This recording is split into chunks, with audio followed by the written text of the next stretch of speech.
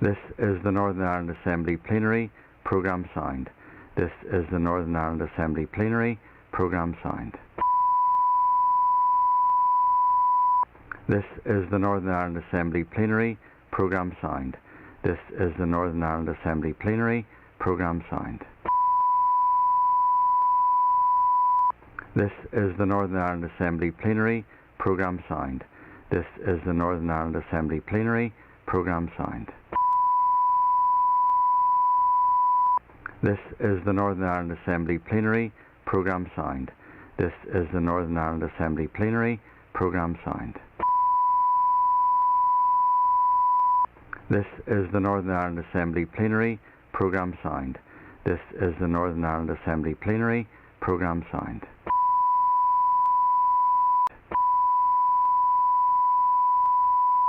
This is the Northern Ireland Assembly Plenary Programme signed.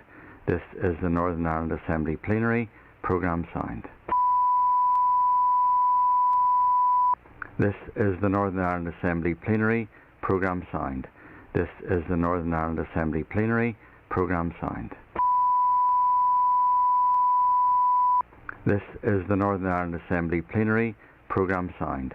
This is the Northern Ireland Assembly Plenary Programme signed. This is the Northern Ireland Assembly Plenary Programme signed. This is the Northern Ireland Assembly Plenary Programme signed. This is the Northern Ireland Assembly Plenary Programme signed. This is the Northern Ireland Assembly Plenary Programme signed. This is the Northern Ireland Assembly Plenary Programme signed. This is the Northern Ireland Assembly Plenary Programme signed. This is the Northern Ireland Assembly Plenary Programme signed. This is the Northern Ireland Assembly Plenary Programme signed. This is the Northern Ireland Assembly Plenary Programme signed. This is the Northern Ireland Assembly Plenary Programme signed. This is the Northern Ireland Assembly Plenary Programme signed. This is the Northern Ireland Assembly Plenary Programme signed.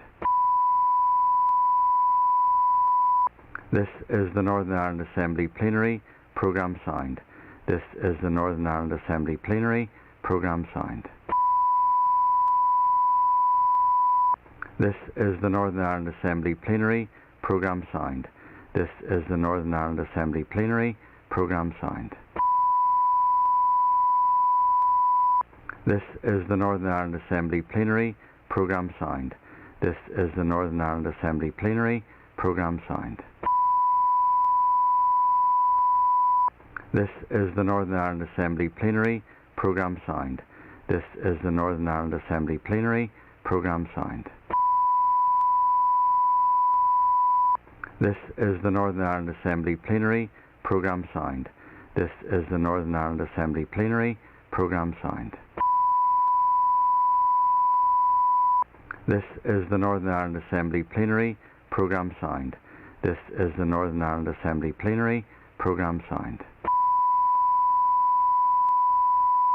This is the Northern Ireland Assembly Plenary Programme signed.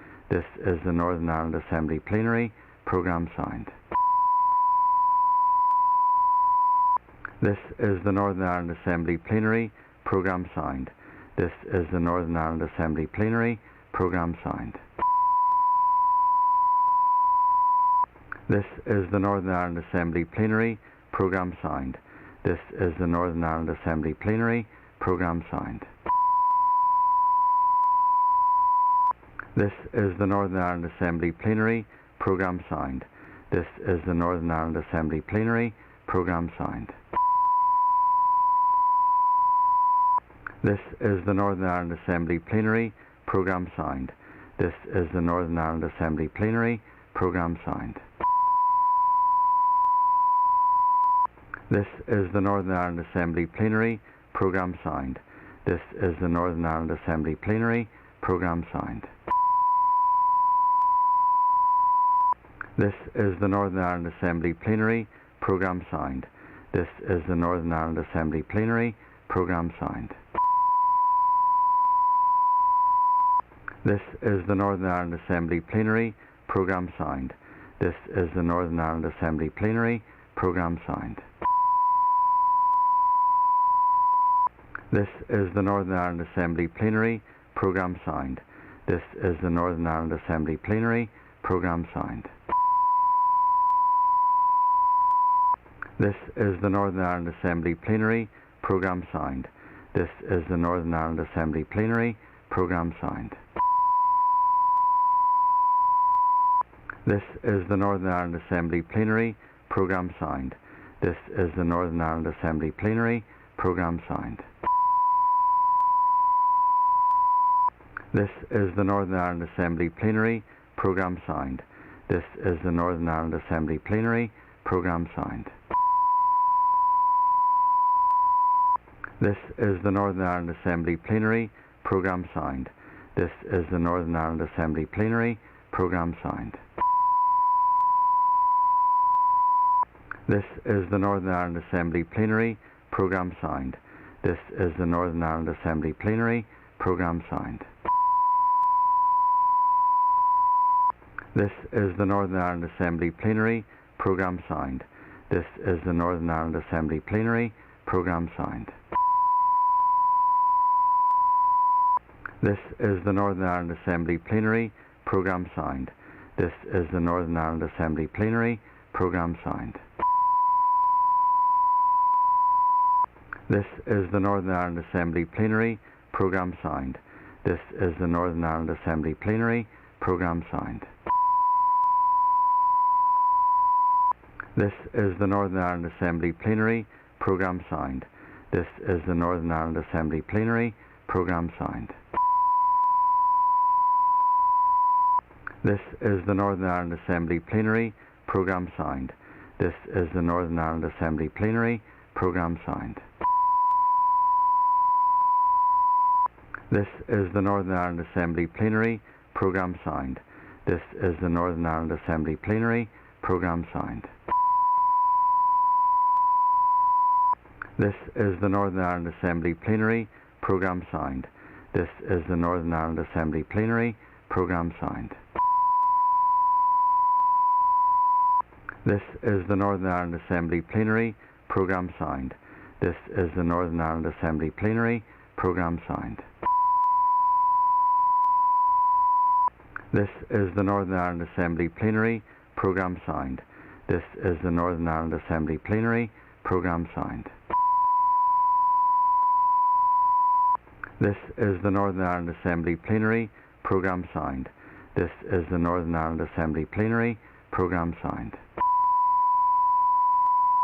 This is the Northern Ireland Assembly Plenary Programme signed. This is the Northern Ireland Assembly Plenary Programme signed.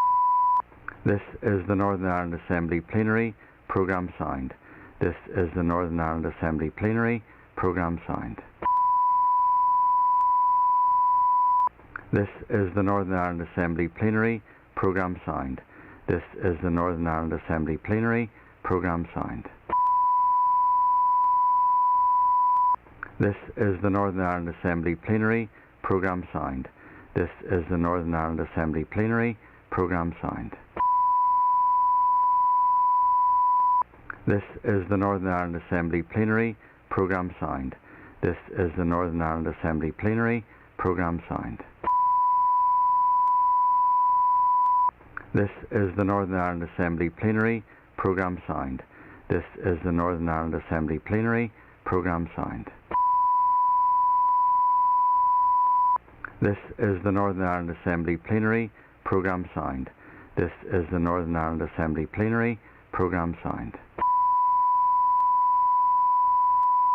This is the Northern Ireland Assembly Plenary Programme signed. This is the Northern Ireland Assembly Plenary Programme signed. This is the Northern Ireland Assembly Plenary Programme signed. This is the Northern Ireland Assembly Plenary Programme signed. This is the Northern Ireland Assembly Plenary Programme signed. This is the Northern Ireland Assembly Plenary Programme signed.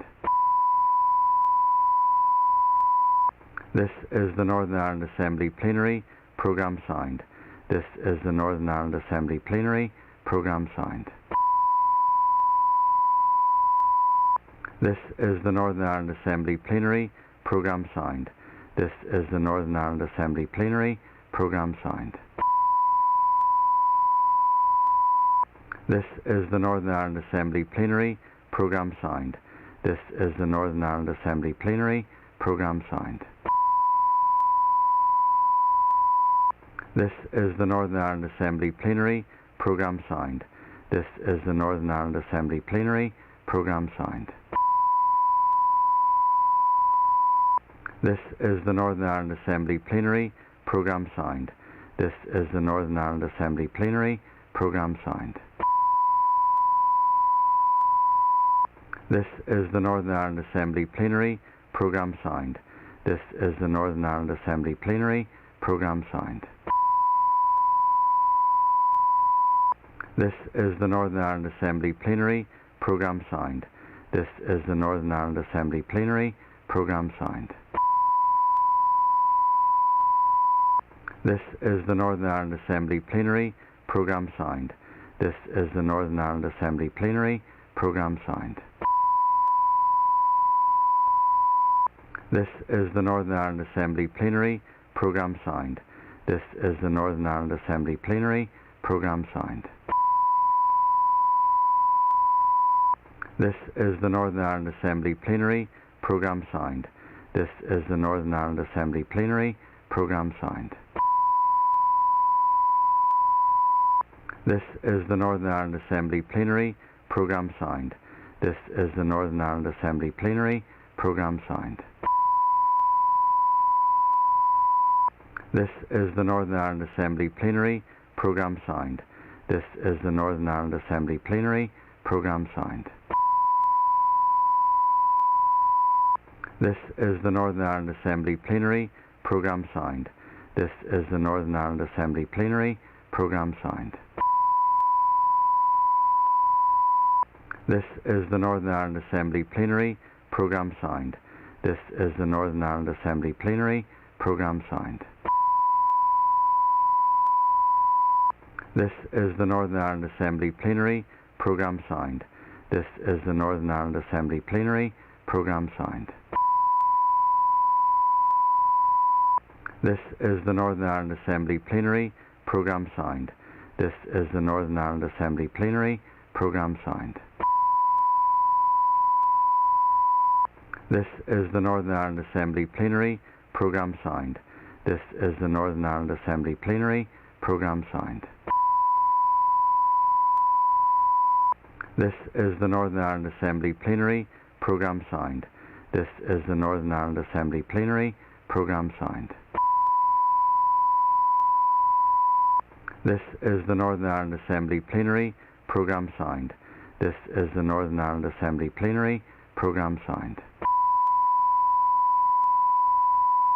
This is the Northern Ireland Assembly Plenary Programme signed.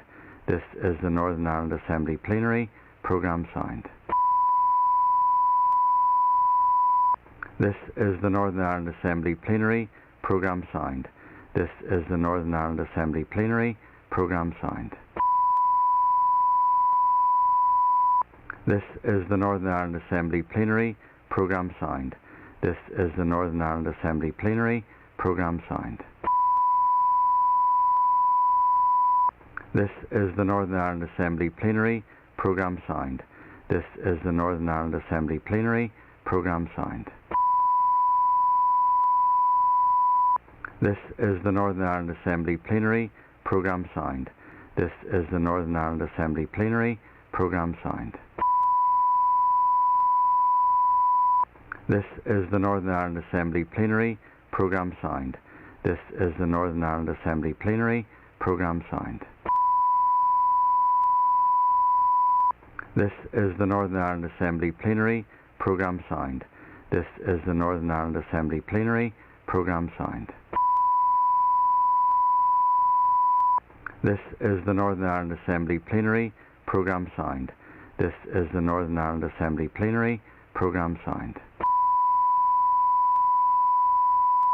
This is the Northern Ireland Assembly Plenary Programme signed. This is the Northern Ireland Assembly Plenary Programme signed. This is the Northern Ireland Assembly Plenary Programme signed. This is the Northern Ireland Assembly Plenary Programme signed. This is the Northern Ireland Assembly Plenary Programme signed. This is the Northern Ireland Assembly Plenary Programme signed. This is the Northern Ireland Assembly Plenary Programme signed.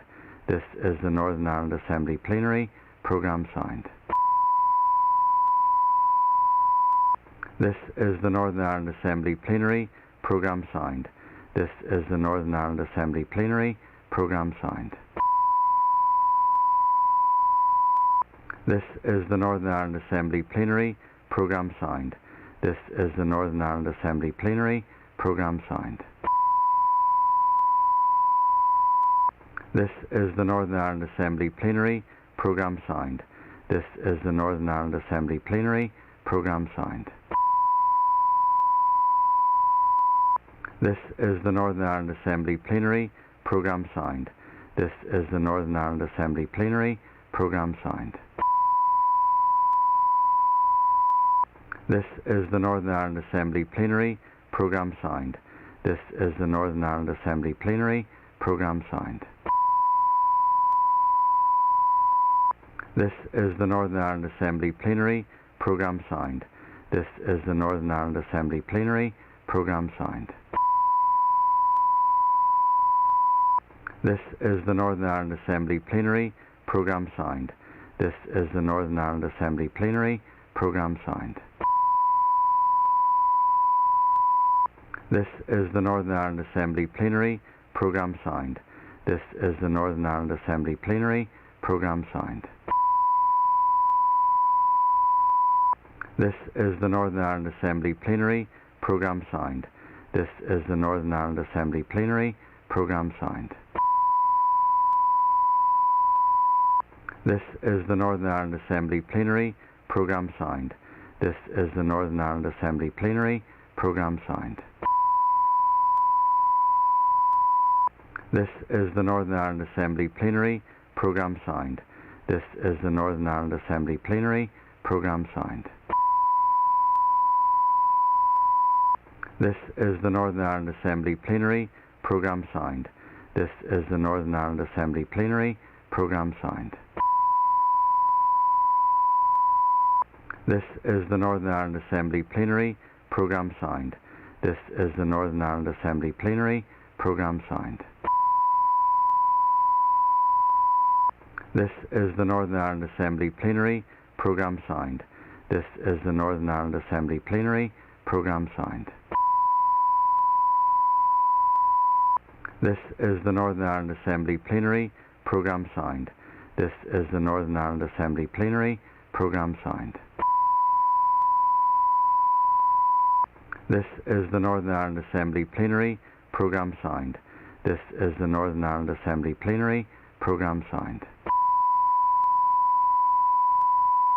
This is the Northern Ireland Assembly Plenary Programme signed. This is the Northern Ireland Assembly Plenary Programme signed. This is the Northern Ireland Assembly Plenary Programme signed. This is the Northern Ireland Assembly Plenary Programme signed. This is the Northern Ireland Assembly Plenary Programme signed. This is the Northern Ireland Assembly Plenary Programme signed. This is the Northern Ireland Assembly Plenary Programme signed. This is the Northern Ireland Assembly Plenary Programme signed. This is the Northern Ireland Assembly Plenary Programme signed. This is the Northern Ireland Assembly Plenary Programme signed. This is the Northern Ireland Assembly Plenary Programme signed. This is the Northern Ireland Assembly Plenary Programme signed. This is the Northern Ireland Assembly Plenary Programme signed. This is the Northern Ireland Assembly Plenary Programme signed.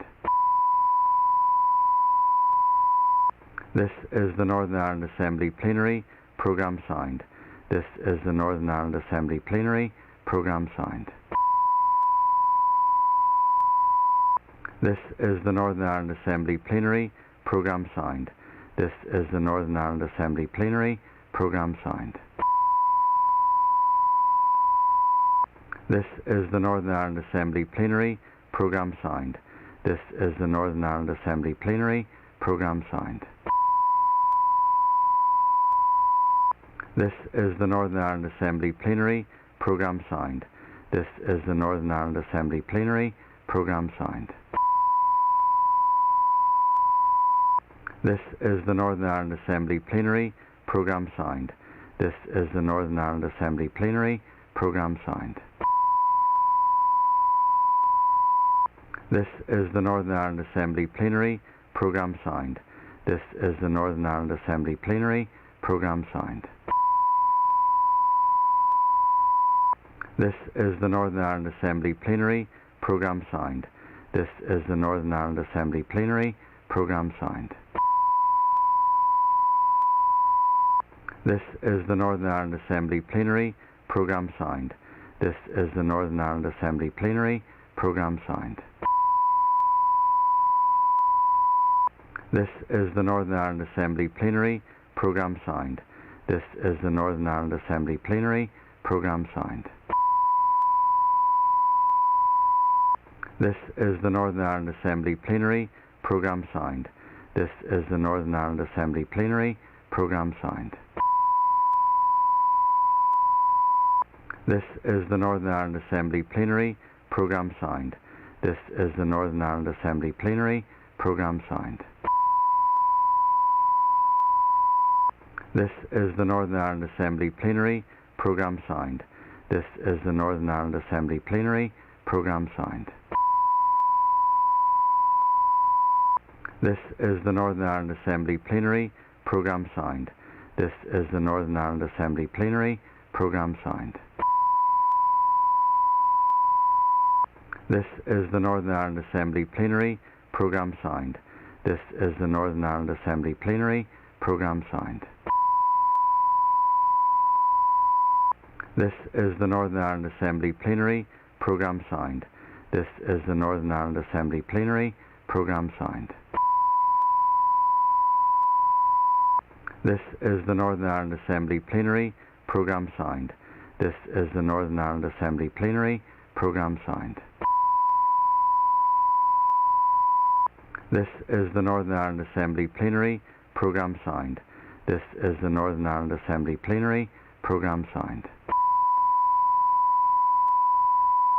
This is the Northern Ireland Assembly Plenary Programme signed. This is the Northern Ireland Assembly Plenary Programme signed. This is the Northern Ireland Assembly Plenary Programme signed. This is the Northern Ireland Assembly Plenary Programme signed. This is the Northern Ireland Assembly Plenary Programme signed. This is the Northern Ireland Assembly Plenary Programme signed.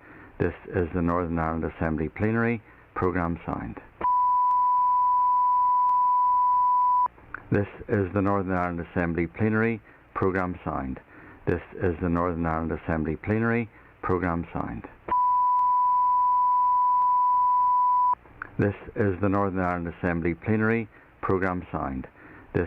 This is the Northern Ireland Assembly Plenary Programme signed. This is the Northern Ireland Assembly Plenary Programme signed. This is the Northern Ireland Assembly Plenary Programme signed. This is the Northern Ireland Assembly Plenary Programme signed. This is the Northern Ireland Assembly Plenary Programme signed. This is the Northern Ireland Assembly Plenary Programme signed. This is the Northern Ireland Assembly Plenary Programme signed. This is the Northern Ireland Assembly Plenary Programme signed. This is the Northern Ireland Assembly Plenary Programme signed. This is the Northern Ireland Assembly Plenary Programme signed. This is the Northern Ireland Assembly Plenary Programme signed. This is the Northern Ireland Assembly Plenary Programme Sound. This is the Northern Ireland Assembly Plenary Programme Sound. This is the Northern Ireland Assembly Plenary Programme Sound. This is the Northern Ireland Assembly Plenary Programme Sound. This is the Northern Ireland Assembly Plenary Programme Sound. This is the Northern Ireland Assembly Plenary Programme Sound.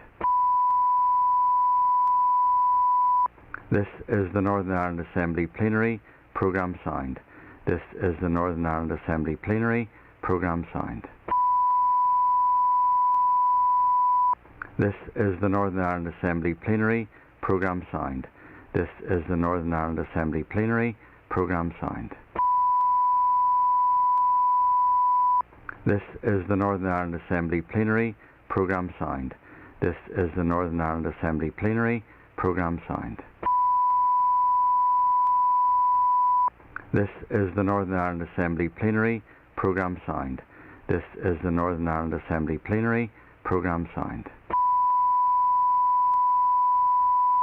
This is the Northern Ireland Assembly Plenary Programme Sound. This is the Northern Ireland Assembly Plenary Programme Sound. This is the Northern Ireland Assembly Plenary Programme Sound. This is the Northern Ireland Assembly Plenary Programme Sound. This is the Northern Ireland Assembly Plenary Programme Sound. This is the Northern Ireland Assembly Plenary Programme Sound. This is the Northern Ireland Assembly Plenary Programme Sound. This is the Northern Ireland Assembly Plenary Programme Sound. This is the Northern Ireland Assembly Plenary Programme Sound. This is the Northern Ireland Assembly Plenary Programme Sound. This is the Northern Ireland Assembly Plenary Programme Sound. This is the Northern Ireland Assembly Plenary Programme Sound. This is the Northern Ireland Assembly Plenary Programme Sound. This is the Northern Ireland Assembly Plenary Programme Sound. This is the Northern Ireland Assembly Plenary Programme Sound. This is the Northern Ireland Assembly Plenary Programme Sound.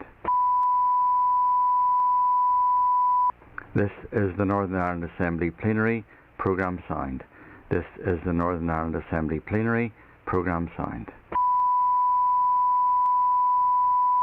This is the Northern Ireland Assembly Plenary Programme Sound. This is the Northern Ireland Assembly Plenary Programme Sound. This is the Northern Ireland Assembly Plenary Programme Sound.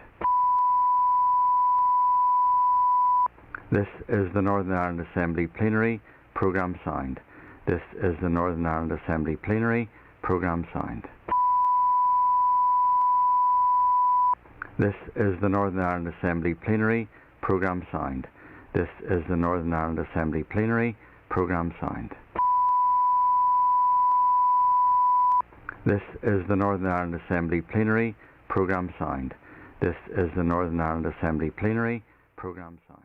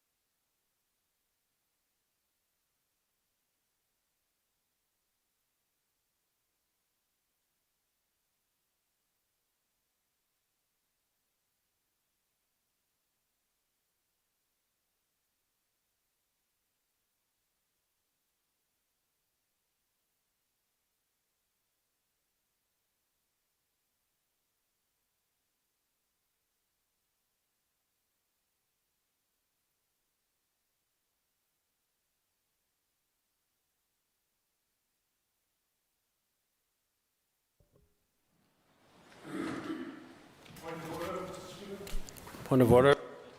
Thank you very much, Mr. Speaker. During the course of an otherwise very welcome and harmonious debate yesterday evening on to mark International Women's Day, I believe Assemblymember Wells may have misled the House in an interjection to a speech by Kelly Armstrong.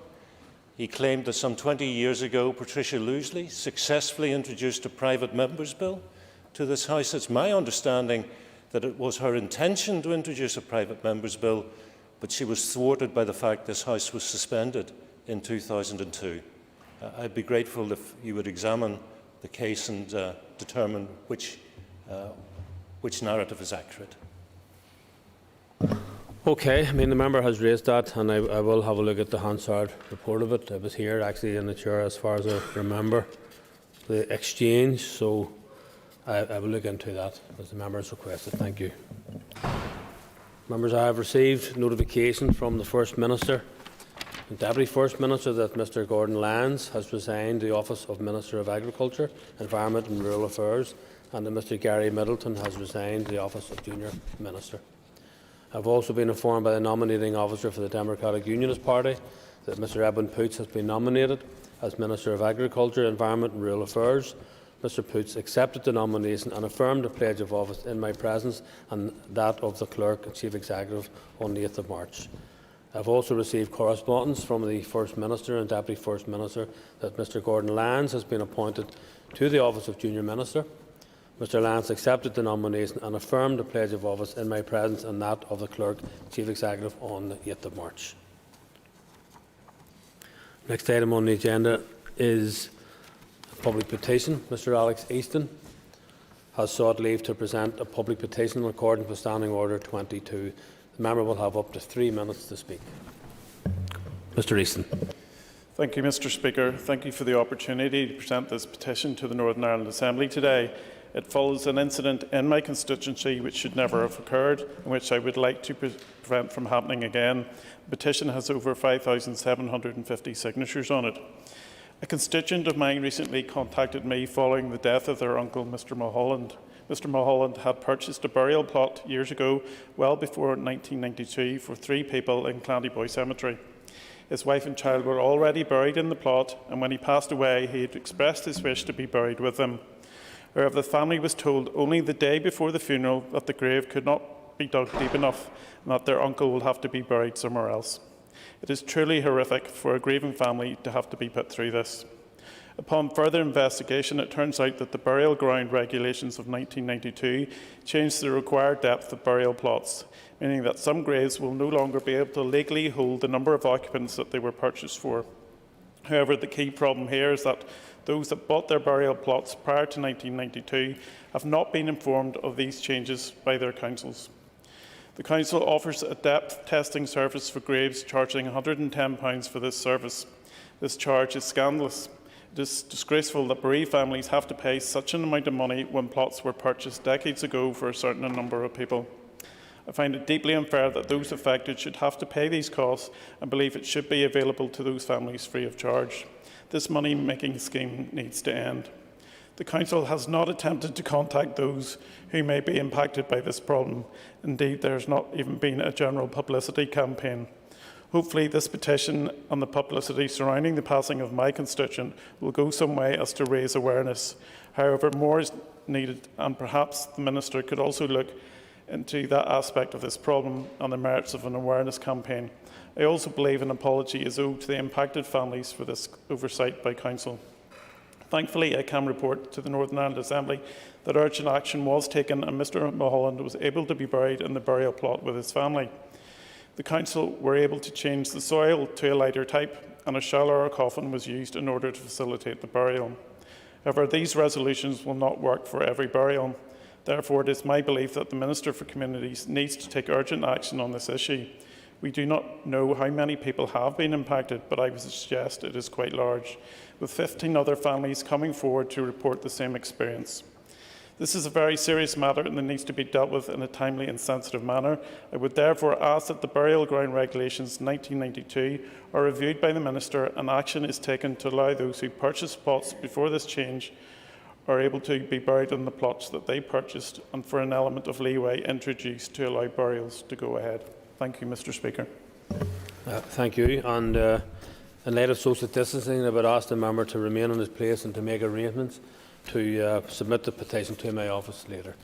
I thank the member for bringing the petition to the attention of the Assembly, and once received I will forward this petition to the Minister for Communities and send a copy on to the committee. I thank the member for that. Moving to the next item, the ministerial statement. I have received notice from the Minister of Finance that he wishes to make a statement. Before I call the Minister, I remind members here in the Chamber that in light of social distancing being observed by parties, the Speaker's ruling that members must be in the Chamber to hear a statement if they wish to ask a question has been relaxed. Members participating remotely must make sure their name is on the speaking list if they wish to be called. Members present in the Chamber must also do this, but may do so by rising in their places, as well as notifying the Business Office or Speaker table directly. Remind members to be concise in asking their questions. This is not intended to be a debate as such. I also remind members that in accordance with long-established procedure, points of order are not normally taken during the statement or the question period afterwards. I call the Minister of Finance, Conor Murphy.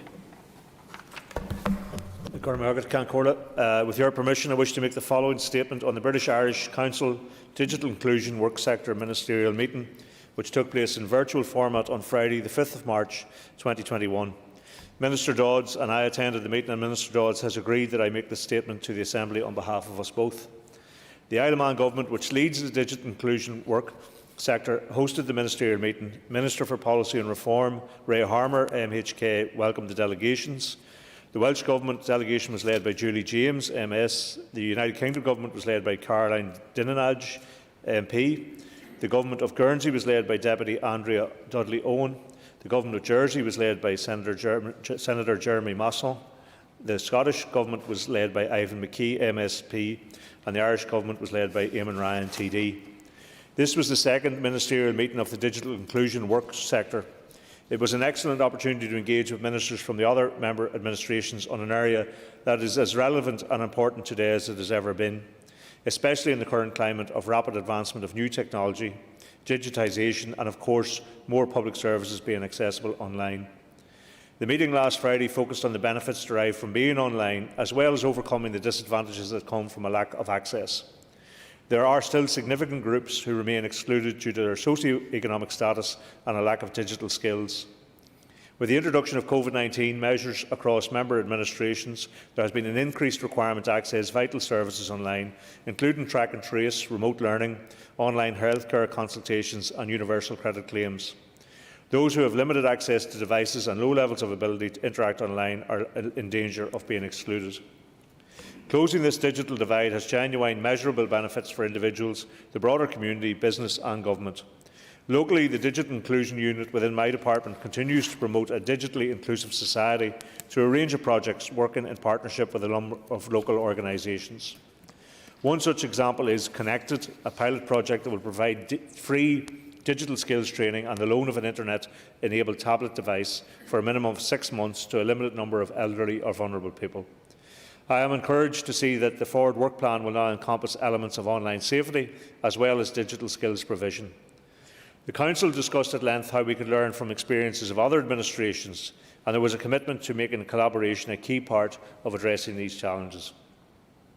Everyone is at risk when it comes to the dangers posed by online threats, and ministers last week endorsed the joint publication of a series of infographics that provide simple advice to go online safely and confidently. I am keen for my officials to continue this vital work with other administrations, as digital inclusion has been a key priority for some time, and we are collectively making real progress through shared learning. I would like to take this opportunity to thank the Isle of Man ministers and officials for their hospitality and hosting, Minister Dodds and the British Irish Council ministerial colleagues across the administrations who participated so productively in the meeting. It was agreed that the next ministerial meeting for the digital inclusion work sector would take place in 2023. Thank you. And I call Paul Frew, Deputy Chairperson of the Finance Committee. Thank you, Mr. Speaker, and I regret to inform the House of the absence of the Chairperson, Steve Aiken, and I'm sure of this House and you're affording me the opportunity to wish Steve all the best in his recovery and hope that it won't take too long. The Minister, can I thank the Minister for his statement today to this House, and I will applaud Diane Dodds, the Economy Minister, for the work in rolling out Project Stratum in this sphere. Of course, that was confidence and supply money, and it's good to get that on the ground. Minister, you referred to the Digital Inclusion Unit within your department. Can the Minister advise the House as to how this unit promotes digital inclusion, and could he tell us a little about the related range of projects and partnerships that he mentioned? Could he also perhaps tell us about the lessons learnt during the pandemic about the importance of digital inclusion for different sectors, including the elderly and the socially disadvantaged, and how they might be best protected when they are online? Well, I thank the Deputy Chair for his question. I endorse his comments in relation to the Chair. I hope he has a speedy recovery. The Department of Finance have the digital shared services, which provide a service to all departments, as he will know, and they have a particular responsibility then in relation to digital inclusion, and that unit is established. Their aim is to promote digitally inclusive society. They have a range of projects and they work in close partnership as well with public and private organisations to help people get online. And they also work alongside government departments. They have a number of schemes. They go on NI Digital Inclusion Programme. Has been running for some time, and that has raised the percentage of adults using the internet from 86% to 86% in 2019, from 67% in 2011, and that is targeted at the harder to reach digitally excluded sections of the population, such as older people, people with disabilities, disadvantaged communities, and long-term unemployed and rural communities as well. And they have, to say, it's a very successful programme. They have enlisted the help of 3 different sectors to help them reach people. Libraries NI have that network right across the north of almost 100 libraries which are online, and 90% of citizens here live within 3 miles of a library. It shows you their importance, as well as the general importance of the availability of reading material, their importance in terms of this project. They also have been working with business in the community, which gives access to business volunteers from across the area here, and supporting communities, which delivers digital skills training here as well. So there is a very significant rollout. There has been the pilot project they also rolled out in terms of that digital inclusion in giving a tablet and connecting people, particularly to elderly and vulnerable people, was substantially oversubscribed and has had to be ramped up in relation to that. And of course, there is now an emphasis on safely using digital services and being online, and that's an increasing emphasis in terms of their approach to it. It was also a part of the emphasis in terms of the discussion with the other ministers from the other jurisdictions as well, so it's not an issue which is unique to ourselves. But we will continue to invest in that programme because it is having very tangible results in terms of connectivity. And as you rightly said, it's not just the socio-economic factors, or indeed, lack of digital skills, particularly among the older population, but that ability to connect through the provision of broadband services, which is crucial to this area in terms of connectivity. So all of those matters need to be addressed. And I call Melissa McHugh, Melissa McHugh. Gurmagad Concorda, August Gurmagad Fosterlis and Ira Fahanya the Ratches. Minister, just in fact, it's on a very similar vein. This pandemic is, if anything, has really highlighted the importance of digital connectivity. It's probably brought it to a development that has happened much more quickly as a result of the pandemic in many respects. And it's welcome to see that the Council is actually focusing on this issue as well too. Now, does the Minister agree that there is this heightened risk now of creating a digital divide, which would exacerbate inequalities, not only in terms of connectivity, but I know you have alluded there to the likes of socio-economic groupings and that as well? Yes, I do concur with that, and he's correct in his assertion that the pandemic and the experience of the pandemic has probably brought that more into sharp focus, because so many services now are required to be accessed online, and where you have large rural areas with very difficult or non-existent broadband connectivity, where you have an older cohort of people who are isolated and vulnerable, and people who have other learning difficulties, and then their ability to access those services does create that digital divide, which I think we have to be very mindful of and take whatever steps we can to address that. And of course then that moves into the economic sphere when businesses in rural communities can't do that kind of online business that is readily available to businesses in urban settings. So I think it's something obviously Project Stratum in terms of the physical infrastructure wants to address, and I think we need to continue to engage with that, but also in terms of the programmes that we're rolling out to make sure that people have the skills necessary and they have the safety and the confidence to go online and to use those government services that are available to them. I call Matthew O'Toole. Mr. Speaker, Minister, I can't be the only one reading this statement slightly confused as to what the actual actions are that emanate from it, and that's no offence to the officials who presumably drafted it, but given these meetings seem to only happen once every couple of years, it would be helpful to understand precisely what the actions that emanate from this are. Two areas that would be of particular interest are around online harms in young people. It's in the news today. We know that this is having a particularly detrimental effect on mental health, the fact that young people are so online now, and then secondly, migrating large parts of our economy online. Were either of those specifically discussed at the meeting, and were there any specific actions that emanated from, given that they're not going to meet again for another 2 years? Thank you. Well, just so that the member understands how the British Irish Council works, I mean, the various administrations will take the lead in certain sectors. The Isle of Man government take the lead in this sector. There is ongoing engagement between officials, so the ministerial meetings are not that frequent, but that doesn't stop the work stream itself going ahead. And it is an opportunity to share best practice and ideas. And there was, as I say, the infographics issue was promoted as part of the meeting to share that right across the various jurisdictions to make sure that people online safety is a key feature of that. So there was a broad discussion across all of the representatives there in relation to all of the issues that he has mentioned, and the importance of making sure that firstly people have access, the pandemic heightening the necessity of that ability to access services in particular online, but also in the need in terms of the growing and advanced technology that we now have, even from the last time that the Council met, that to make sure that people are safe, young people and older people that are safe using that technology, and that's why some of the infographics were part of that. So the work stream continues on. The Isle of Man government picked that up, and they will continue to engage with officials from each administration ahead of that, so it doesn't just stop between now and 2023. Andrew Muir. Mr. Speaker, as the Minister will be aware, throughout this pandemic there has been really increased digitisation, and particularly around online sales. Locally, myself, I've seen numerous delivery vans within my own area because of the pandemic.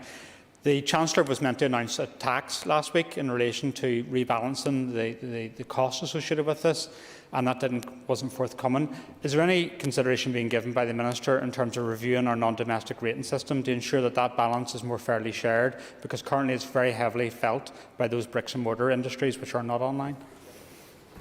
Yeah, there is a point there. There will be a review, as he knows, in relation to rating. I have to say a lot of these big online, shopping services don't have such a physical infrastructure in the area. That people often refer to the Amazons of this world. I think are building a centre in Dublin, on the outskirts of Dublin, but they have very little other presence here. So it's all delivery. So the ability to rate them and to derive an income from rating by comparison to the amount of business they do here is probably limited. Therefore, I think he's correct that it was something in terms of taxation which would be much more obvious way to try and yield a return, an income from them, rather than properties that they might use. They don't have that high street presence and shopping presence across. It's all done from warehouses and distribution networks. So I'm certainly happy to look at that, but as I say, I do think, given their physical presence here rather than their presence in terms of delivering people's doors,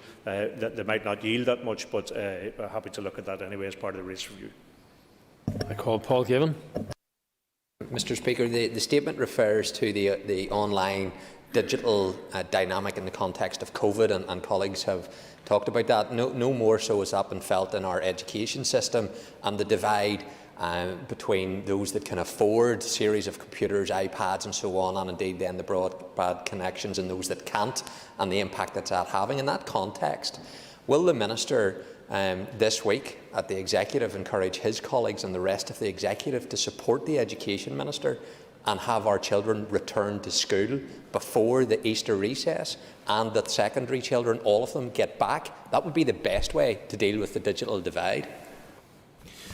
Well, it's interesting that the member has access to the Department for Education's paper for the Executive, and Executive Ministers have just received it with his propositions in relation to that. And of course, the Executive all ministers want all of the restrictions to be lifted as soon as they possibly can, and are particularly conscious the Executive has agreed a priority for getting kids back into school for a variety of reasons, one being the reasons he's identified in terms of that access to the online services, which are no substitute for face-to-face teaching, which everyone recognises. So, of course, we want to do that as quickly as possible. That will be based on health advice as to what's safe at that time, and the course of the pandemic and the transmission rates that are associated with that. And we'll obviously look at that from a point of view of trying to achieve that as quickly as we possibly can. Member Philip McGuigan. Call Philip McGuigan. Ceann Comhairle, thank the Minister for the statement, and I note that within the statement, Minister, you allude to the fact that everyone is at risk when it comes to the dangers posed by online threats. And can I just maybe ask you to elaborate on the importance of online safety, given this growing problem of cyberbullying and online abuse? Well, it's something which is very clearly identified, and given that yesterday I think was International Women's Day, it's something that's particularly relevant to women online, and they seem to be a very high proportion the victims of online bullying and online commentary and intimidation. And clearly the people who provide online platforms have a role to play in relation to all of that. So while I think some of the digital support that we provide, and that clearly is provided by other administrations that were party to the BIC meeting, help support and advise people. The people who do provide digital platforms, I think, have a huge responsibility for making sure that they address and isolate online bullying and racism and sexism and all of the other horrible experiences that go along with that from people who generally remain anonymous, and that they deal with that in a fashion which actually assists people to use the internet safely. Can we please bring the member Gemma Dolan to the screen, please? Can I invite Gemma Dolan to ask your question? And thank you, Minister, for your statement. As the Minister is aware, Estonia is often hailed as a country which has had an extremely successful digital transformation in recent years. Has the Minister looked into the potential economic benefits which could be gained by following the Estonian model of delivering public services online? Yes, the senior management and enterprise shared service have recognised the importance of the digital journey undertaken by Estonia. It's a very good example, and there's a history of contact and engagement with the Estonian government, including a visit by the then Finance Minister Simon Hamilton in 2013 to learn from their experience. This engagement also included agreeing a concordat signed by the Enterprise Shared Services and the Estonian Information System Authority in 2014, which sought to set out a framework to enable and encourage closer working relationships and to seek and identify some joint projects with the Estonian administration. Thank you. Can we please bring the member Justin McNulty on screen? Can I invite Mr McNulty to put your question? Ceann Comhairle. This is a revolutionary moment for me to talk to the Northern Assembly via Starleaf. It's incredible, and I'm lucky to be able to engage with the digital inclusion that is possible for me. Some are not that lucky. Places like Lissom, Lisleigh, Crossmaglen, Cullyhanna, in South Armagh, Laurelvale, Lochgall, Ballyhagan. These places are not being promised broadband for another 3 years. Can the Minister tell me what he and his colleague will do to ensure that, as part of Project Stratum, that those works will be accelerated, so that there is this digital disenfranchisement that these households are experiencing, these families are experiencing will not continue. These people need broadband, need now, and also those properties that the department has said that have got 30 megabits per second download speeds, which is quite patently and quite obviously not the reality, that those properties will be included, and the properties, what's the solution for the properties who are not included within Project Stratum? Well, as the member will know, Project Stratum is responsibility of the Department of Economy. It's not my responsibility at all to roll out Project Stratum. But what I am doing as a constituency representative for the very people and areas that he has mentioned is to engage with the Project Stratum, engage with Fibres who are rolling it out, engage with the Department of Economy, because I don't think it's acceptable that significant areas that have lacked coverage for many, many years are at the tail end of the queue in relation to Project Stratum. So that's what I intend to do as a representative for that constituency. Nicola Brogan, I call Nicola Brogan. And I thank the Minister for his statement here this morning. As technology advances, one of the concerns is the level of sophistication in which fraudsters can use online platforms to target vulnerable individuals and gain access to private and sensitive information. How can we tackle the rise of online fraud, and how can we raise awareness of these scams to allow potential victims to identify foul play? I thank the member for her question, and clearly that is another significant issue in relation to online activity, because fraud has become a very significant part of that. Our own teams have a close partnership with Scamwise NI. I've recently issued some helpful videos which show how these type of scams can take place and the terrible impacts they have for the victims. The launch of the Northern Ireland Cyber Security Centre last year functions as a dedicated resource which focuses on providing advice and guidance to the general public about how to be cyber safe and secure online. So I think these are all helpful developments, but clearly we want as much guidance and advice as we can get, particularly to vulnerable people, people who are new to internet services, people who are not familiar with them or confident on them, to make sure that they don't become victims of crime on the internet. Sinead Bradley. Mr Speaker, and thank the Minister for his statement. As a member of South Down, I particularly welcome any strategy that talks about digital inclusion, because there are pockets across South Down, particularly in rural areas, that still await that. And there's no doubt, as policy develops more online first services, that becomes a bigger problem. But I would like to ask the Minister, in terms of the British Irish Council's digital inclusion work, did the conversation come up about digital exclusion? Because there's no doubt, and there were powerful words yesterday from women on International Women's Day, including the First Minister, who I fully agree with, on the absolute toxic environment that the online world community can be. And is there a shared view at the British Irish Council that we all need to put our shoulder to the wheel to make that a safer place for everyone? Yes, well, I do concur with her view on that, and that's why, in reference to a previous answer, I highlighted the particular treatment of women online, and that bullying and misogyny, sexism that is often prevalent online from, generally speaking, faceless and nameless users of online platforms. Yes, it was a part of the conversation, because anything which deals with online security and confidence and a safe place should primarily be a safe place for those who are the primary victims of online abuse, which in large measure is women. That was very clearly part of the conversation. I think, as I said in answer to my colleague, that the online platform providers have a significant role to play in this, and perhaps they haven't stepped up to the plate just as much. So while we all want to put our shoulder to the wheel in terms of providing advice and guidance and support for people who are using online provision, I think those who make a business from online platforms also have a responsibility to ensure it's a safe place for women and for many other users as well. And that concludes questions on the statement. Point of order, Paul. Mr Speaker, just in response to my question, the Finance Minister made an inference that somehow I knew what was in an executive paper. Just to have it on the record, at no stage was I aware what's on that executive paper. Indeed, it was well documented yesterday, based on public commentary by the Education Minister, what his plans were. That is the basis on which I raised my question, to assure the Finance Minister there's been no collusion on my part with the Education Minister. Okay, thank you. Your point's been made.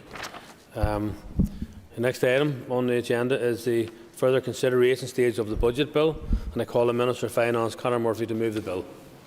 I move that the further consideration stage of the Budget Bill 2021 is now taken. Thank you. And as no amendments have been tabled, there is no opportunity to discuss the Budget Bill now. Members will, of course, be able to have a full debate at the final stage, which is scheduled for later today. Further consideration stage of the Budget Bill is therefore concluded. The bill stands referred to the Speaker. Thank you.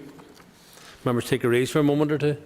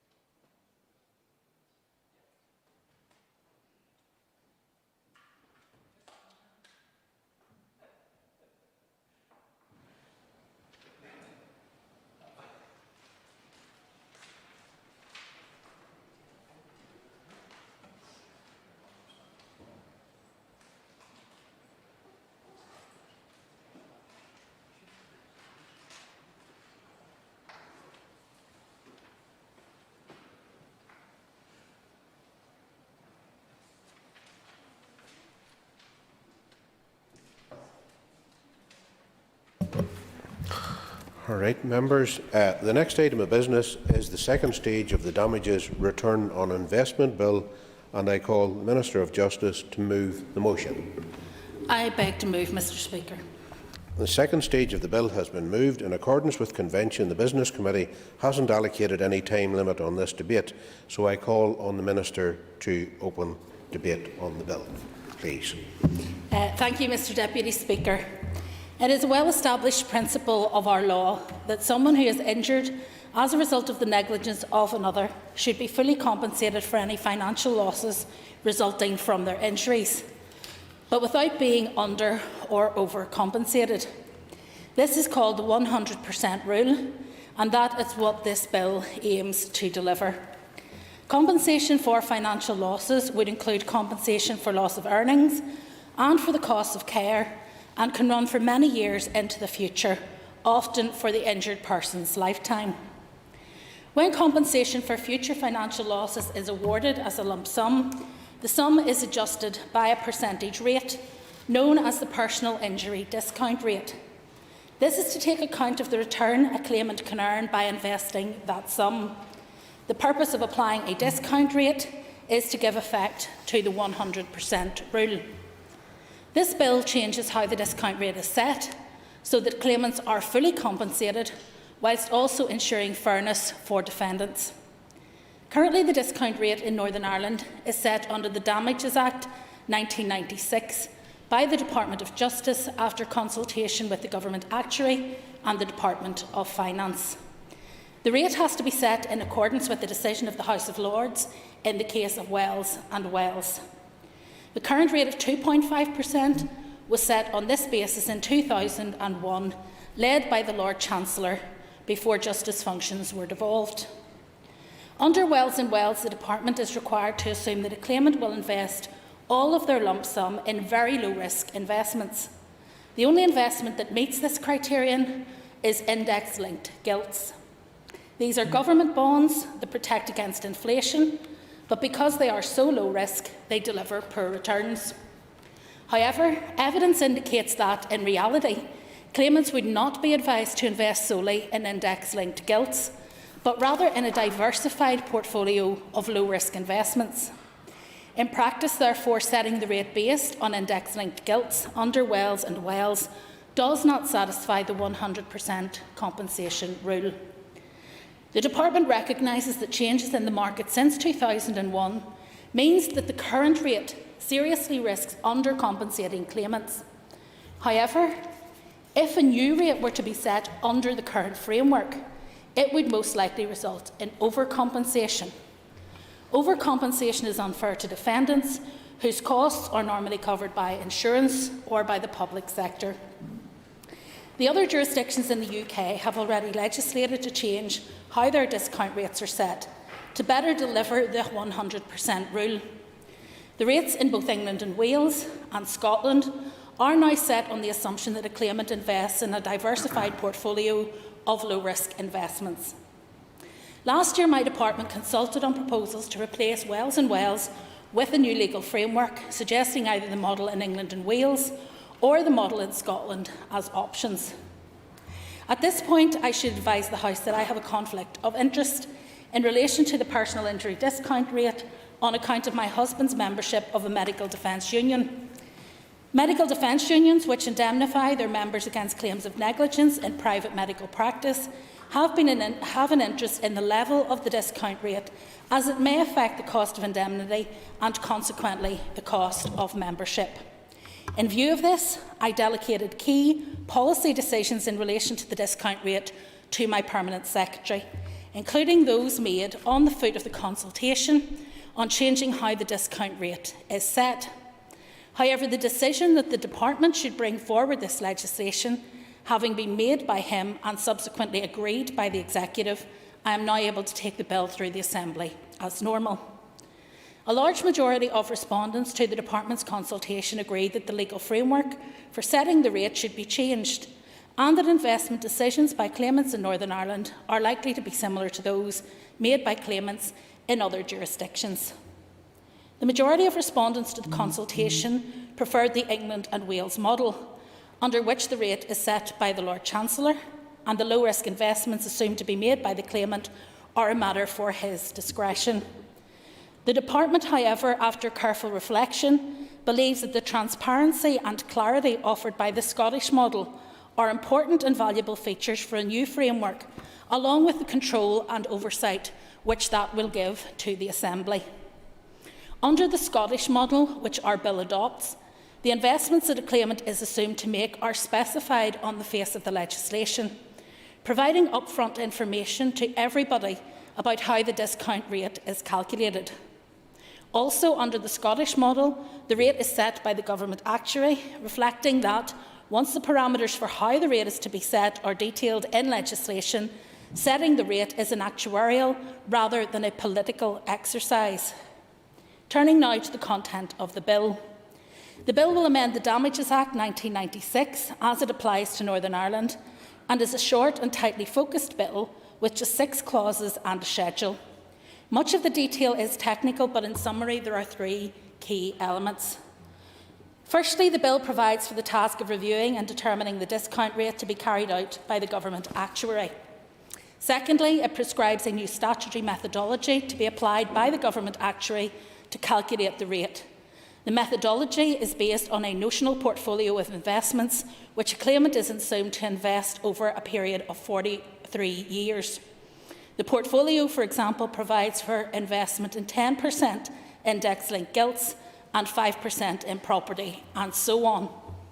The bill also requires the Government Actuary to apply 2 standard deductions: a deduction of 0.75% to take account of the impact of taxation and the cost of investment advice and management, and a deduction of 0.5% as a further margin intended to protect against the risk of undercompensation in view of the risk inherent in any investment, however carefully advised.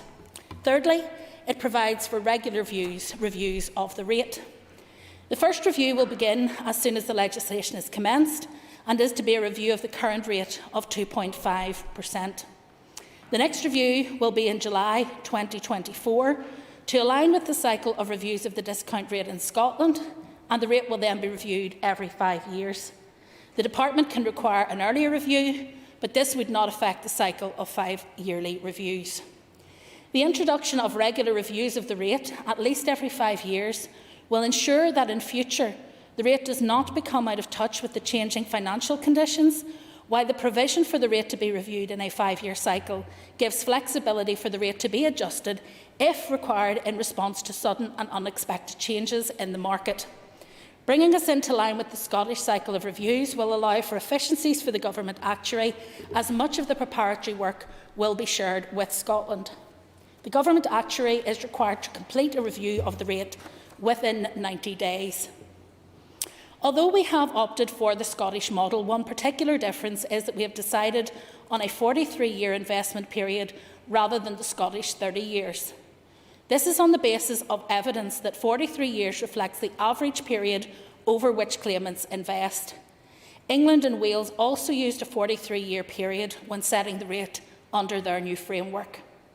The Department will have the power to change, by secondary legislation, the parameters within which the Government Actuary is to calculate the rate, including a power to change the assumed period of investment of 43 years, a power to change the amount of the standard adjustments, and a power to make changes to the notional portfolio.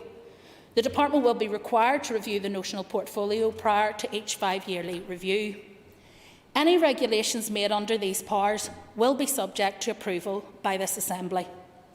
This ensures that there is political accountability in relation to how the rate is set, whilst at the same time recognising that once the methodology by which the rate is to be set is detailed in legislation, the task of applying it to calculate the rate is purely an actuarial exercise.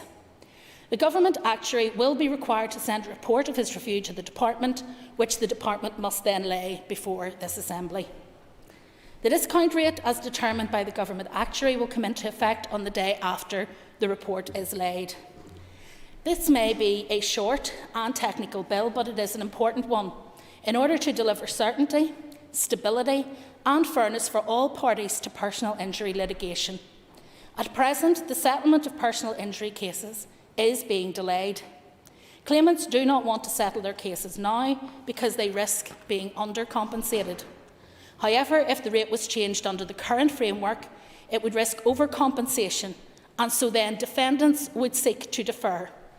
This ongoing period of uncertainty and consequent delay will only come to an end when a new legislative framework is in place and a stable rate can be set under it, which delivers the underlying legal principle of 100% compensation. To achieve that certainty sooner rather than later, I would have preferred, Mr Deputy Speaker, accelerated passage for this bill. However, that was not unanimously supported by the Executive, some of whom were reluctant to dismiss entirely with a committee stage. I too appreciate the value that the committee can add to this legislative process, but in this case recognise that any added value comes at the price of delay for those who are anxious for their claims to be settled. As an alternative to accelerated passage, the Executive therefore urged members of the Justice Committee to work with my department to complete their scrutiny in the shortest possible time frame, preferably to enable the bill to complete its passage before summer recess. That would include the committee committing, Mr Deputy Speaker, to concluding its scrutiny of this bill by the 30th of April. The people awaiting compensation have already had the misfortune of suffering a serious, perhaps life-changing injury through no fault of their own, and they need this money to meet their everyday needs and their medical care. For them, it is imperative that the bill is enacted at the earliest possible opportunity. And so at this point, Mr Speaker, I would both ask the committee to consider a shorter stage of scrutiny and also commend this bill to the House. I call Paul Given, Chair of the Committee for Justice. Thank you, Deputy Speaker. And just before I speak, if I can just put on the record an interest in this area. It's not a financial, pecuniary one in any shape or form, but my brother-in-law suffered catastrophic injuries a number of years ago as a result of an accident on our roads, and will be caught up in the outworkings, I suspect, of this legislation. I've never engaged with him in terms of his case, but in the interests of being completely transparent, I just want to put that on the record, as I have done at the committee whenever this has been discussed. I'm also representing a constituent, Anastasia Kravstova, who suffered catastrophic injuries, and representing her over the past number of years, and she very much is part of the outworkings of this legislation, and I'm going to comment on her situation when I speak in my individual capacity. Having done that, Deputy Speaker, as Chairman of the Committee for Justice, I welcome the opportunity to speak in this second stage debate today on the Damages Return on Investment Bill on behalf of the Committee for Justice. As the Minister has outlined, the main aims of the bill are to introduce a new statutory methodology for calculating the discount rate, ensure that the rate is regularly reviewed at least every 5 years, and transfer responsibility for setting the rate from the Department of Justice to the Government Actuary. While the Justice Committee recognises the arguments put forward by the Department regarding the need to change the legal framework and fully supports the principle that any framework should ensure 100% compensation for losses suffered as a result of personal injuries that are not their fault, but no more or no less, the Committee had not reached a decision on whether it supported the Department's policy positions regarding the new framework that are reflected in this bill, before the Minister instructed officials to issue drafting instructions in November last year. Mr Deputy Speaker, the Department advised the Committee in February 2020, 13 months ago, that the Minister intended to review the personal injury discount rate and the statutory consultation involving the Department of Finance and the Government Actuary Department would be undertaken on a proposal to change the rate from 2.5% to -1.75%. At that stage, the Committee noted the proposed review of the rate and the intention of the Department to engage with it further once the consultation was completed. Subsequently, in June 2020, the Department advised the Committee that it now intended to undertake a public consultation on how the personal injury discount rate should be set. The Committee noted that the consultation document set out options for a new legal framework and agreed to consider the matter further when the Department provided the results of the consultation and its proposed way forward. On the 22nd of October 2020, departmental officials attended a meeting of the Committee to outline the results of the consultations and its proposals for moving forward on this matter. In essence, the officials indicated that the proposal was to adopt a new legal framework that assumes claimants invest their lump sums in a mixed portfolio of low-risk investments. The personal injury discount rate in Northern Ireland should be set by the Government Actuary Department with reference to a notional portfolio and standard adjustments as prescribed in the model used in Scotland, and the interval between statutory reviews should be 5 years. The officials advised that the Minister intended to seek accelerated passage for the legislation, and a decision had been taken that the Department would not change the current rate at this time in view of the decision to legislate for a new framework. Officials also advised the Committee that the Minister had declared an interest in this matter, as has been outlined today, and had therefore recused herself and delegated the key policy decisions to the Permanent Secretary. Following that oral evidence session with officials, the Committee requested a range of additional information relating to the policy decision-making process and indicated that it had not been convinced of the merits of the accelerated passage route. Since then, the Committee has engaged with the Department and sought further clarification and information to assist its understanding and consideration of the policy proposals. At the request of the Committee, the Permanent Secretary attended a meeting on the 3rd of December to discuss the policy proposals, the decision to base a new framework on the Scottish model, given the majority of consultation responses supported the model adopted in England and Wales, and the basis for the Minister recusing herself from the policy-making process. The Permanent Secretary was also asked to provide a copy of the responses the Department had received from the Government Actuary Department and the Department of Finance to the consultation it had undertaken on its proposal to change the rate to -1.75% under the current framework, and his decision not to change the rate was also discussed. During this oral evidence session, officials advised that they intended to deviate from the investment period in the Scottish model of 30 years and use a 43-year period in the Northern Ireland framework, similar to the investment period adopted in the England and Welsh model. Following the meeting on the 3rd of December, the Committee advised the Department that while recognising the case for changing the legal framework, it would require further engagement with key stakeholders and departmental officials before reaching a decision on whether it supported the Department's approach of adopting an adapted Scottish model as the best way forward to achieve the principle of 100% compensation without either over or undercompensating injured parties. The Committee also advised the Department that it was not persuaded by the information that had been provided that the legislation to introduce a new legal framework for setting the personal injury discount rate should proceed by way of accelerated passage, but it was willing to engage and discuss the legislative timeline with the Department to progress the legislation before the end of the mandate. In the expectation that payments to individuals in Northern Ireland will increase when a new PIDR framework is implemented, the Committee also wrote to the Finance Minister to obtain information on whether any request had been made to HM Treasury for the same approach to apply in Northern Ireland as had applied in England and Wales and in Scotland when the PIDR changed in those jurisdictions. The Committee understands that the Treasury made some allocation to the budgets of those departments affected to recognise that there would be an increase in the payments made to individuals.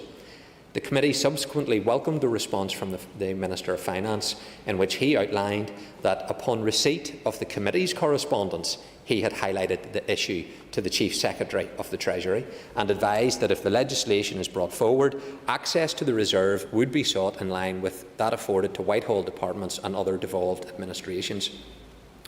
More recently, the Committee accommodated a request by the Minister to attend with officials to provide an overview of the content of the bill and outline her reasons for, at that stage, seeking accelerated passage.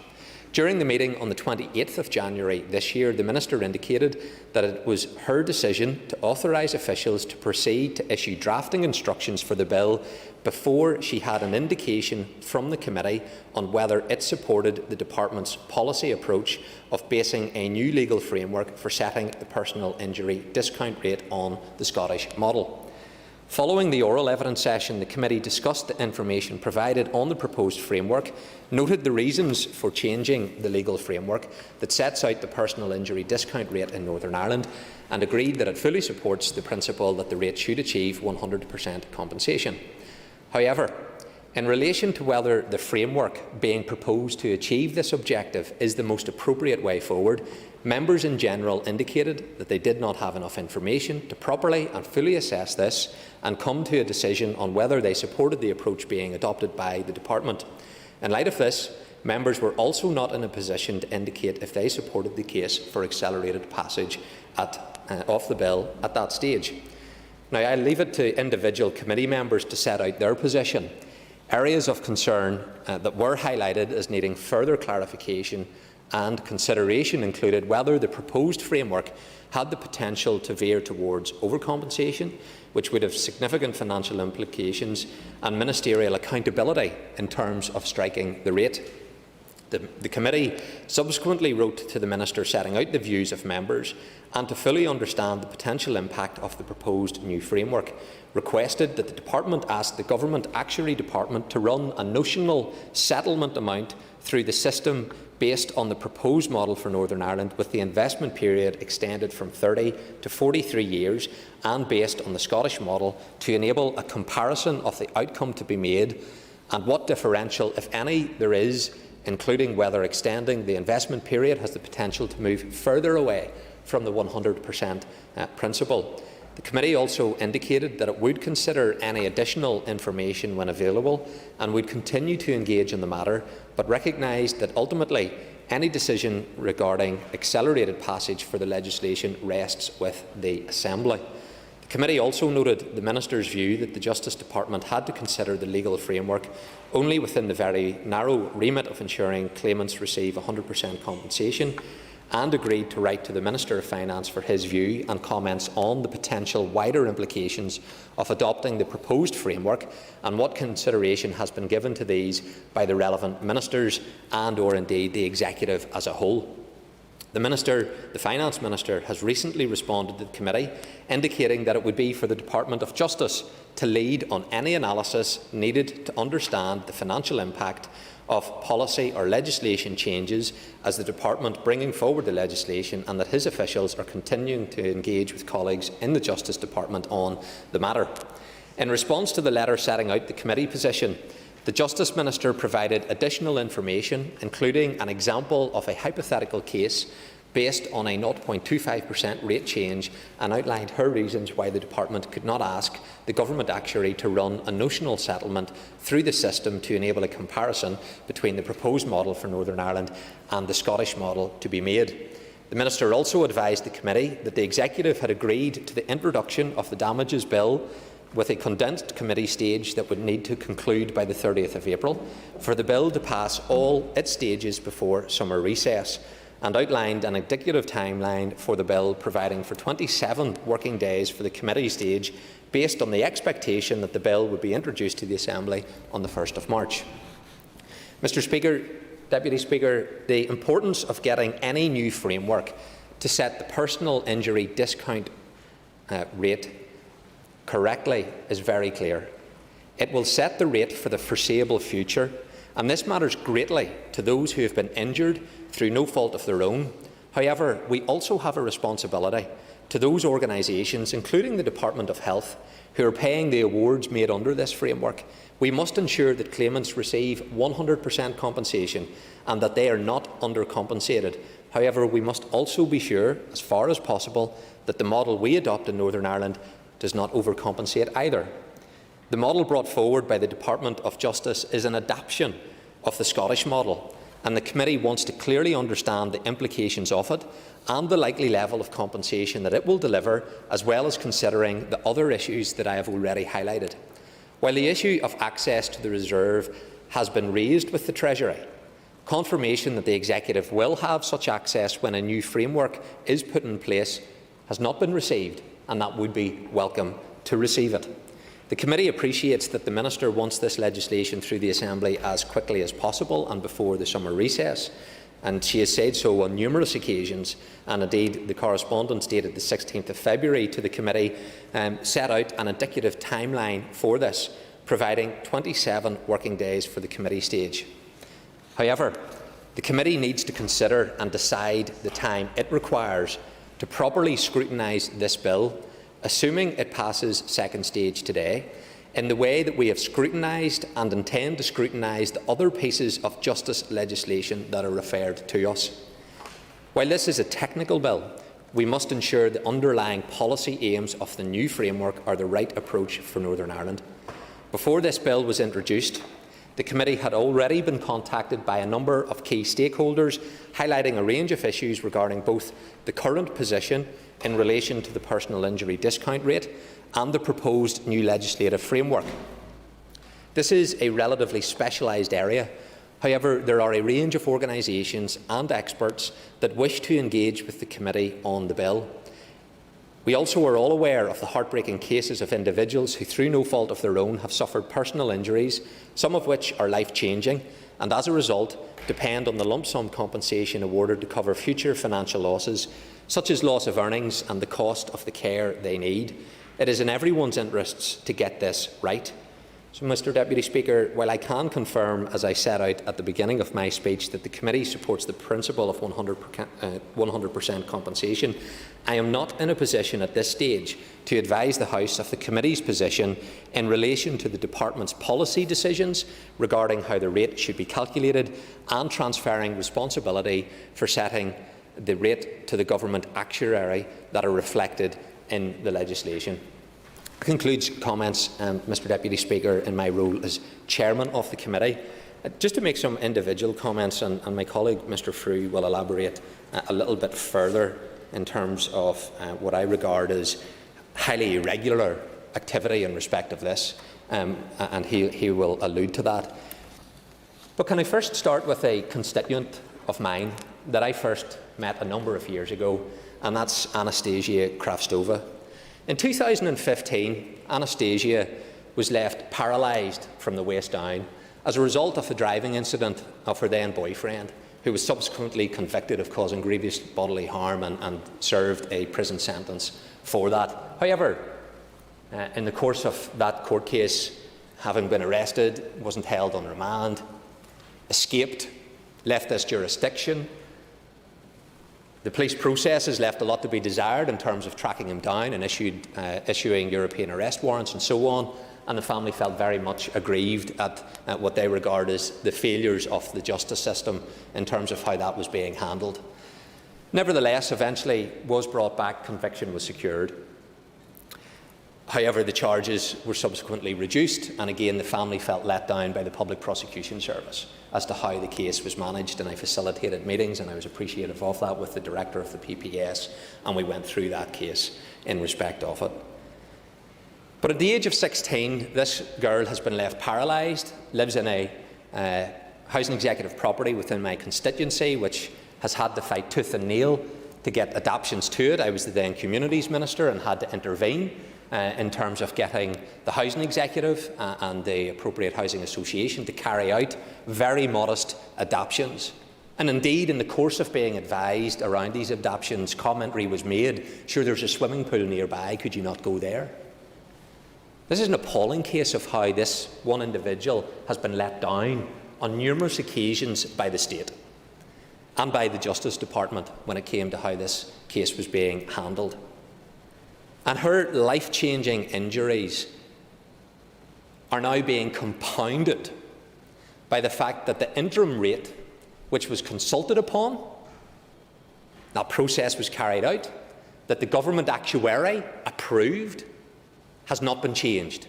And the power for that change rests not with this minister, but with the Permanent Secretary. And that is a decision which is being kept under review in terms of what we've been informed. And whilst this legislation can take its course through this House, there is nothing stopping the Permanent Secretary from striking that interim rate.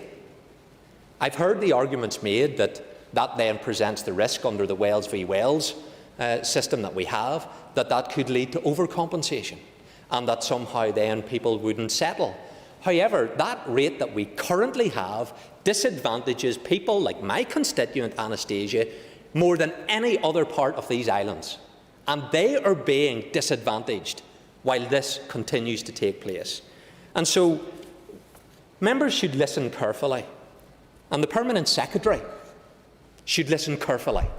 Whenever Anastasia says, and I'm lifting it from the BBC, it makes me angry and it makes me so helpless and depressed because I could be doing so much in my life. My life is on hold. I cannot live a normal life. I struggle every day in the situation that I am living in at the moment. All I can hope and pray for is for a quick decision on the rate. Anastasia has said that compensation would help her with the medical treatment and the equipment that she needs to have. Are you listening, Permanent Secretary? Are you listening to what my constituent has to say? The Chairman of the Bar Council in Northern Ireland, Bernard Brady QC, has also written to the Justice Committee and has asked for the interim rate to be set before this law and this new framework is changed. He said this situation has been having a negative impact on access to justice in serious personal injury cases for over 3 years. And we've had other correspondents, as I have had, making the same point. I have made this point repeatedly, but it's not being listened to. And it's being delayed, procrastination, and it's not good enough. I can understand why the Department has a number of actions now in terms of judicially reviewing the decisions that have been taken by the Department, and I support those actions. And if it requires the courts to intervene, to do the right thing, I hope the courts do intervene and do the right thing, because my constituents should not have to suffer as a result of the inaction of this Department of Justice when it comes to this issue. In terms of the Minister's decision to recuse herself, and she's outlined why she believes that she has a conflict of interest in this matter, it's a result of her husband's membership of a medical union. Some may want to commend the Minister for going above and beyond that extra mile of ultra-transparency and so on. However, this is without precedent in terms of recusing yourself and investing the power to take these decisions in the Permanent Secretary. I am not aware of any other circumstance where this has happened since devolution. I understand that whenever one declares a conflict of interest, it is in order to show that you are upfront, that you are being transparent. It is not necessarily to divest yourself of then taking the decision. Point of order, yes, Minister. The matter being debated is one on which I have taken legal advice, and where there is a pecuniary interest, the Nolan principles require you not just to declare in advance that you have an interest, but to remove yourself from such decision-making that could create the impression that you are making decisions based on that interest, and therefore I am not going above and beyond what is required. I am following the legal guidance and doing what is right, and I think that it is out of order, frankly, for a member to suggest otherwise. I take it just on that point, the Minister has amply clarified her position, so I suggest the Minister or the member perhaps move on to his next point. I will, Deputy Speaker, but it is materially important to this policy, because this policy that we as members are being asked to vote for hasn't been developed or approved by the democratically elected and accountable Minister. It is the unelected Permanent Secretary. Sorry, for the members' view, the Minister has already elucidated that she has taken legal advice on that, so I suggest the member please move on to the next item. Yes, Deputy Speaker, I am moving on. The Minister referred to this as to the way in which the policy has been developed. It's been developed by the Permanent Secretary. That's why it's fundamentally important to this legislation. I raise the issue around how far ministers ought to go. One may say that when it comes to the striking of the regional rate, all ministers have a financial interest in that because they pay rates. They do not recuse themselves and give it to the Permanent Secretary of the Department of Finance. So this will be an area that we'll explore. The member maybe misunderstood me, and this is the third time I'm having to say this. The Minister has clarified her position. We don't need to move through that any further. She has clarified her position. She has made her position very clear. She has taken legal advice on it, and that's adequate for me. So for the third time, I would suggest to the member, please develop your debate. Deputy Speaker, my point's been made, it's on the record, and it's something that I'm sure we will explore in future debates when it comes to how this policy has been developed. So my constituent and constituents like her across Northern Ireland are now sitting waiting on the Permanent Secretary to carry out a review that is being constantly held under review in respect of this interim rate. That's who we're looking to in terms of having this issue addressed in the here and now. There is a process for this Assembly to go through when it comes to considering legislation. There is a process that committees go through when it comes to following legislation. It is not, and I say it with the utmost respect to the Northern Ireland Executive, it is not the Northern Ireland Executive that decides for accelerated passage. It's not the Northern Ireland Executive that decides whether or not a committee should have a condensed period when it comes to carrying out scrutiny. It is, and that's been helpfully provided by the Speaker in correspondence to this committee, a matter exclusively for this Assembly to determine the level of scrutiny that any committee carries out and whether or not accelerated passage is granted. That's something that my colleague Mr Frew will speak on in due course. It's obviously something, Deputy Speaker, that the Justice Committee will have to consider and do so at its meeting on Thursday in respect of this. But I very much want to get to a stage where we have a framework in place which deals with the issues that we have talked about now for some 13 months to do so. And the financial implications of that and representation that we've received, not just from industry, public bodies, and indeed when it comes to then the individuals that are in receipt upon it. I welcome the fact that the Finance Minister has indicated that his officials are dealing with the Department of Justice in terms of highlighting what are the financial implications for the wider executive. Because whenever I raised this question when the Minister was before the committee, the Minister said that the Department of Justice had to be, and I'm paraphrasing, so I may not be quoting her correctly, but I'm paraphrasing and the Minister can correct me if I'm wrong, and I'll happily give way to the Minister if she wishes to make an intervention, that the Department of Justice has to be blind to the consequences of the financial implications for all other parts of the Northern Ireland Executive and only looks at it in this very narrow context. If I'm wrong in how I have characterised the Minister's commentary to the committee, I will give way. Mr. Deputy Speaker, the point that I made to the committee is that in setting the rate, legally, we cannot consider the implications for defendants, which may include public bodies, the health service, and indeed other defence unions and medical defence providers, because our sole legal duty is to set the rate in order to achieve 100% compensation. However, we are not blind to the impact that it will have. We cannot allow it to influence the decision. It was, however, raised on numerous occasions at executive meetings where this matter was discussed. So no minister, unless they were asleep during the executive meeting, could have missed the import of what was being said when I raised these matters at executive. Well, Deputy Speaker, I'm not privy to the executive considerations, and indeed if the executive wishes to hand over all of its documents to the Justice Committee around this, I would welcome that, because it would be useful to know what consideration has been given by the Minister for Health, by the Finance Minister and others, and that will help inform the deliberations of the Justice Committee in considering this issue. Deputy Speaker, I've outlined the importance of this piece of legislation. I've highlighted the very real impact it's having on people in Northern Ireland. I'll be allowing the bill, in terms of my own party, to go through at this stage, but I want to make it very clear and put it on the record. That is without prejudice to taking a different decision further down the process, because I have not taken a position that this is the correct way in which the legislation has been framed to deal with these issues.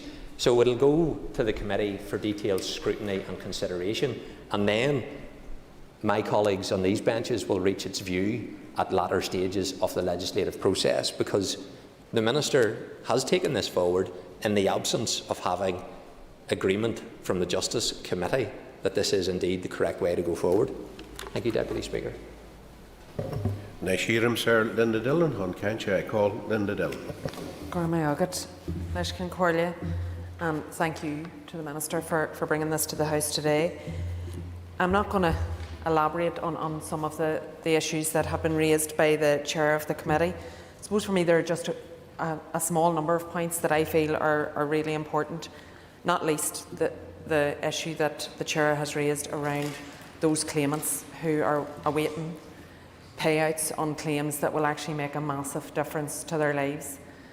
And I mean, we all, I'm sure, know people that are in that position, and it is not a nice place to be. It's a difficult situation even when you have the payout, because if you have the kind of injuries that the Chair is talking about, no amount of money is going to actually give you back the life that you should have had. All it will do is help to make your life a bit easier. So just, I suppose, to put that on the record, that we're thinking of all those who are affected and impacted by this decision today. The legislation, as the Chair has outlined, is extremely important. It is important that we get it right, and I think therefore the committee stage of this is extremely important. I do feel that we as a committee have a responsibility to do this in as timely a manner as possible, and that is what the Minister has asked us to do. I don't think anybody on the committee has any resistance to doing this in as timely manner as is humanly possible, because we do want to avoid the circumstance where we are not delivering for claimants. We want to avoid the circumstance where the defendant is overpaying. We want to ensure that there isn't a potential impact on the executive, and in particular, as has been outlined, the health department, but it will affect all of the executive. All departments have to pay out on claims in terms of accidents that may happen within councils, that may happen on our roads as a result of the condition of our roads infrastructure. All of our departments will be impacted, but there's no doubt health is going to be the one that will be most heavily impacted. We must ensure that claimants do get 100% compensation, but not more than that, certainly not less.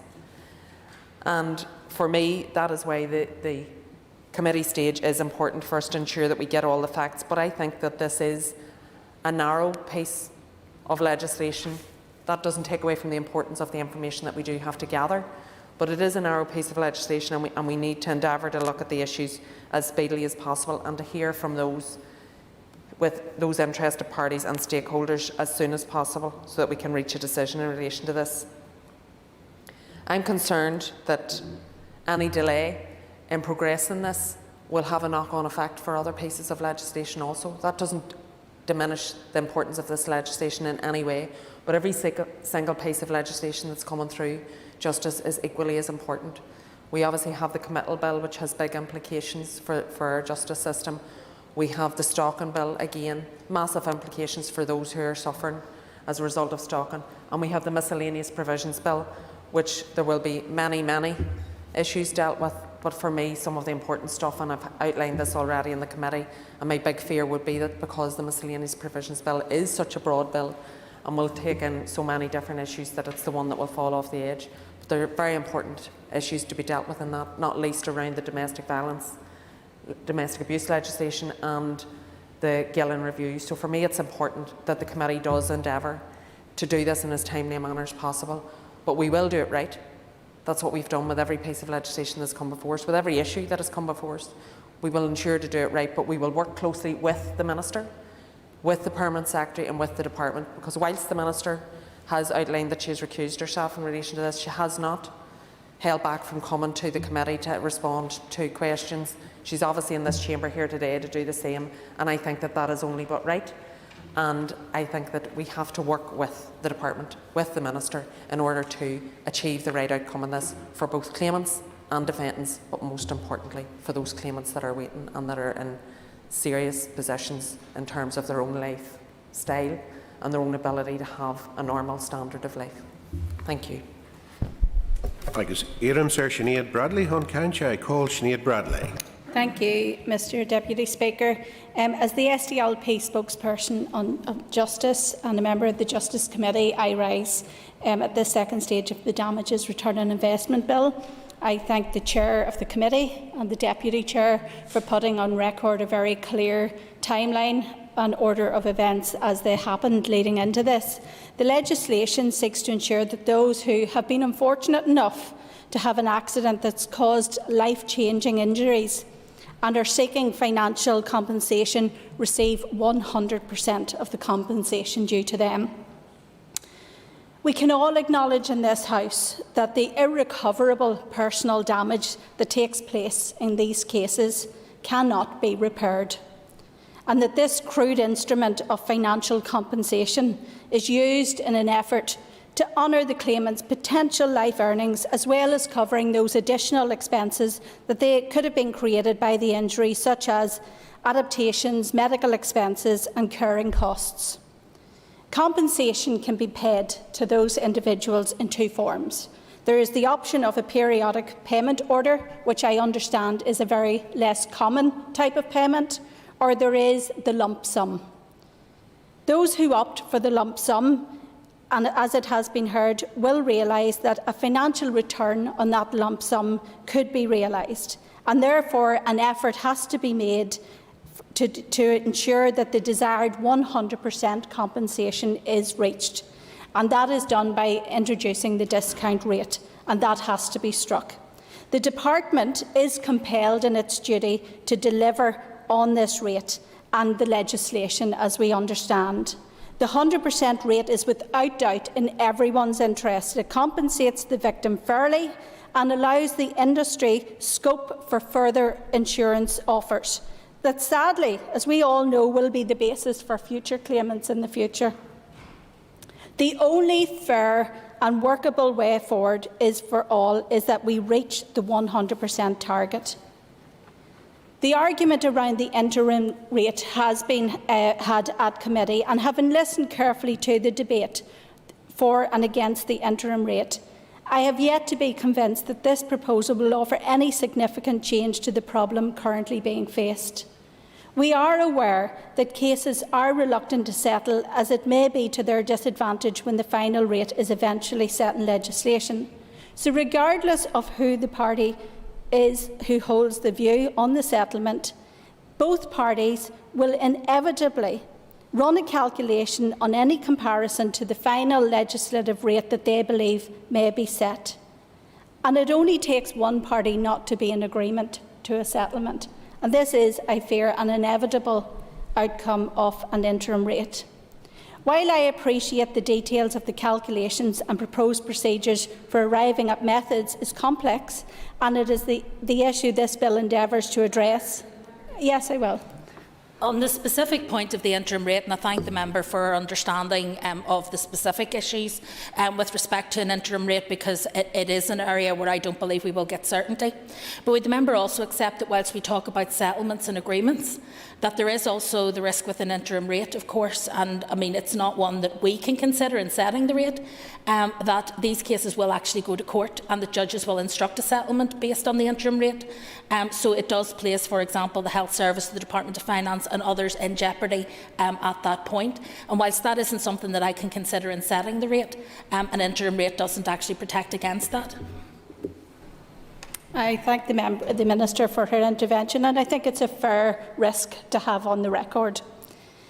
So, while we look at this bill and what it endeavours to do, I am mindful of the eagerness of those who have proposed the interim rate, because I believe their duty in trying to help those people comes from a genuinely good place. It is about reaching those victims who are waiting for access to money that is rightfully theirs to set up a life that addresses the issues that they're facing.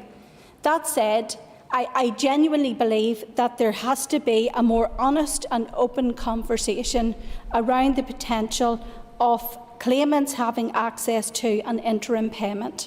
Now, I did raise this at committee, and it received a short airing, and I know at committee Doug Beattie followed up on my question and also raised the issue of interim payments. And once I consider what it is we're trying to achieve in this bill, there is a margin of a percentage that we're talking about, and we have to ask the question, are all claimants aware that they are able to sit down with their legal representatives and have the discussion about reaching an interim payment of their settlement? Because, and I throw out there as an example, 90% of their payment would not touch on then the rate that will be set via this bill. And I also respectfully heard the department say, well, this is very much, it's a private matter. Those settlements are something that will happen between the claimant and their legal representatives. But much of these claims, or many of these claims, may be in the public sector, and I do believe there is a duty on all of us to make sure any claimant who is awaiting for money to make their life comfortable, it's not about having a great lifestyle. These are about making adaptations to your house, may it be building a downstairs bathroom, sleeping facilities, making changes that are going to just make your life more comfortable following the horrific outcome of the accident or that you've experienced. This has to be at the core of what we're trying to achieve.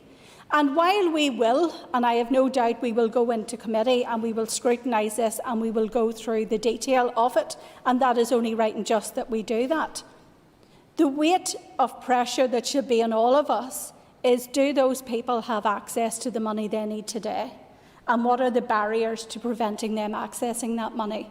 And that's why I will repeatedly bring up the possibility of the interim payment, and that all claimants should be aware that they can sit down with their legal representative and discuss access to that payment. And I appreciate that may give rise to a later calculation which will have to take into effect that the full amount of the lump sum wasn't payable at a set date, but those calculations can be agreed and arrived at.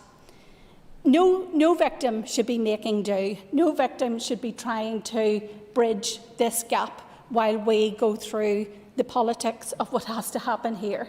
And no victim's life should be dependent, or their lifestyle, or what they're able to achieve in their life should be limited by the time frame that either the committee or the department need to bring this to conclusion. In terms of then the actual detail of the bill and the commentary that has played out at committee so far, the Minister will be aware I particularly was cautious to see that while the model did much frame itself around the Scottish model, but then there was this deviation from the 30 to 43 years, and I was eager to get a fuller understanding of the potential implications that might arise, and I think we're all very mindful of taking a piece of legislation, tweaking one part of it and not realising the unintended consequences. And I think we all have a duty to satisfy ourselves that there are no unintended consequences of such tweaks. And I do appreciate the Minister's work to date, but there still is, I suppose, a deeper level of understanding to be acquired before I could give any explicit commentary on that either way. But what I will say at this stage is the SDLP will be at committee. We will be scrutinising, along with all other members of this House, the information that is in front of us, and we won't be shy about calling out when that information is not there to make an informed choice, because it is in everybody's interest that we get this right. And we do have to have a steady hand. And while the clock is ticking for those claimants in the background, we do have to reach out and find solutions to improving their lives while we take the time necessary to get this right. And on that basis, I thank those who have spoken so far, and I look forward to working with committee members on this as we go forward. Thank you, Mr. Speaker. I call Doug Beattie. Thank you, Mr. Speaker. First of all, thank the Minister for bringing this bill forward. I think everything she is doing for the right reasons. And where there may be some disagreements in the methodology that's going to be used, it's not that we're not all trying to achieve the same thing. I also want to thank the Chair of the committee for his powerful testimony about his constituent, because it's important to get those human stories, because at the end of the day, it's people like that who it's going to affect. So I thank him for that. The issue about the interim rate is an important discussion, but I'm not going to go into it now. And I'm not going to go into too much detail, Mr. Speaker, because I think the Chair covered it in his role as the Chairman quite well. We all want the same thing here. There's nobody who doesn't want the same thing, and that the same thing is that we want those who are going to be compensated to get 100% of the compensation. There's nobody here who doesn't want that. Certainly haven't stood up to say so. But we also must be mindful of the compensators, the insurers, the public bodies, including health and social care, and the people and our constituents and the wider people of Northern Ireland whose premiums may increase because of the actions that we take in this chamber or at committee. So we do have to be mindful of that. So the question for me is not, are we striving to make sure that the plaintiff gets 100% of the compensation? The question for me is about what methodology we go to use to achieve that, what framework we think is best in order to get that. And we will all have our thoughts on that, and that's right that we're going to bring that out in the committee. I mean, the Scottish model, I guess, which the Minister is going for, and she's given really good reasons why she's going for the Scottish model.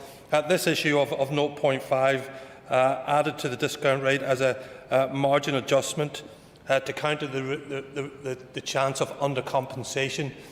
That doesn't seem to have been made to me, and it's not something that, if you look at the Scottish model, it seems to have been made. But there is a real danger of overcompensating somebody when you apply this margin. Yeah, of course, yes. The member for giving way. It's very helpful. He will be aware that under the England and Wales scheme, it is for the Lord Chancellor to make that adjustment to prevent against undercompensation.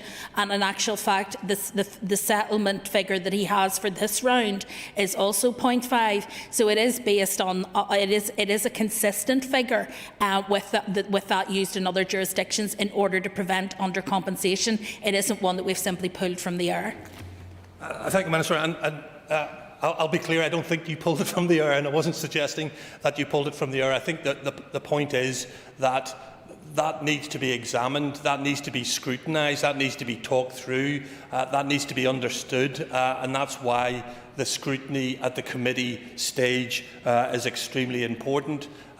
Likewise, when we look at the much preferred English and Welsh models, why is it much preferred? What does it do that the Scottish model doesn't do? And we need to examine it. These are complicated things that we need to address. So therefore, I will be supporting this bill through its second stage, and I'll be supporting it because, as we've all said, we have to change this discount rate. It is outdated. We need to move it forward. But in doing that, it's important that we do scrutinise it, because the discount rate must be changed. You know, those getting compensated, the plaintiffs must get 100% of that compensation. I was never in support of accelerated passage, and I don't think that ever picked up any momentum at all. I will absolutely examine within the committee our ability to do this as quickly as possible with a shortened committee stage. I will discuss that, and I will speak about that, and I will see how we can do that, because if I have to work extra days, I will work extra days. If we have been asked to do extra committee days, we will do extra committee days. Can we achieve that by the 30th of April? I don't know. I think the last time we had a committee meeting, the Chair made it clear just how packed our programme is, and I accept that, absolutely. But I still think that we can look in the margins of that to see what we can do. So in supporting this, I go away from here knowing that I will go to the committee stage and sit with my fellow committee members to see what we can do, because I don't think there's a single person here who doesn't want to try and do this as quickly as they possibly can. There's no politics within this one apart from politics itself. This is about making sure that we get the compensation to those who deserve it, as outlined by the Chair. So I will look at this in regards to a shortened committee stage and see what I can do as the Ulster Unionist Party spokesperson in the Justice Committee and work with others. And at the end of the day, I think that any decision that we do make in regards to that will be a decision that will have been made for the right reasons. And I think that's important. But I'll finish, Chair, if I may, by again thanking the Minister, again thanking the Chair and other members for feeding into this. And I think we have to try and do this in the most positive way that we can. Negativity and trying to drive this particular thing forward is not going to help us one bit. Thank you, Mr. Speaker. I call Stuart Dixon. Very much, Deputy Speaker. And I do genuinely welcome the opportunity to speak on this vital piece of legislation, not least of all because, as others have said in the Chamber, we need to bear in mind just exactly what this piece of legislation is designed to achieve and who this legislation is designed to provide relief for in very difficult and very trying circumstances. But it's been a very long time in coming to the Assembly, not least of all because it was delayed by the collapse of this institution in 2017. The Damages Return on Investment Bill is indeed technical in nature, but its application in our justice system is incredibly important. It's wide-reaching, and it is based, as others have said, on the principle of targeting 100% compensation to provide fairness and stability to claimants and to defendants. So where a person, as we know, is injured through no fault of their own, And as others have explained and set out in detail, in very often incredibly life-changing circumstances due to the actions of others, then there's a clear requirement for compensation to be made to that individual. Calculation is then made on the return that that person would receive if compensation was invested. In Northern Ireland, this is through the mechanism set out, as we know, in the Damages 1996 Act. And as a result of the decision which the Minister made reference to in her speech of the House of Lords in Wales versus Wales, an assumption was made that a claimant is very risk-averse in investing these sums. If the discount rate is set too high, then it will lead to undercompensation, and if as to assume to be earned through investment of a lump sum. But if it is set too low, then it will lead to overcompensation, and not enough is assumed to be earned. The current rate of 2.5% was set a long time ago, in fact in 2001. Of course, the reality is that the investment market has changed hugely since then. So returns on low-risk investments are remarkably low at this time, and the 2.5% is higher than the claimant is likely to see. But we must always bear in mind, Deputy Speaker, that the technicalities around this legislation, vitally important that they are, but at the heart of what's being achieved here and that being worked at here are to deliver appropriate compensation to people. The current methodology assumes that the claimant's investment in their lump sum is of a very low risk. However, evidence shows that that's quite often not a realistic assumption, as people would be more likely to invest in a wider portfolio of low-risk investments. So the current rate presents a real risk of undercompensating claimants by assuming a higher rate of return on investments than is possible today.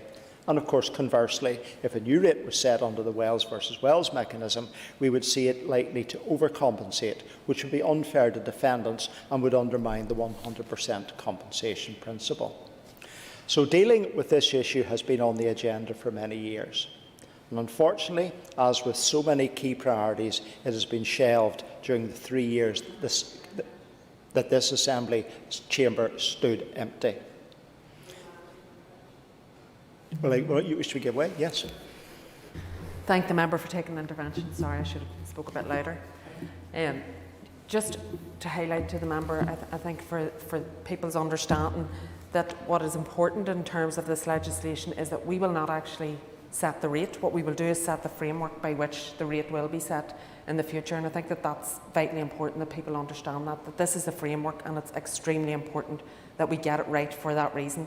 The government actuary will actually be able to change the actual rate itself, but it has to be changed within that framework, and that's why we have to get this right.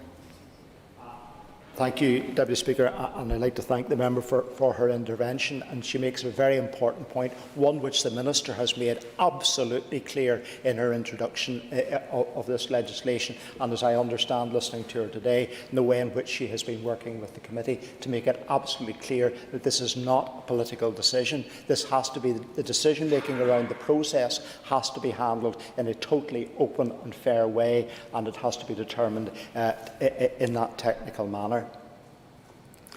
So it's time that this chamber and this Assembly took action to give clarity and to allow people to move forward.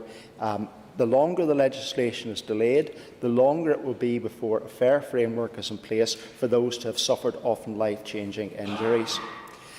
With regards to how we move forward, I understand that in considering the options for replacement, the Department has looked at the regimes both in England and Wales and in Scotland. And those models assume claimants investing in a diverse portfolio of low-risk investments rather than in a single low-risk investment. However, in England and Wales, decisions on the rate are made by the Lord Chancellor, and in contrast in Scotland, where they are set by the Government Actuary, and therefore a technical exercise, and indeed the point has already been well made, taking it completely and utterly away from any political interference or the interference of one individual, but rather that it is set in an actuarial manner. So I believe that the Scottish model, which is adopted in this bill, represents a very clear way forward to provide transparency, and it takes direct decision-making away and outside that of politics. That indeed is further strengthened by the specific detailing of the expected investments in the text of the bill, which ultimately provides clarity and stability in how the rate will be set in the future. I welcome the provision for the Assembly to have more oversight of the issue, which changes to the detail of how the rate should be calculated to be approved by this House. And this will help ensure confidence and democratic accountability of the model. Deputy Speaker, in closing, it's clear that change needs to be implemented swiftly, and I hope that the Justice Committee will work constructively and quickly to achieve all of this. It is important that they do so in order to bring close to this particular piece of legislation that has been outstanding for both injured parties, for claimants and defendants. And I would encourage the Chair of the Committee and encourage the members of the Justice Committee to engage in this expeditiously, not cutting corners, but expeditiously to get this done within the time frame set out by the Minister. Thank you, Mr. Speaker. And I call Paul Frew. Deputy Speaker, and I rise to speak on the second stage of the Damages Return on Investment Bill, which is a very important bill, which will have a massive impact on people's lives, and not only at a given point in time, but for the rest of their lives. Because these people will be in a far less fortunate position than we sit here at this present time, because they will have received grievous injuries, life-changing injuries, which will affect their lives for the rest of their lives, but not only their lives, their dependents, and in some cases there will be young families and young children involved. And we need to ensure that those people who have been injured through no fault of their own are compensated and looked after as best we can. So we welcome the bringing forward of this bill today in order that we change the rate and the infrastructure, because I believe it is essential that that takes place and that happens. Because I do believe that people have been let down in the past, and it's through no fault of the Minister or the officials or anything like that. It's just circumstances beyond our control. But we're here now, and I'm glad that the Minister has been able to bring this piece of legislation forward. The Minister is correct when she says that it's 6 clauses long. It's a short bill, but nonetheless very complicated. But not only very complicated, the impact of this bill will have enormous impacts on the people out there, not least the people who have been injured and whose lives have been affected grievously, and their families, but also business, insurance and everything else, and the cost of insurance. Now that might seem small in comparison to somebody's life-changing injuries, and I would probably argue that it is, but it still will have an impact, it still will have an effect, and it will impact every single citizen in this country. So we have to be mindful of that. And whilst it's... Yes, I will, yeah. I think we need to be cautious in terms of considering that, because insurance companies are making billions of pounds of profit every year.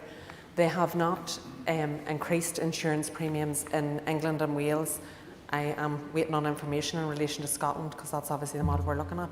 But I think that we should be careful about having too much consideration for insurance companies who we know are making plenty of money off the backs of all of us, including businesses, and it's unfair for them to suggest that businesses would have to be out more money in terms of insurance. They pay plenty already. Yes, and I thank the member for her intervention and for making that point and putting it on the record. You know, she is correct, but it not only will affect business and the people, and you know, if premiums go up, it will affect public services too, and that is a massive issue that we should be mindful of. There's no doubt about it. The Minister is responsible for making the decision as to how she sees this going forward, and that's her right. It's the committee's place and role and duty to scrutinise that bill and to scrutinise that direction of travel and to scrutinise the content of this bill. And that's the job and task that we should be up for. And the Minister has asked us to be timely and to be quick, and I'll talk about that in a wee bit later. But she is right in that regard, and she will have my word that we will try and get through this bill as quickly and efficiently and effectively as possible. But with regards to the contents of the bill, Mr Deputy Speaker, I welcome the Minister restating her commitment to the legal principle of 100% compensation. That is what we strive for. That is what we need to see. And that's what we will try and achieve when we're scrutinising this bill, and ensure that we don't do anything that would upset that 100% compensation rate. It's vitally important, because that's the balance that I've just spoke to, and I took the intervention from the member opposite. The balance is 100% compensation. That will bring assurance to every sector and every person that's involved in this issue. So that's what we have to strive for, and I commend the Minister if indeed she has restated that principle, that she will commit to 100% compensation. Then the questions arise as, are we sure that the model that the Minister is bringing forward actually achieves that? And that's the fundamental question I believe that the Justice Committee must look at and scrutinise, because we are in a place on these items where the one model has not fitted. The one model has not been taken forward. We have differentials of opinion. We have differentials of systems, both in England and Wales compared to Scotland. And that all may well have massive implications going forward for all those jurisdictions. So we need to be sure, in this devolved Assembly, that the process that we take forward, Mr Deputy Speaker, is the process that fits best for Northern Ireland and its people, all of its people, not least the people who have been injured and deserves this compensation.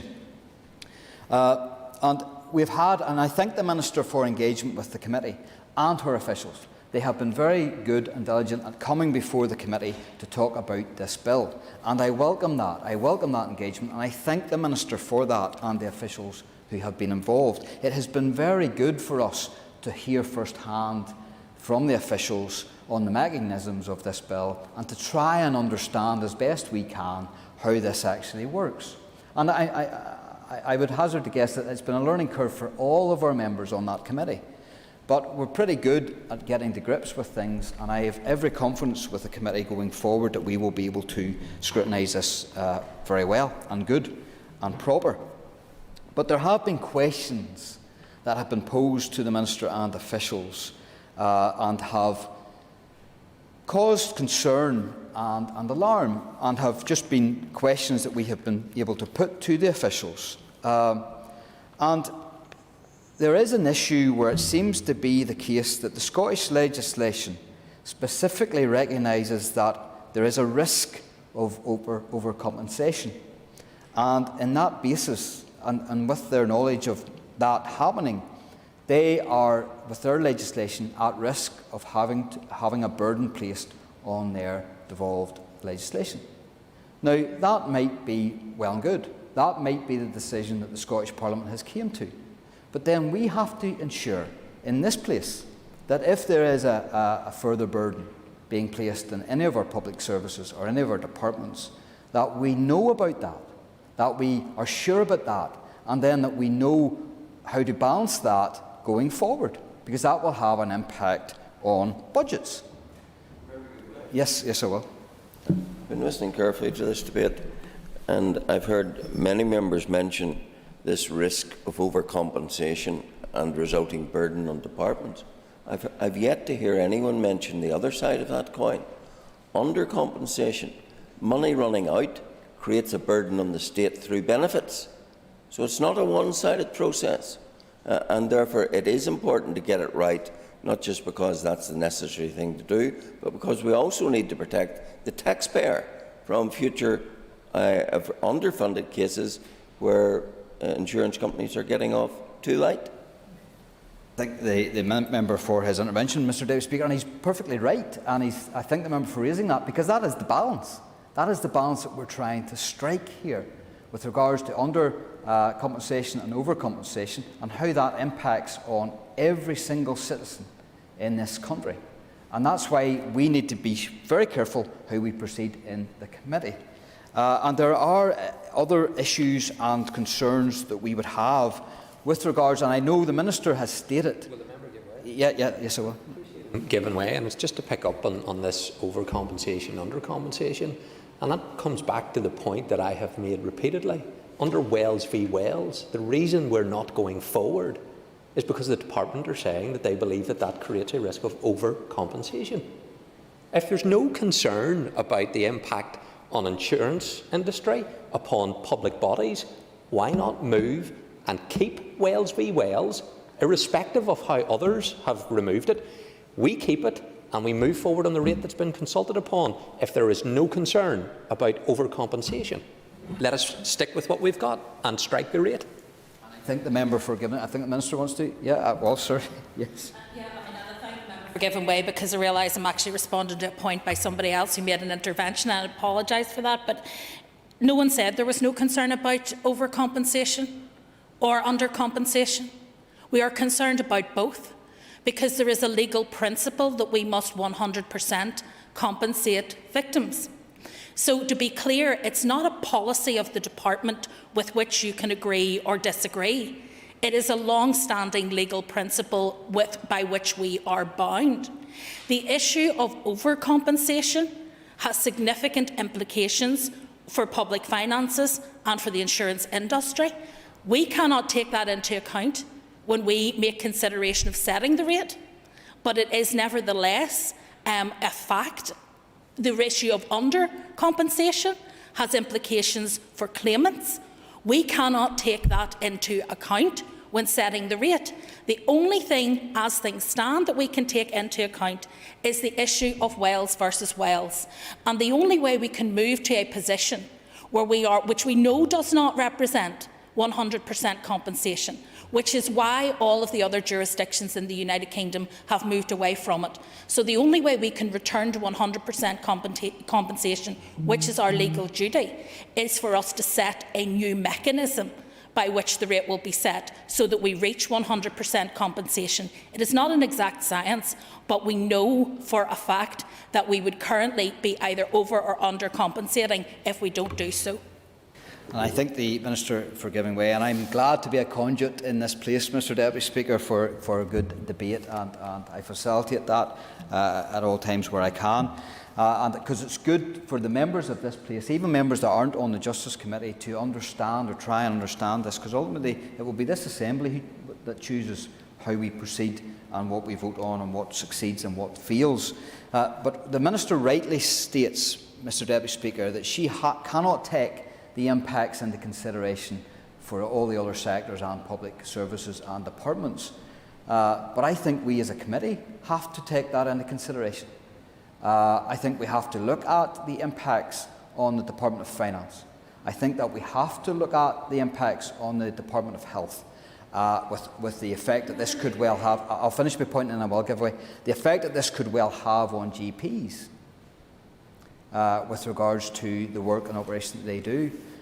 So we have to look into all of that. Even business with regards to the Department of Health, they will not have done any sort of scoping exercises or impact assessments as to how this works, because they will have rightly looked at this being the remit of the Department of Justice to bring forward this bill. And whilst I wouldn't want any other department to step on anybody else's toes, there does seem to be blind spots in that regard as to the actual impact assessment and the impacts of this bill on all other spheres of life in this country. I will give way to the Minister if she still wishes to do so.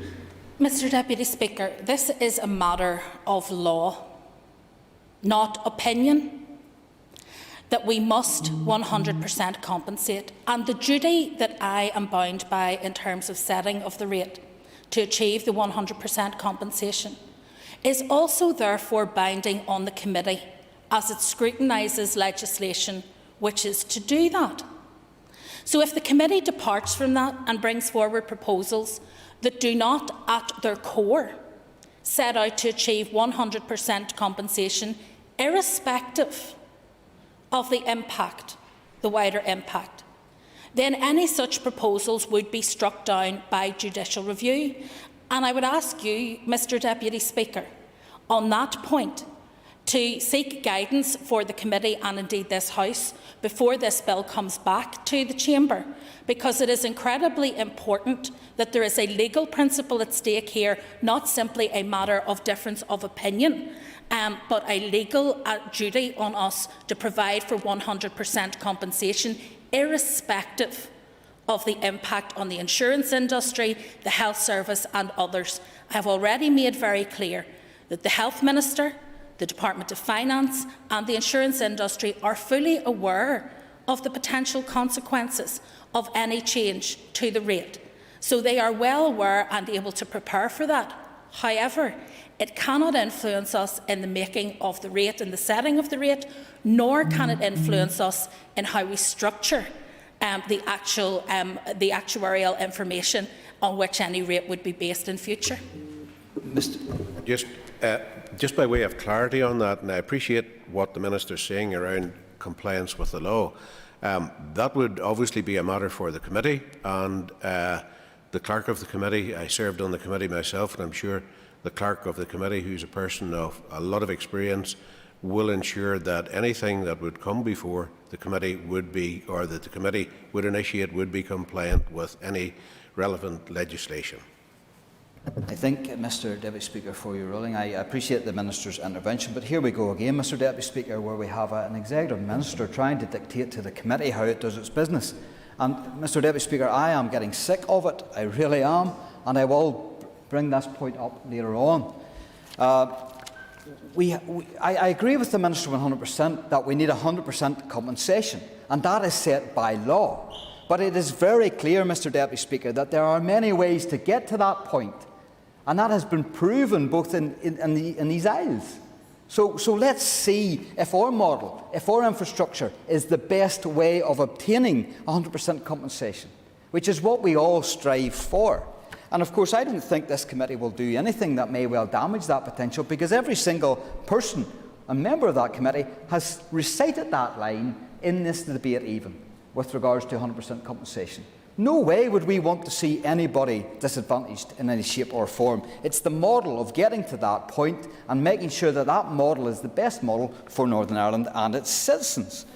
And yes, I will give way. Appreciate the member giving way. And isn't it true to say that the target is 100% and the effect is the effect on either side of that? There are conflicting agendas here. And the methodology that is set in this legislation could lean, or potentially lean into one of those agendas over another. So the conundrum is, how do we get to the 100% and remove any bias? And I believe that is the focus of the committee and the members in the committee to date. And I also believe that there will be a lot of noise from outside parties, and it is only fair to hear them. But of course, we're all still focused on that same target of 100% compensation. I agree with the member, and I thank her for her intervention and putting that on the record, because I believe that that is the case. But when we look at the process, the infrastructure that is being put in place by this bill, we have concerns even by some of the questions and answers that have been posed and put and addressed by the officials. One official talked about the difference between the 30-year investment period and the 43-year investment period, and that has been described as a rounding difference, which may not make, which would make no difference if it was less than the 0.25%. Now, my understanding of this is the 0.25% could be worth hundreds of thousands of pounds. So any deviation, so we say we're picking up the Scottish model, but we're not really. We're trying to get a bespoke model for Northern Ireland. Now, I'm not saying that that's wrong.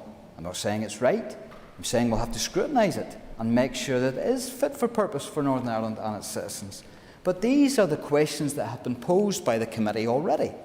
And the answers that we're getting back raises some further questions which we need to explore. And that's just one example of some of the issues that we're grappling with in the committee even to date. There's also an issue about the Scottish review process and how that the Northern Ireland process will align with that process, even though this legislation will only be implemented this year. And how that review process, whilst we like the idea of reviewing laws and apparatus and infrastructure, could that then have an effect on settlements? And that's something that we have to look at. Will that have an impact on settlements? Because that's what's happening at the present time with regards to people. People are holding out, waiting out, being advised to do so. So that could have an impact going forward, even a review mechanism. So these are the things that we're going to try and look at, Mr. Deputy Speaker. But I will come back to my point I raised earlier. The Minister wrote to the committee on the 16th of February of this year regarding this bill and the process, the legislative process on this bill. And, Mr. Deputy Speaker, it shook me to my core. And the Minister may well laugh, but there is a process within this House. And I've been here for nearly 11 years, and I can tell you now, the Executive is not the Assembly. It is a place apart, it is a difference, and it has to be so. There is no way that the Executive should dictate to this House, this Assembly, who passes legislation. And any influence or any process that will jeopardise that separation should be aggressively countered. There should be no stepping into that void, especially when we sit in a five-party coalition. My party being one of them. But I'm standing up here now to defend the right of the committees and to do their work as they see fit, and to make sure this Assembly is independent from the Executive. Because without that independence, you lose democracy. And I ain't in that space. I'll read out, Mr. Deputy Speaker, for the record, because I think it's grievous, the Minister's first paragraph. Now remember, this was set in a debate to and fro with regards to the Minister wanting this bill to go through in accelerated passage. And rightly so, there were members on the committee that did not want to pursue that. I would just, one wee point, please. I would clarify, and I'm happy enough to let the member put information on the record, but just to clarify that it isn't a debate about the pros and cons of accelerated passage. It's about the principles of the legislation that's in front of us here. Okay. The Deputy Speaker for his ruling, because yes, it is about the process on the committee stage that I'm going to be talking about, which will have a massive impact for the information within this bill. And I quote the Minister: "I wanted to let you and the committee members know that after taking careful account of understandable desire for a short committee stage that a number of committee members had asked for at its meeting on the 11th of February, and after discussion at Executive with respect to the urgency of the bill, the Executive agreed to the introduction of the Damages Return on Investment Bill with a condensed committee stage. The Executive reached this decision on the basis that it recognises that an imperative for the bill to pass all of its stages before the summer recess. For that to be possible, our timetable, which is attached, indicates that committee stage would need to be concluded by the 30th of April. How dare this Minister dictate to the committee when we should meet and when we should give time? I'll finish my point and then I will give way, because we're given 2 years in one mouth, and sometimes it's good for the ministers to hear and listen to what members of this Assembly are stating.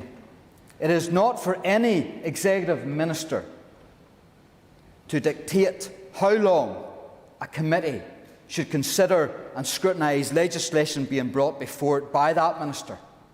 I believe that is a real breach of the way this place works and operates. And, Mr. Deputy Speaker, I will defend the right of this committee to take its time and considered process in the scrutiny of this bill. We will endeavour to work as hard as we can and as speedily as we can. But, Mr. Deputy Speaker, like you, I will be a guardian of democracy, and I will make sure that rushed law does not become bad law. Rushed law does not become flawed law. And That letter from the Minister, Justice Minister, Mr Deputy Speaker, overstepped a mark, which I cannot tolerate, and that's why I speak of it today, and I will give way to the Minister. Thank you for giving way. I thank the member for giving way. To be absolutely clear, there are a number of processes that take place in the bringing forward of legislation. I have to seek, as the member rightly says, the approval of my executive colleagues in order to bring that forward and in order to, for example, request accelerated passage. And that is what I did in accordance with the Ministerial Code and the directions around how we bring forward legislation. And it was a decision of the executive, not of me, but of the executive, that we should seek from the Justice Committee a shortened committee stage.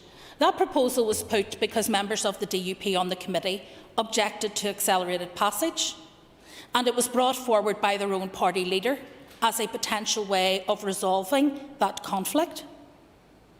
And so I acceded to that request, and rather than push for accelerated passage, said, as I was asked to do by executive, that I would write to the committee and request that they consider a condensed committee stage in the interest of claimants. The member is right. It is for the committee to decide whether or not they accede to that request. But it is entirely in order, Mr Speaker, given all that the member has said with his one mouth and two ears, that he understands the consequences of delay, the seriousness of the impact. He's talked a lot about the impact on the public sector, the consequences of any delay on the public sector, and it was for that reason that the executive asked that a condensed committee stage would be able to go forward in the interest of claimants. If the committee choose to peruse this bill at length and over an extended period of time, that is, of course, their gift. But they will not then, Mr Speaker, with any credibility, be able to come to this House and complain that the delay is at my door or my fault. I thank the Minister for her explanation. Please, we'll not have any commentary between members on the floor. We'll do it through the proper process, please. I thank the Minister for her explanation, which has been clarified to the House.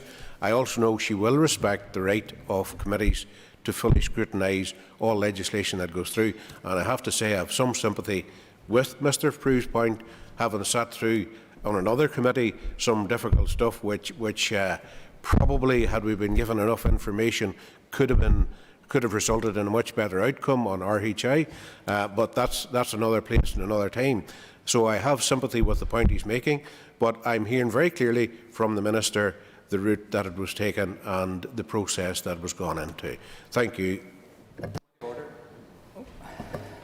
The Minister has deliberately misled the House, because she said that the reason she went to the executive on her basis was that DUP members of the committee, DUP members, singular, party, objected to accelerated passage. I'm not aware it was only the DUP as a single party that objected to accelerated passage. I'll allow the Minister to come back. Sorry, just one wee moment, Minister, please.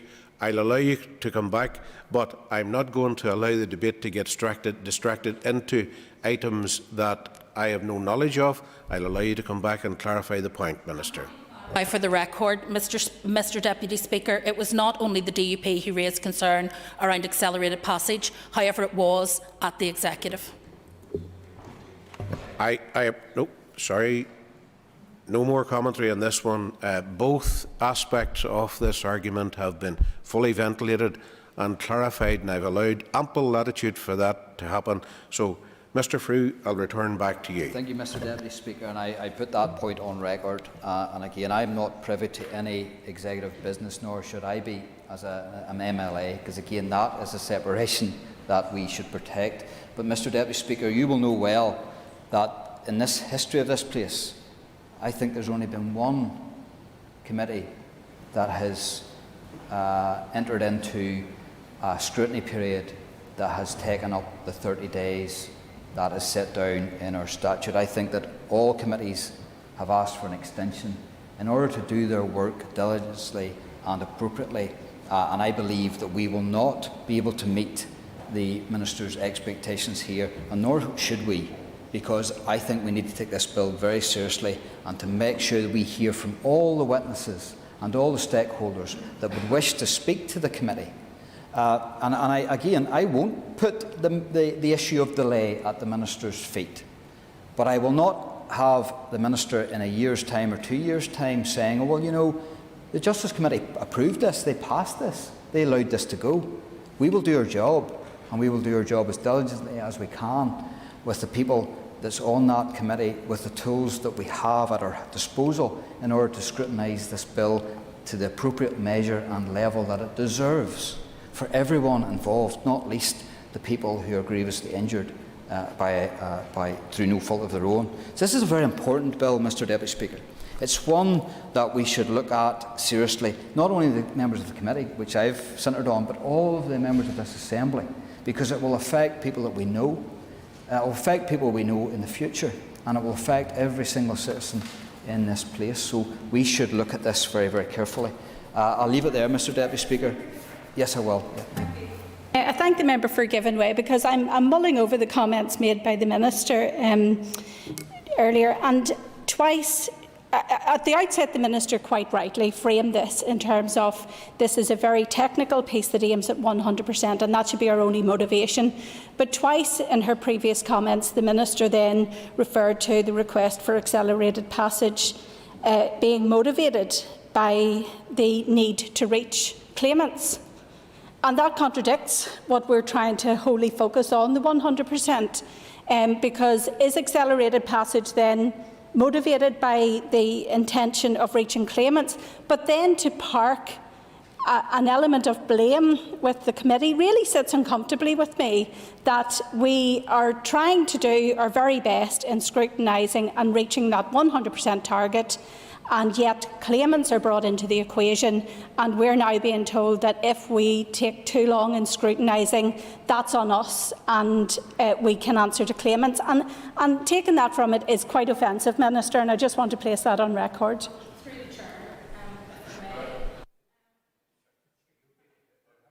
Mr Deputy Speaker, the processes of this debate, I would gladly give way to the Minister if she seeks it. Yeah, okay, Minister. To be absolutely clear, the reason for seeking accelerated passage is in order that claimants can get to their settlements as quickly as possible, and I've been clear about that throughout the debate. The issue here is about those who wish to overly prolong the debate around this issue and not take account of the urgency. And on one hand, with respect, Mr Speaker, I have been berated about the delay to bring forward the legislation and to change the rate, and on the other hand, I'm being told that the committee will take as long as it likes with the bill. So we can't have both of those making sense. What we need to do, and all I'm asking the committee to do, to be absolutely clear, is to be as expeditious as possible. If we meet the 30th of April deadline, which we requested formally with the committee, then there is every opportunity that we will have a new rate in place this summer. If we do not, then the situation will become protracted and will go on beyond the summer recess into the autumn and create difficulties again for claimants. I think that is fairly clear, but I am not, to be clear, annoyed with those members of the committee who have previously said to me that they would have accepted accelerated passage, albeit uncomfortably, or that they would support a shortened committee stage. My concern is about those who appear today to want to have both things in place, both the ability to criticise the department for delay and the ability to take their time. Minister, I think at this point we have amply ventilated this. I think people outside and those principally affected by this legislation will just want that there be goodwill and dedication from the department, from the committee, to get it ushered through in a proper manner that allows for adequate scrutiny. Thank you. Mr Frew, you had a final point to make. Thank you, Mr Deputy Speaker. And again, I have applauded the Minister for bringing forward this bill today. I have not spoken of delays. I have not chastised or criticised anybody in this debate around delays. I welcome the fact that it's before us here at second stage, and we will do our work. But I do also need to put on record, Mr Deputy Speaker, that the committee is also scrutinising, I think, three other bills at the present time, with another one to come. So again, you know, does the Executive and the Minister here today before us want us to stop the work on the stocking bill, on the committal bill, or any other bill for that matter.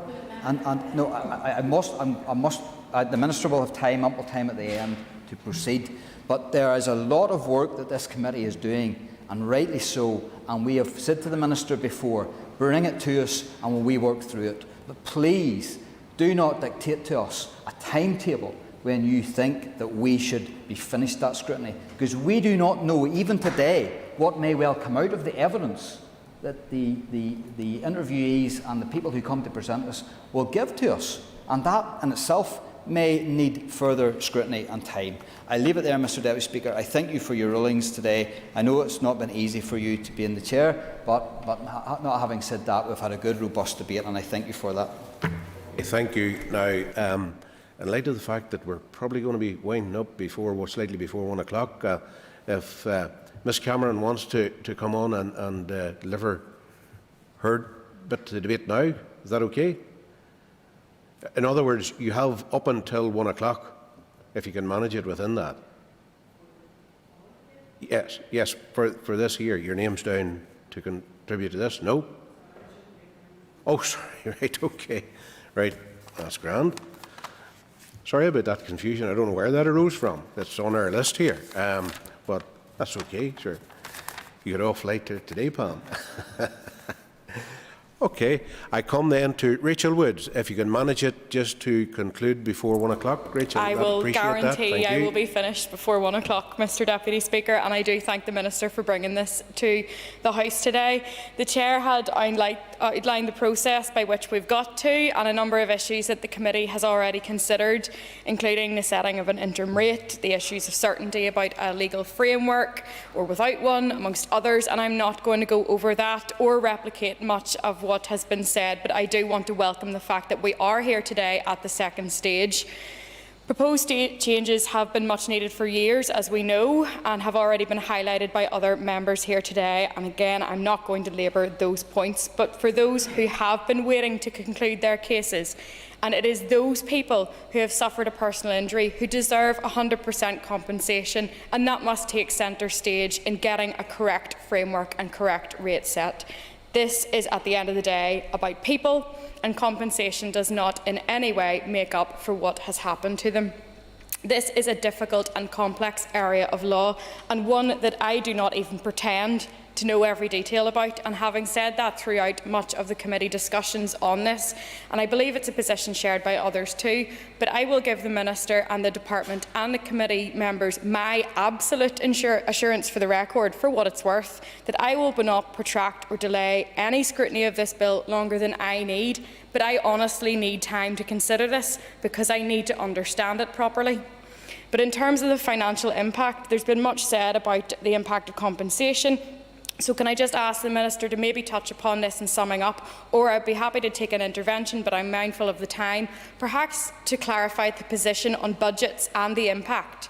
The Minister of Finance outlined in a letter to the committee that access to the reserve would be sought in line with that afforded to Whitehall departments and other devolved administrations, and how this works with regard to the points that have been made by others during this debate in terms of financial impact of this bill.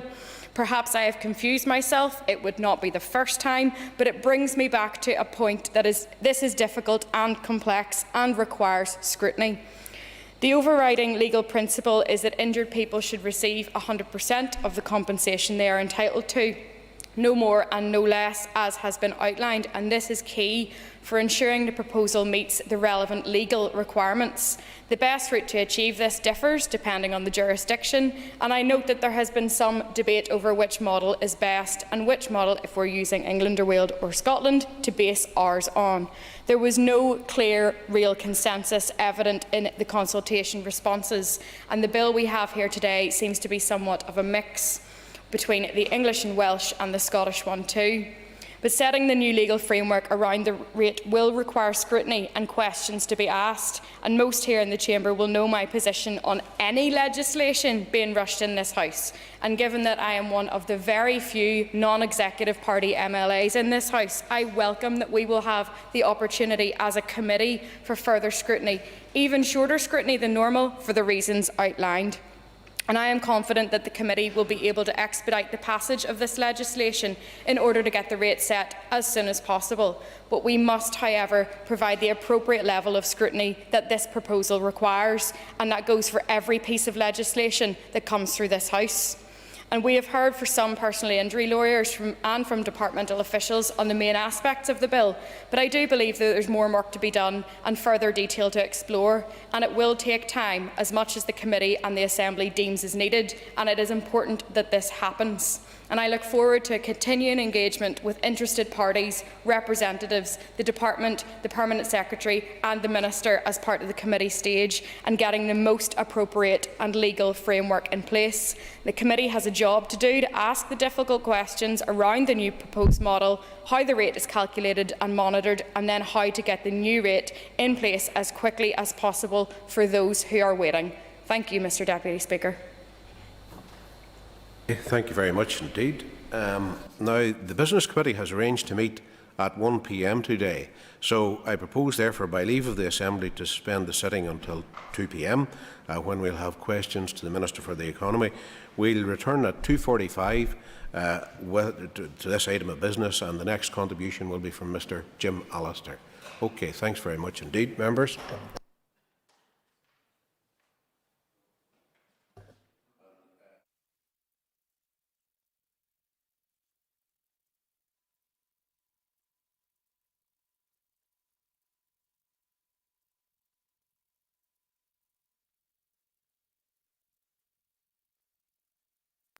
Programme signed. This is the Northern Ireland Assembly Plenary. Programme signed. This is the Northern Ireland Assembly Plenary. Programme signed. This is the Northern Ireland Assembly Plenary. Programme signed. This is the Northern Ireland Assembly Plenary. Programme signed. This is the Northern Ireland Assembly Plenary. Programme signed. This is the Northern Ireland Assembly Plenary. Programme signed. This is the Northern Ireland Assembly Plenary. Programme signed. This is the Northern Ireland Assembly Plenary. Programme signed. This is the Northern Ireland Assembly Plenary. Programme signed. This is the Northern Ireland Assembly Plenary. Programme signed. This is the Northern Ireland Assembly Plenary. Programme signed. This is the Northern Ireland Assembly Plenary. Programme signed. This is the Northern Ireland Assembly Plenary. Programme signed. This is the Northern Ireland Assembly Plenary. Programme signed. This is the Northern Ireland Assembly Plenary. Programme signed. This is the Northern Ireland Assembly Plenary. Programme signed. This is the Northern Ireland Assembly Plenary. Programme signed. This is the Northern Ireland Assembly Plenary. Programme signed. This is the Northern Ireland Assembly Plenary. Programme signed. This is the Northern Ireland Assembly Plenary. Programme signed.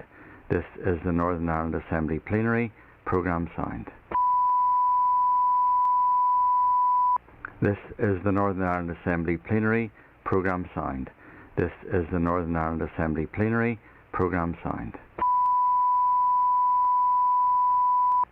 This is the Northern Ireland Assembly Plenary. Programme signed. This is the Northern Ireland Assembly Plenary. Programme signed. This is the Northern Ireland Assembly Plenary. Programme signed. This is the Northern Ireland Assembly Plenary. Programme signed. This is the Northern Ireland Assembly Plenary. Programme signed. This is the Northern Ireland Assembly Plenary. Programme signed. This is the Northern Ireland Assembly Plenary. Programme signed. This is the Northern Ireland Assembly Plenary. Programme signed. This is the Northern Ireland Assembly Plenary. Programme signed. This is the Northern Ireland Assembly Plenary. Programme signed.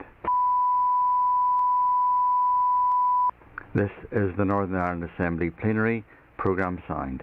This is the Northern Ireland Assembly Plenary. Programme signed. This is the Northern Ireland Assembly Plenary Programme Signed.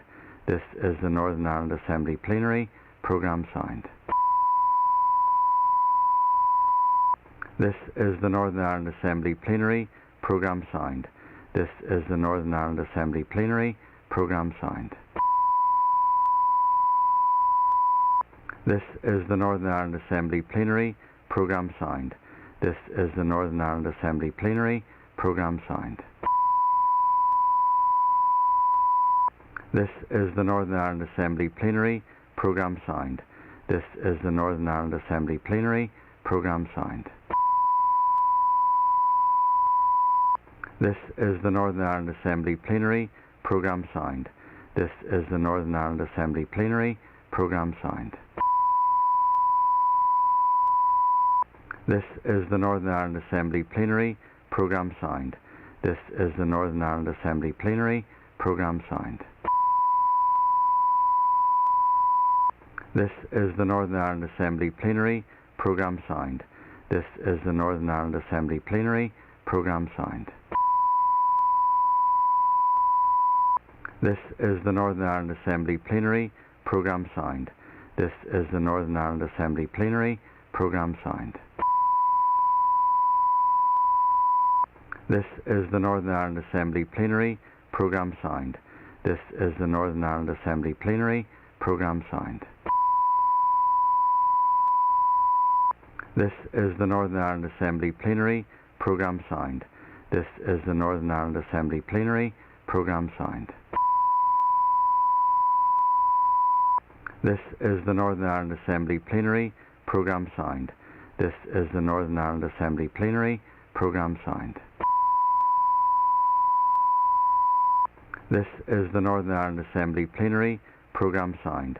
This is the Northern Ireland Assembly Plenary Programme Signed. This is the Northern Ireland Assembly Plenary Programme Signed. This is the Northern Ireland Assembly Plenary Programme Signed. This is the Northern Ireland Assembly Plenary Programme Signed. This is the Northern Ireland Assembly Plenary Programme Signed.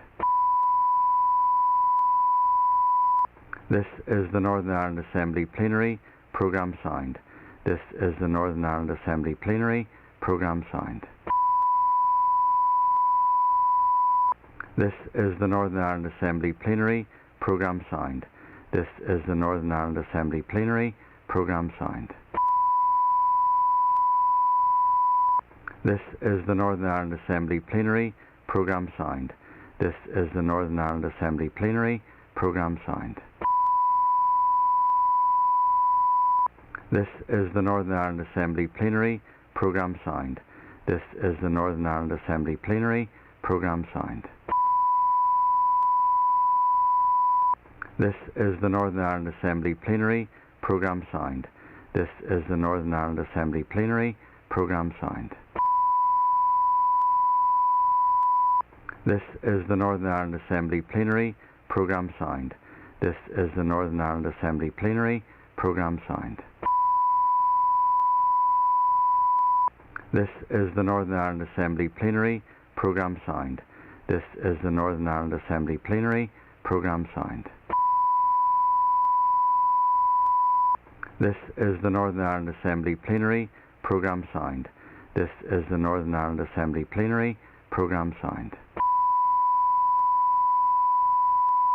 This is the Northern Ireland Assembly Plenary Programme Signed. This is the Northern Ireland Assembly Plenary Programme Signed. This is the Northern Ireland Assembly Plenary Programme Signed. This is the Northern Ireland Assembly Plenary Programme Signed. This is the Northern Ireland Assembly Plenary Programme Signed. This is the Northern Ireland Assembly Plenary Programme Signed. This is the Northern Ireland Assembly Plenary Programme Signed. This is the Northern Ireland Assembly Plenary Programme Signed. This is the Northern Ireland Assembly Plenary Programme Signed. This is the Northern Ireland Assembly Plenary Programme Signed. This is the Northern Ireland Assembly Plenary Programme Signed. This is the Northern Ireland Assembly Plenary Programme signed. This is the Northern Ireland Assembly Plenary Programme signed. This is the Northern Ireland Assembly Plenary Programme signed. This is the Northern Ireland Assembly Plenary Programme signed. This is the Northern Ireland Assembly Plenary Programme signed. This is the Northern Ireland Assembly Plenary Programme signed. This is the Northern Ireland Assembly Plenary Programme signed. This is the Northern Ireland Assembly Plenary Programme signed. This is the Northern Ireland Assembly Plenary Programme signed. This is the Northern Ireland Assembly Plenary Programme signed. This is the Northern Ireland Assembly Plenary Programme signed. This is the Northern Ireland Assembly Plenary Programme signed. This is the Northern Ireland Assembly Plenary Programme signed. This is the Northern Ireland Assembly Plenary Programme signed. This is the Northern Ireland Assembly Plenary Programme signed. This is the Northern Ireland Assembly Plenary Programme signed. This is the Northern Ireland Assembly Plenary Programme signed. This is the Northern Ireland Assembly Plenary Programme signed.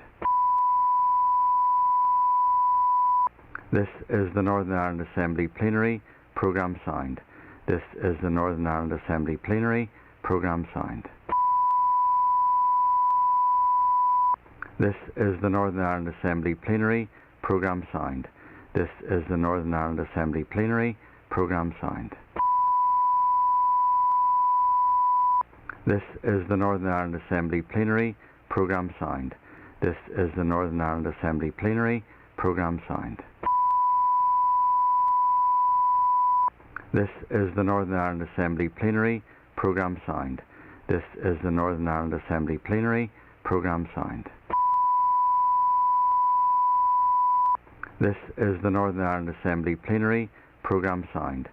This is the Northern Ireland Assembly Plenary Programme signed.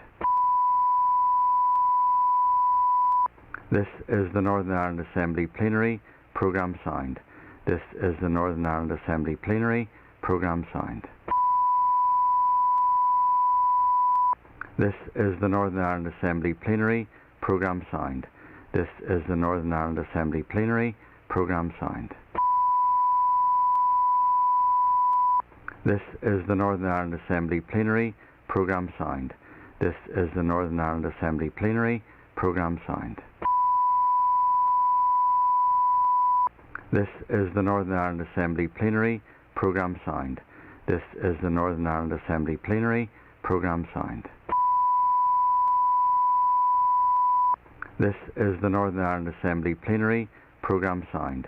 This is the Northern Ireland Assembly Plenary Programme signed. This is the Northern Ireland Assembly Plenary Programme signed. This is the Northern Ireland Assembly Plenary Programme signed. This is the Northern Ireland Assembly Plenary Programme signed. This is the Northern Ireland Assembly Plenary Programme signed. This is the Northern Ireland Assembly Plenary Programme signed.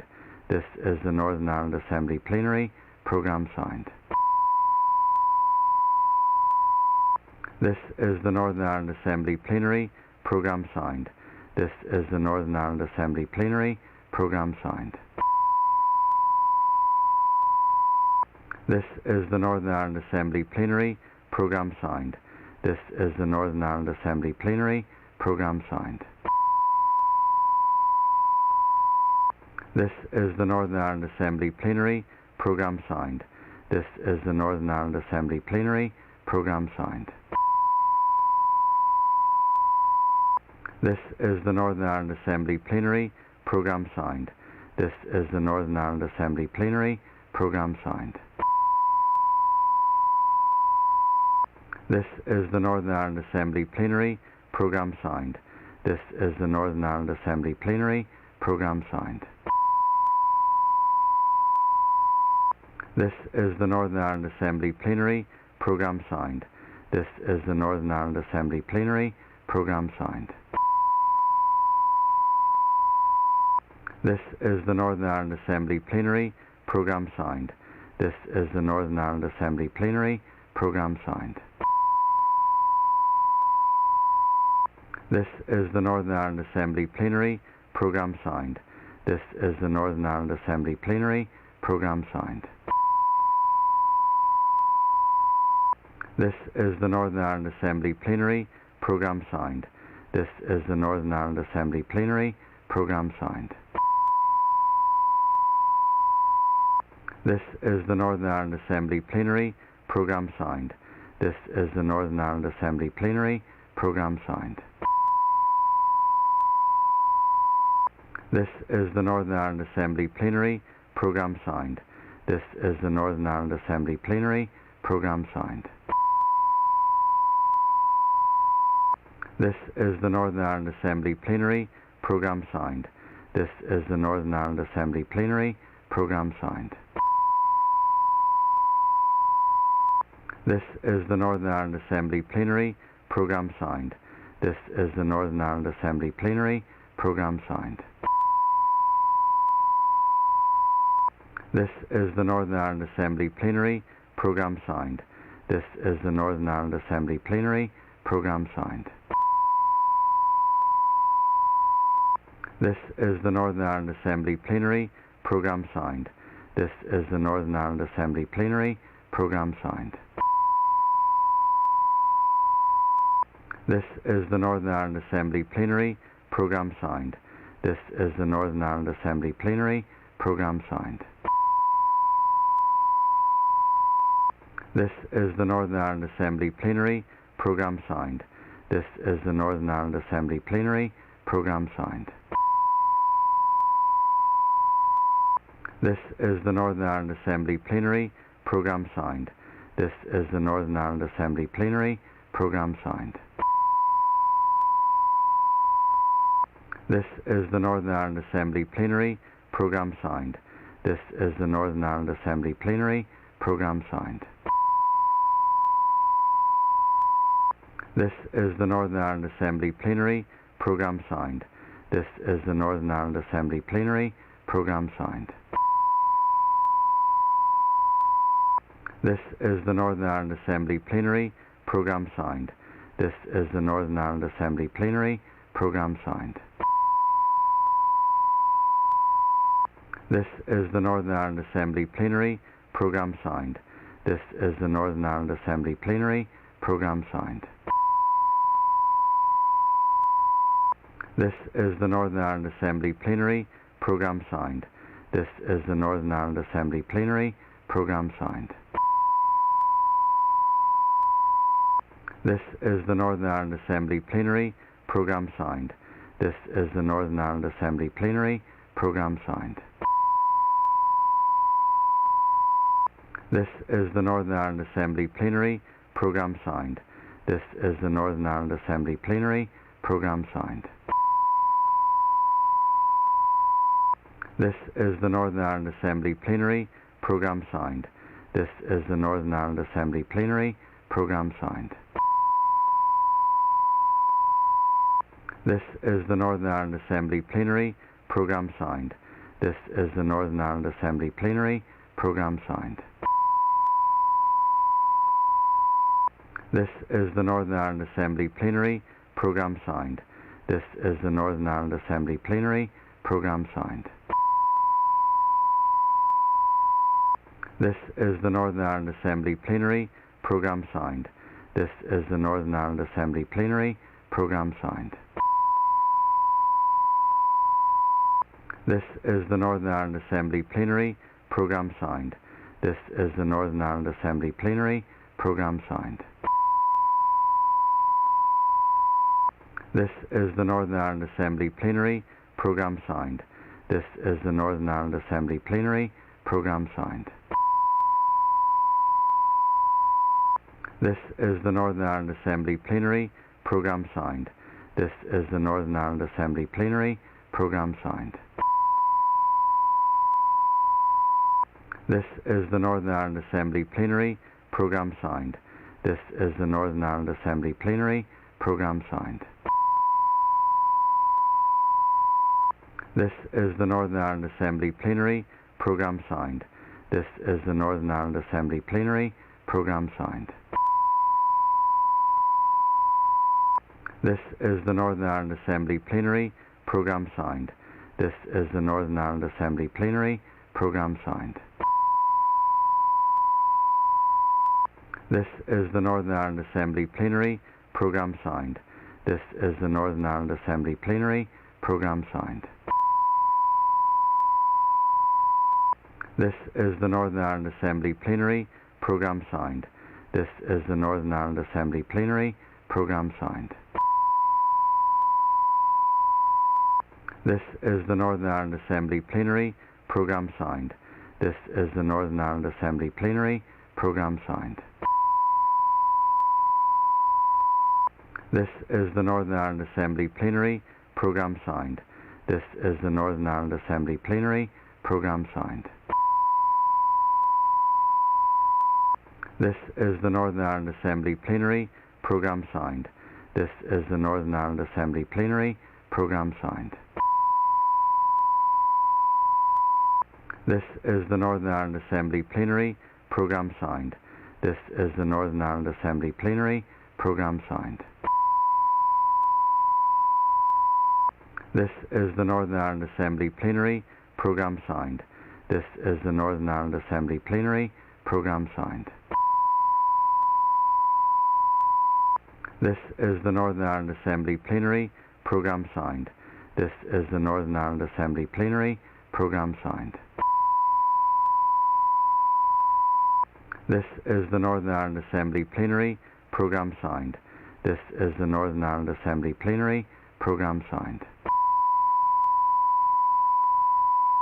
This is the Northern Ireland Assembly Plenary Programme signed. This is the Northern Ireland Assembly Plenary Programme signed. This is the Northern Ireland Assembly Plenary Programme signed. This is the Northern Ireland Assembly Plenary Programme signed. This is the Northern Ireland Assembly Plenary Programme signed. This is the Northern Ireland Assembly Plenary Programme signed. This is the Northern Ireland Assembly Plenary Programme signed. This is the Northern Ireland Assembly Plenary Programme signed. This is the Northern Ireland Assembly Plenary Programme signed. This is the Northern Ireland Assembly Plenary Programme signed.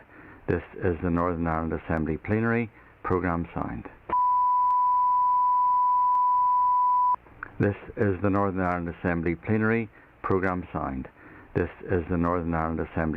Programme signed. This is the Northern Ireland Assembly Plenary Programme signed. This is the Northern Ireland Assembly Plenary Programme signed. This is the Northern Ireland Assembly Plenary Programme signed. This is the Northern Ireland Assembly Plenary Programme signed. This is the Northern Ireland Assembly Plenary Programme signed.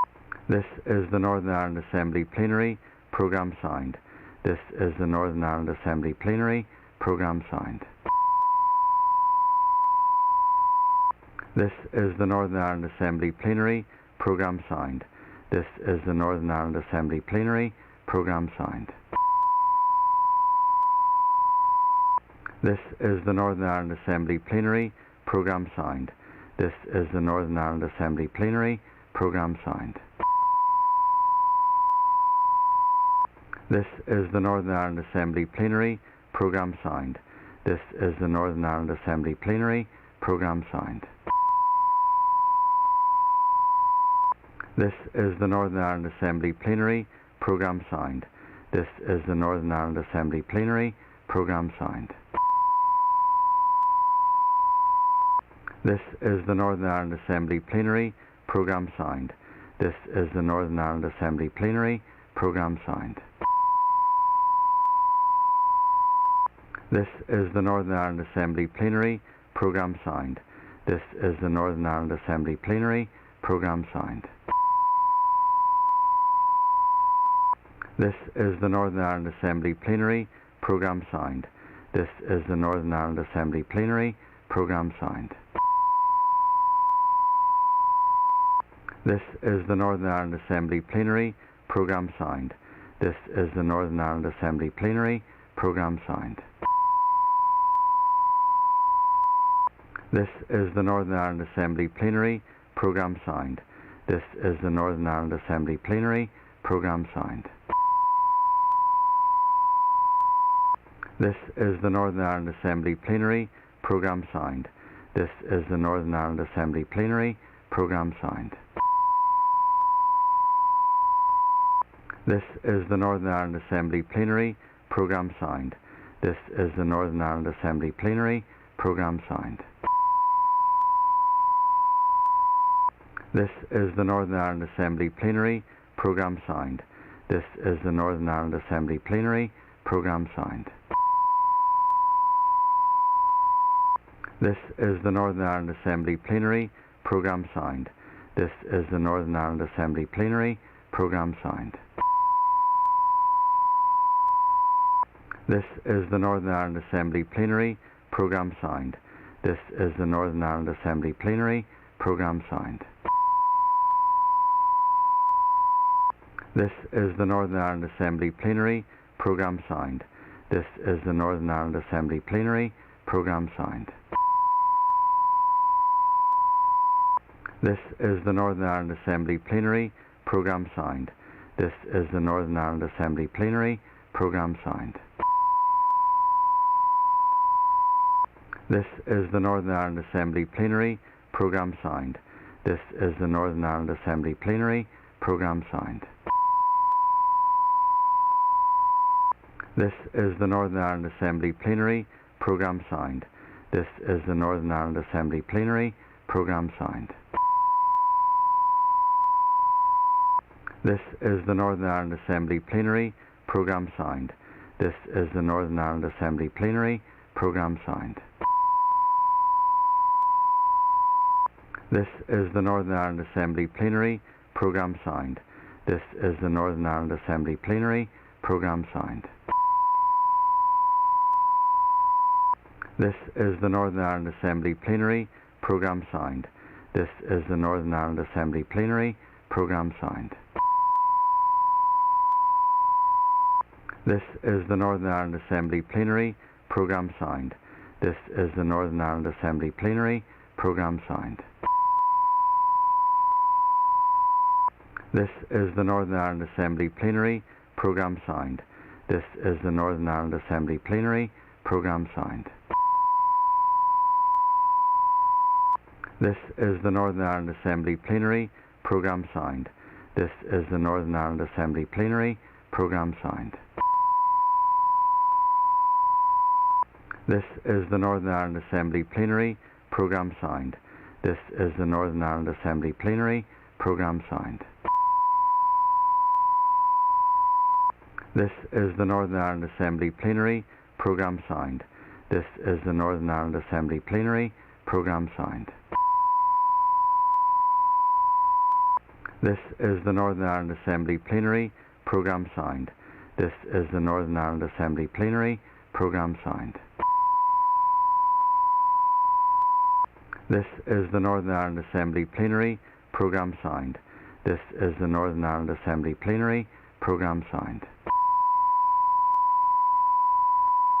This is the Northern Ireland Assembly Plenary Programme signed. This is the Northern Ireland Assembly Plenary Programme signed. This is the Northern Ireland Assembly Plenary Programme signed. This is the Northern Ireland Assembly Plenary Programme signed. This is the Northern Ireland Assembly Plenary Programme signed. This is the Northern Ireland Assembly Plenary Programme signed. This is the Northern Ireland Assembly Plenary Programme signed. This is the Northern Ireland Assembly Plenary Programme signed. This is the Northern Ireland Assembly Plenary Programme signed. This is the Northern Ireland Assembly Plenary Programme signed. This is the Northern Ireland Assembly Plenary Programme signed. This is the Northern Ireland Assembly Plenary Programme signed. This is the Northern Ireland Assembly Plenary Programme signed. This is the Northern Ireland Assembly Plenary Programme signed. This is the Northern Ireland Assembly Plenary Programme signed. This is the Northern Ireland Assembly Plenary Programme signed. This is the Northern Ireland Assembly Plenary Programme signed. This is the Northern Ireland Assembly Plenary Programme signed. This is the Northern Ireland Assembly Plenary Programme signed. This is the Northern Ireland Assembly Plenary Programme signed. This is the Northern Ireland Assembly Plenary Programme signed. This is the Northern Ireland Assembly Plenary Programme signed. This is the Northern Ireland Assembly Plenary Programme signed. This is the Northern Ireland Assembly Plenary Programme signed. This is the Northern Ireland Assembly Plenary Programme signed. This is the Northern Ireland Assembly Plenary Programme signed. This is the Northern Ireland Assembly Plenary Programme signed. This is the Northern Ireland Assembly Plenary Programme signed.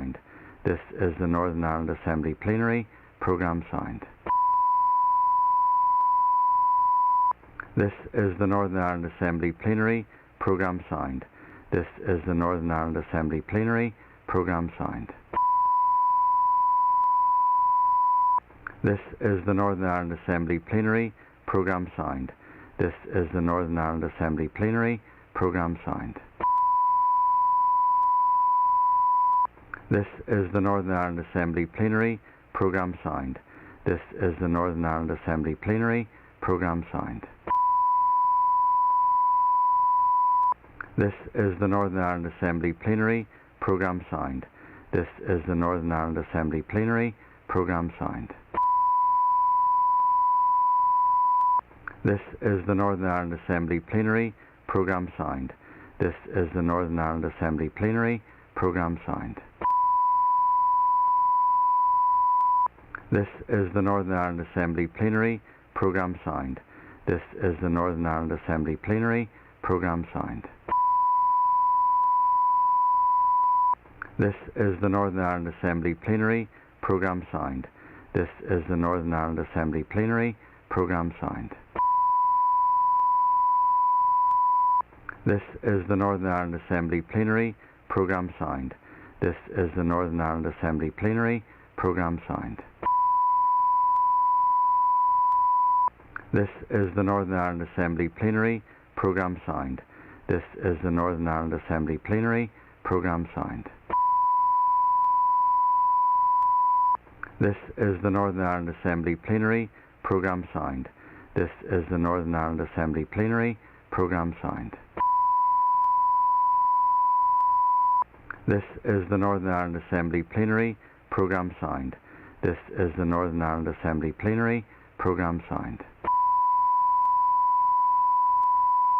This is the Northern Ireland Assembly Plenary Programme signed. This is the Northern Ireland Assembly Plenary Programme signed. This is the Northern Ireland Assembly Plenary Programme signed. This is the Northern Ireland Assembly Plenary Programme signed. This is the Northern Ireland Assembly Plenary Programme signed. This is the Northern Ireland Assembly Plenary Programme signed. This is the Northern Ireland Assembly Plenary Programme signed. This is the Northern Ireland Assembly Plenary Programme signed. This is the Northern Ireland Assembly Plenary Programme signed. This is the Northern Ireland Assembly Plenary Programme signed. This is the Northern Ireland Assembly Plenary Programme signed. This is the Northern Ireland Assembly Plenary Programme signed. This is the Northern Ireland Assembly Plenary Programme signed. This is the Northern Ireland Assembly Plenary Programme signed. This is the Northern Ireland Assembly Plenary Programme signed. This is the Northern Ireland Assembly Plenary Programme signed. This is the Northern Ireland Assembly Plenary Programme signed. This is the Northern Ireland Assembly Plenary Programme signed. This is the Northern Ireland Assembly Plenary Programme signed. This is the Northern Ireland Assembly Plenary Programme signed. This is the Northern Ireland Assembly Plenary Programme signed. This is the Northern Ireland Assembly Plenary Programme signed. This is the Northern Ireland Assembly Plenary Programme signed. This is the Northern Ireland Assembly Plenary Programme signed. This is the Northern Ireland Assembly Plenary Programme signed. This is the Northern Ireland Assembly Plenary Programme signed. This is the Northern Ireland Assembly Plenary Programme signed. This is the Northern Ireland Assembly Plenary Programme signed. This is the Northern Ireland Assembly Plenary Programme signed. This is the Northern Ireland Assembly Plenary Programme signed.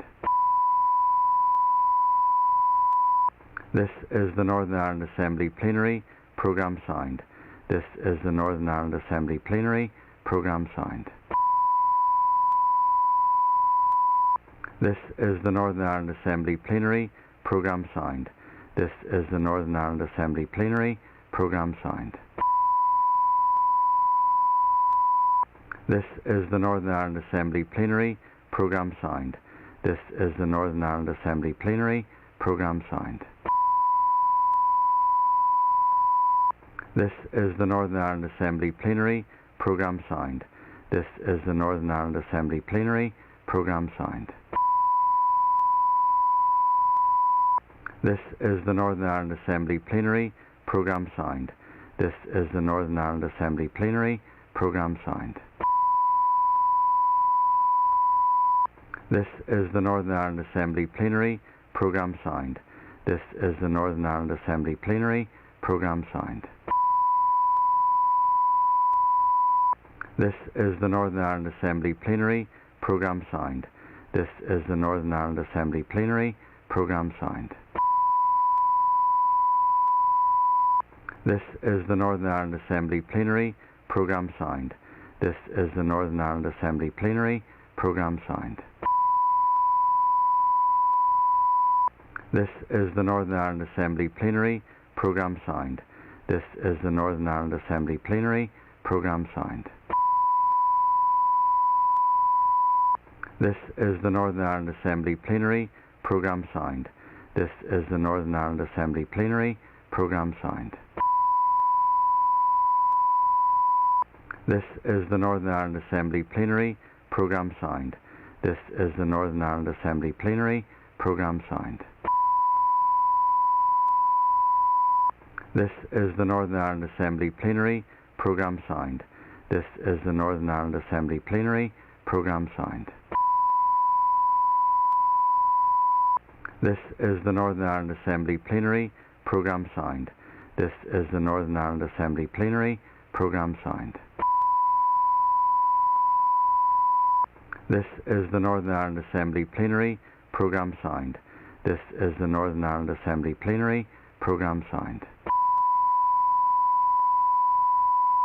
This is the Northern Ireland Assembly Plenary Programme signed. This is the Northern Ireland Assembly Plenary Programme signed. This is the Northern Ireland Assembly Plenary Programme signed. This is the Northern Ireland Assembly Plenary Programme signed. This is the Northern Ireland Assembly Plenary Programme signed. This is the Northern Ireland Assembly Plenary Programme signed. This is the Northern Ireland Assembly Plenary Programme signed. This is the Northern Ireland Assembly Plenary Programme signed. This is the Northern Ireland Assembly Plenary Programme signed. This is the Northern Ireland Assembly Plenary Programme signed. This is the Northern Ireland Assembly Plenary Programme signed. This is the Northern Ireland Assembly Plenary Programme signed. This is the Northern Ireland Assembly Plenary Programme signed. This is the Northern Ireland Assembly Plenary Programme signed. This is the Northern Ireland Assembly Plenary Programme signed. This is the Northern Ireland Assembly Plenary Programme signed. This is the Northern Ireland Assembly Plenary Programme signed. This is the Northern Ireland Assembly Plenary Programme signed. This is the Northern Ireland Assembly Plenary Programme signed. This is the Northern Ireland Assembly Plenary Programme signed. This is the Northern Ireland Assembly Plenary Programme signed. This is the Northern Ireland Assembly Plenary Programme signed. This is the Northern Ireland Assembly Plenary Programme signed. This is the Northern Ireland Assembly Plenary Programme signed. This is the Northern Ireland Assembly Plenary Programme signed. This is the Northern Ireland Assembly Plenary Programme signed. This is the Northern Ireland Assembly Plenary Programme signed. This is the Northern Ireland Assembly Plenary Programme signed. This is the Northern Ireland Assembly Plenary Programme signed. This is the Northern Ireland Assembly Plenary Programme signed. This is the Northern Ireland Assembly Plenary Programme signed. This is the Northern Ireland Assembly Plenary Programme signed. This is the Northern Ireland Assembly Plenary Programme signed. This is the Northern Ireland Assembly Plenary Programme signed. This is the Northern Ireland Assembly Plenary Programme signed. This is the Northern Ireland Assembly Plenary Programme signed. This is the Northern Ireland Assembly Plenary Programme signed. This is the Northern Ireland Assembly Plenary Programme signed. This is the Northern Ireland Assembly Plenary Programme signed. This is the Northern Ireland Assembly Plenary Programme signed. This is the Northern Ireland Assembly Plenary Programme signed. This is the Northern Ireland Assembly Plenary Programme signed. This is the Northern Ireland Assembly Plenary Programme signed. This is the Northern Ireland Assembly Plenary Programme signed. This is the Northern Ireland Assembly Plenary Programme signed. This is the Northern Ireland Assembly Plenary Programme signed. This is the Northern Ireland Assembly Plenary Programme signed. This is the Northern Ireland Assembly Plenary Programme signed. This is the Northern Ireland Assembly Plenary Programme signed. This is the Northern Ireland Assembly Plenary Programme signed. This is the Northern Ireland Assembly Plenary Programme signed. This is the Northern Ireland Assembly Plenary Programme signed. This is the Northern Ireland Assembly Plenary Programme signed. This is the Northern Ireland Assembly Plenary Programme signed. This is the Northern Ireland Assembly Plenary Programme signed. This is the Northern Ireland Assembly Plenary Programme signed. This is the Northern Ireland Assembly Plenary Programme signed. This is the Northern Ireland Assembly Plenary Programme signed. This is the Northern Ireland Assembly Plenary Programme signed. This is the Northern Ireland Assembly Plenary Programme signed. This is the Northern Ireland Assembly Plenary Programme signed. This is the Northern Ireland Assembly Plenary Programme signed. This is the Northern Ireland Assembly Plenary Programme signed.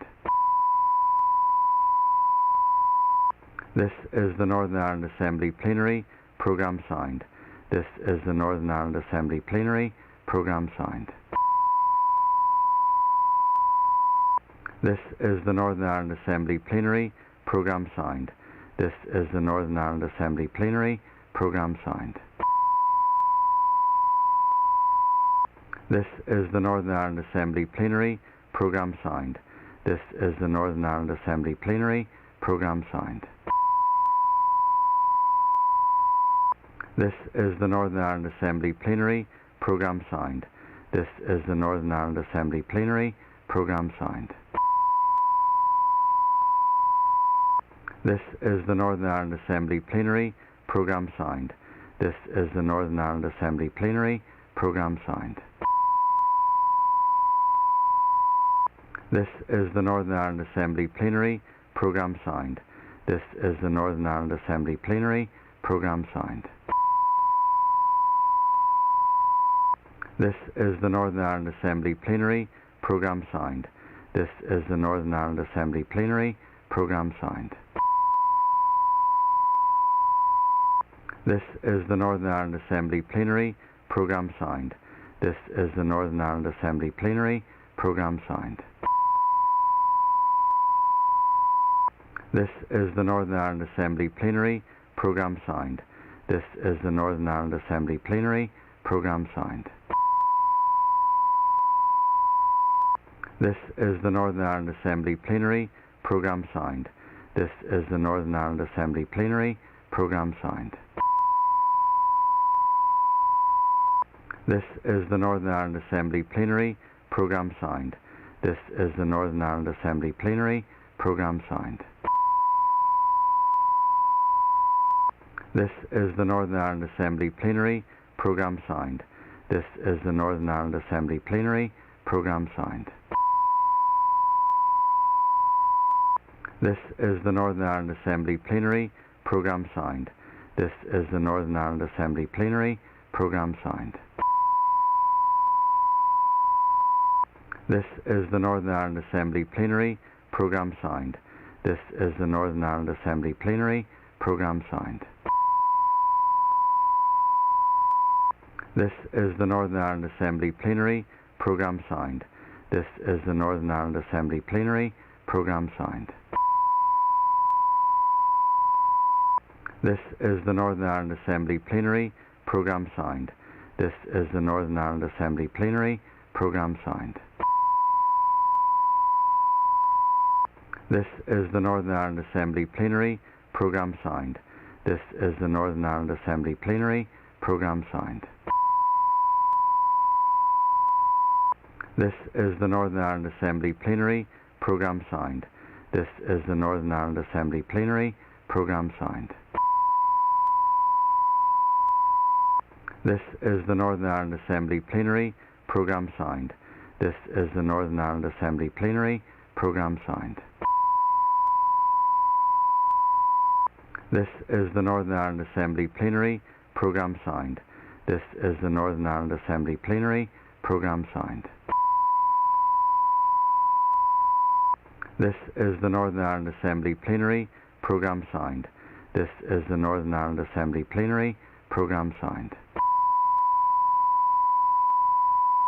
This is the Northern Ireland Assembly Plenary Programme signed. This is the Northern Ireland Assembly Plenary Programme signed. This is the Northern Ireland Assembly Plenary Programme signed.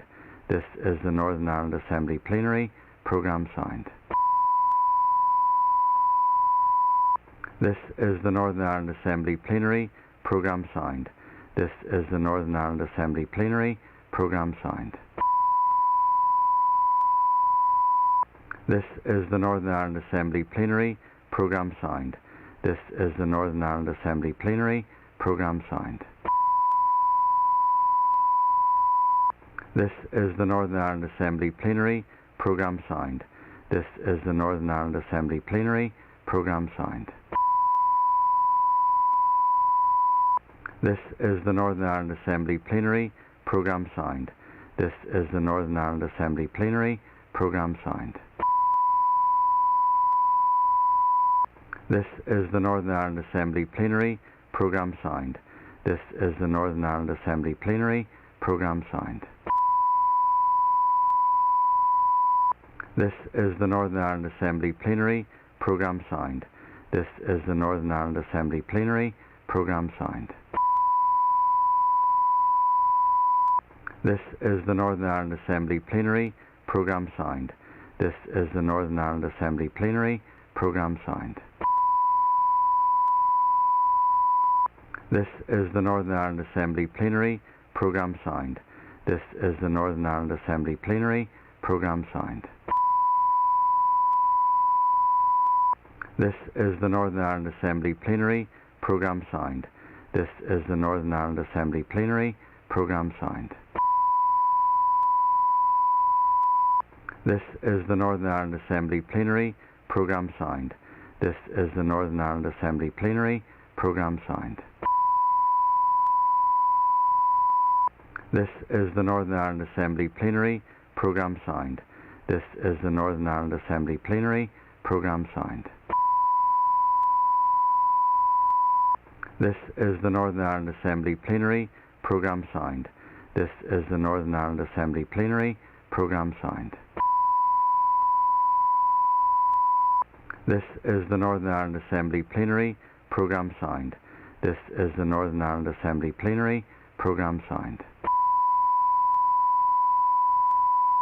This is the Northern Ireland Assembly Plenary Programme signed. This is the Northern Ireland Assembly Plenary Programme signed.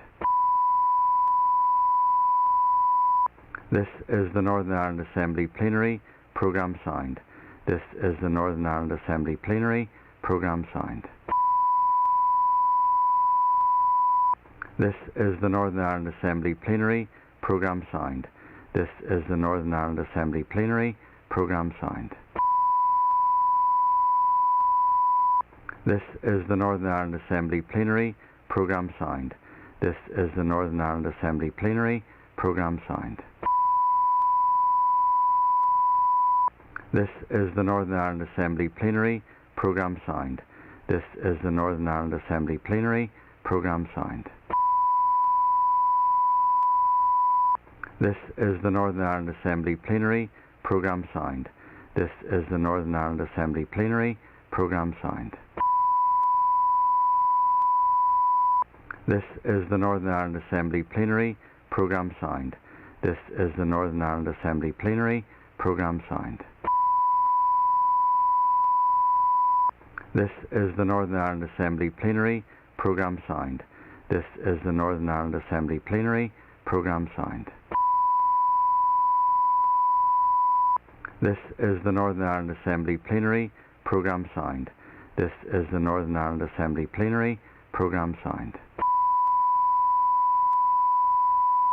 This is the Northern Ireland Assembly Plenary Programme signed. This is the Northern Ireland Assembly Plenary Programme signed. This is the Northern Ireland Assembly Plenary Programme signed.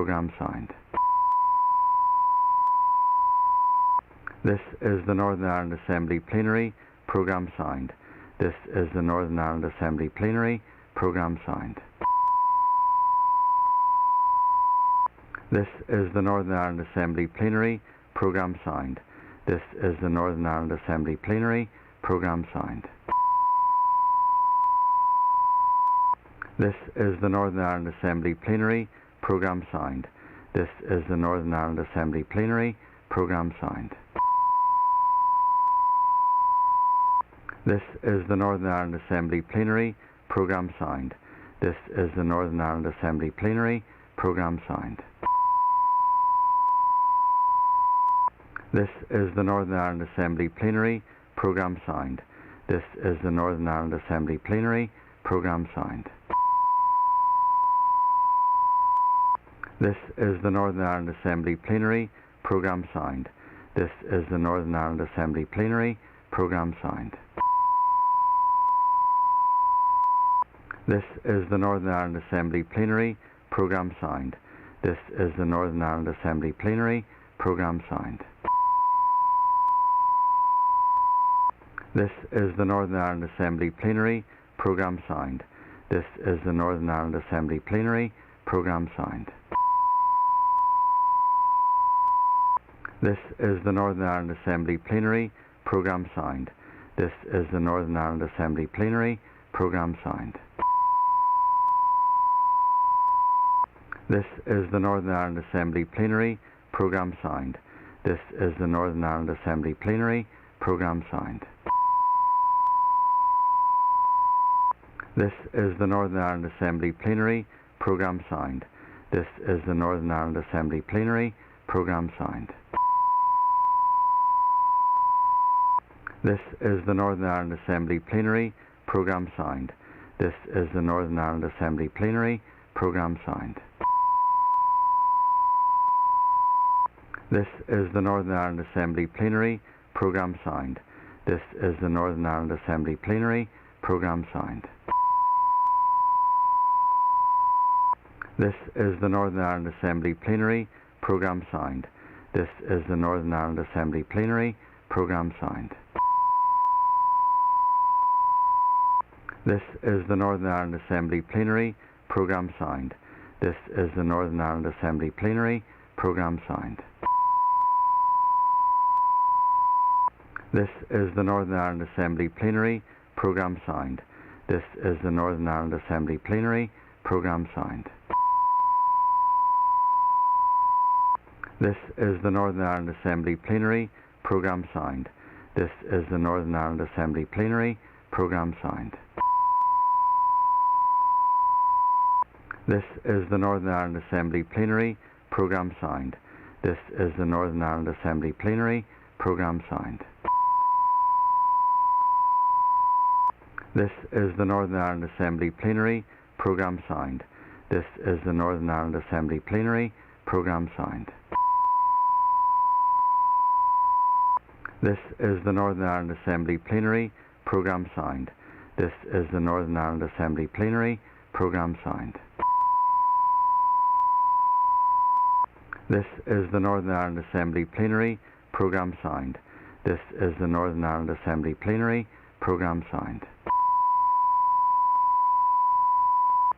This is the Northern Ireland Assembly Plenary Programme signed. This is the Northern Ireland Assembly Plenary Programme signed.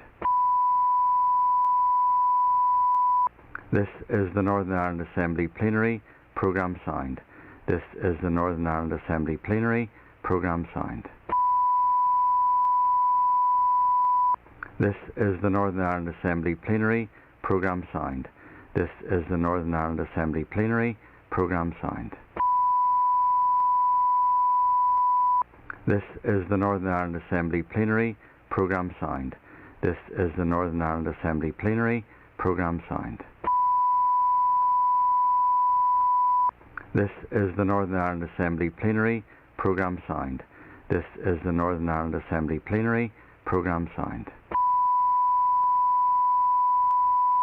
This is the Northern Ireland Assembly Plenary Programme signed. This is the Northern Ireland Assembly Plenary Programme signed. This is the Northern Ireland Assembly Plenary Programme signed. This is the Northern Ireland Assembly Plenary Programme signed. This is the Northern Ireland Assembly Plenary Programme signed. This is the Northern Ireland Assembly Plenary Programme signed. This is the Northern Ireland Assembly Plenary Programme signed. This is the Northern Ireland Assembly Plenary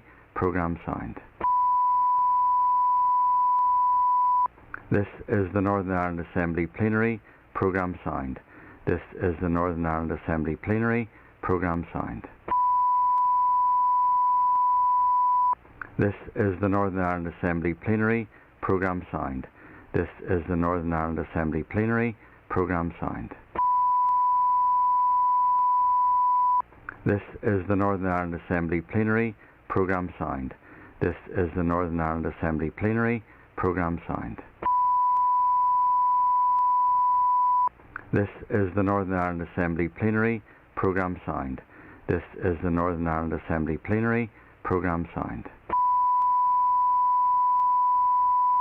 This is the Northern Ireland Assembly Plenary Programme signed. This is the Northern Ireland Assembly Plenary Programme signed.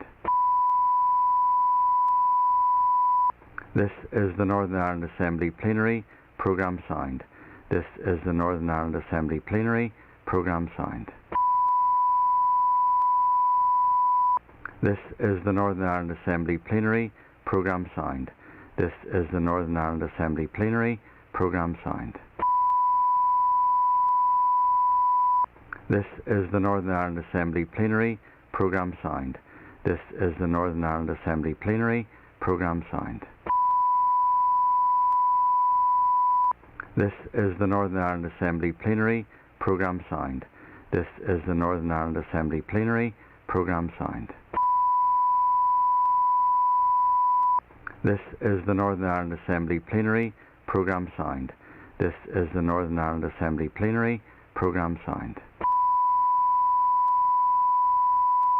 This is the Northern Ireland Assembly Plenary Programme Signed. This is the Northern Ireland Assembly Plenary Programme Signed. This is the Northern Ireland Assembly Plenary Programme Signed. This is the Northern Ireland Assembly Plenary Programme Signed. This is the Northern Ireland Assembly Plenary Programme Signed. This is the Northern Ireland Assembly Plenary Programme Signed. This is the Northern Ireland Assembly Plenary Programme Signed. This is the Northern Ireland Assembly Plenary Programme Signed. This is the Northern Ireland Assembly Plenary Programme Signed. This is the Northern Ireland Assembly Plenary Programme Signed. This is the Northern Ireland Assembly Plenary Programme Signed. This is the Northern Ireland Assembly Plenary Programme Signed. This is the Northern Ireland Assembly Plenary Programme Signed. This is the Northern Ireland Assembly Plenary Programme Signed. This is the Northern Ireland Assembly Plenary Programme Signed. This is the Northern Ireland Assembly Plenary Programme Signed. This is the Northern Ireland Assembly Plenary Programme Signed. This is the Northern Ireland Assembly Plenary Programme Signed. This is the Northern Ireland Assembly Plenary Programme Signed. This is the Northern Ireland Assembly Plenary Programme Signed. This is the Northern Ireland Assembly Plenary Programme Signed. This is the Northern Ireland Assembly Plenary Programme Signed. This is the Northern Ireland Assembly Plenary Programme Signed. This is the Northern Ireland Assembly Plenary Programme Signed. This is the Northern Ireland Assembly Plenary Programme Signed. This is the Northern Ireland Assembly Plenary Programme Signed.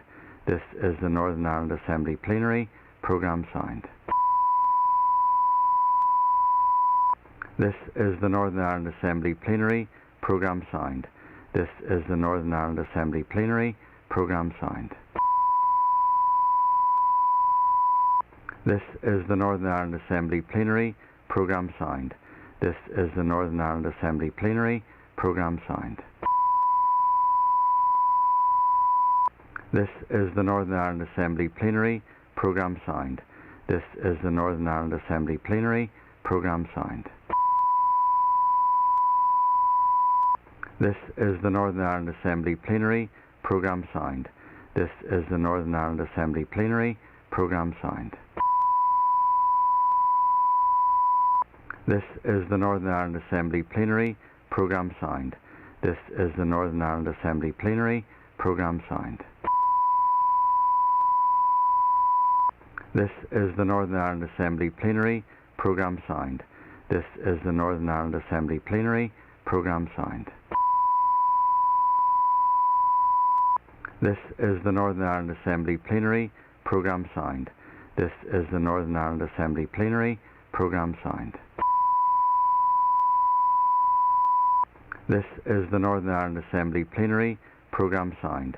This is the Northern Ireland Assembly Plenary Programme Signed. This is the Northern Ireland Assembly Plenary Programme Signed. This is the Northern Ireland Assembly Plenary Programme Signed.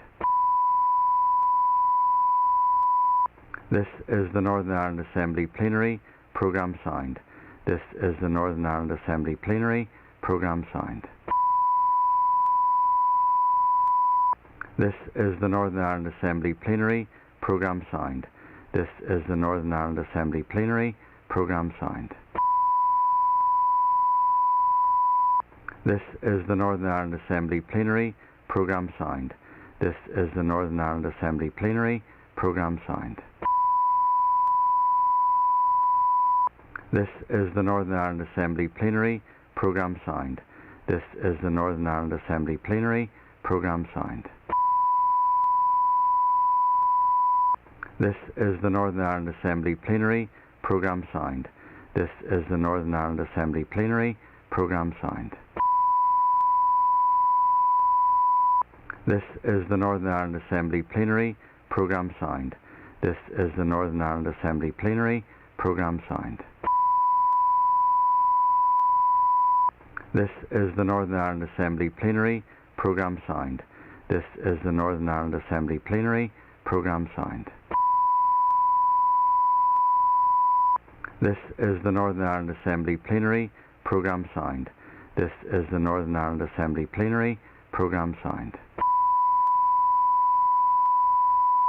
This is the Northern Ireland Assembly Plenary Programme Sound. This is the Northern Ireland Assembly Plenary Programme Sound. This is the Northern Ireland Assembly Plenary Programme Sound. This is the Northern Ireland Assembly Plenary Programme Sound. This is the Northern Ireland Assembly Plenary Programme Sound. This is the Northern Ireland Assembly Plenary Programme Sound. This is the Northern Ireland Assembly Plenary Programme Sound.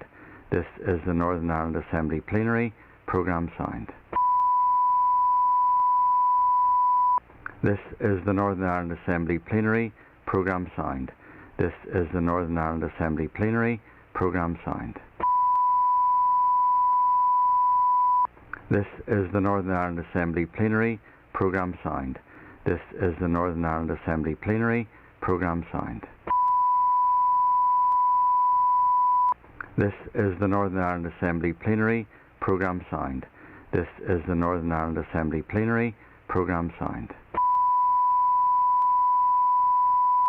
This is the Northern Ireland Assembly Plenary Programme Sound. This is the Northern Ireland Assembly Plenary Programme Sound. This is the Northern Ireland Assembly Plenary Programme Sound. This is the Northern Ireland Assembly Plenary Programme Sound. This is the Northern Ireland Assembly Plenary Programme Sound. This is the Northern Ireland Assembly Plenary Programme Sound. This is the Northern Ireland Assembly Plenary Programme Sound. This is the Northern Ireland Assembly Plenary Programme Sound. This is the Northern Ireland Assembly Plenary Programme Sound. This is the Northern Ireland Assembly Plenary Programme Sound. This is the Northern Ireland Assembly Plenary Programme Sound. This is the Northern Ireland Assembly Plenary Programme Sound. This is the Northern Ireland Assembly Plenary Programme Sound. This is the Northern Ireland Assembly Plenary Programme Sound. This is the Northern Ireland Assembly Plenary Programme Sound. This is the Northern Ireland Assembly Plenary Programme Sound. This is the Northern Ireland Assembly Plenary Programme Sound. This is the Northern Ireland Assembly Plenary Programme Sound. This is the Northern Ireland Assembly Plenary Programme Sound. This is the Northern Ireland Assembly.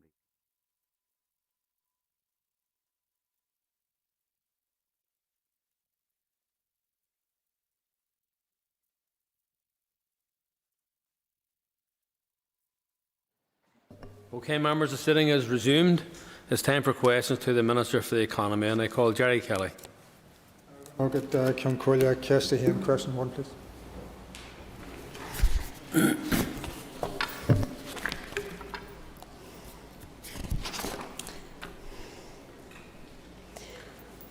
Can I thank the member for his question and indicate that direct negotiations with the European Commission as a matter of international relations are the responsibility of our national government, the United Kingdom government.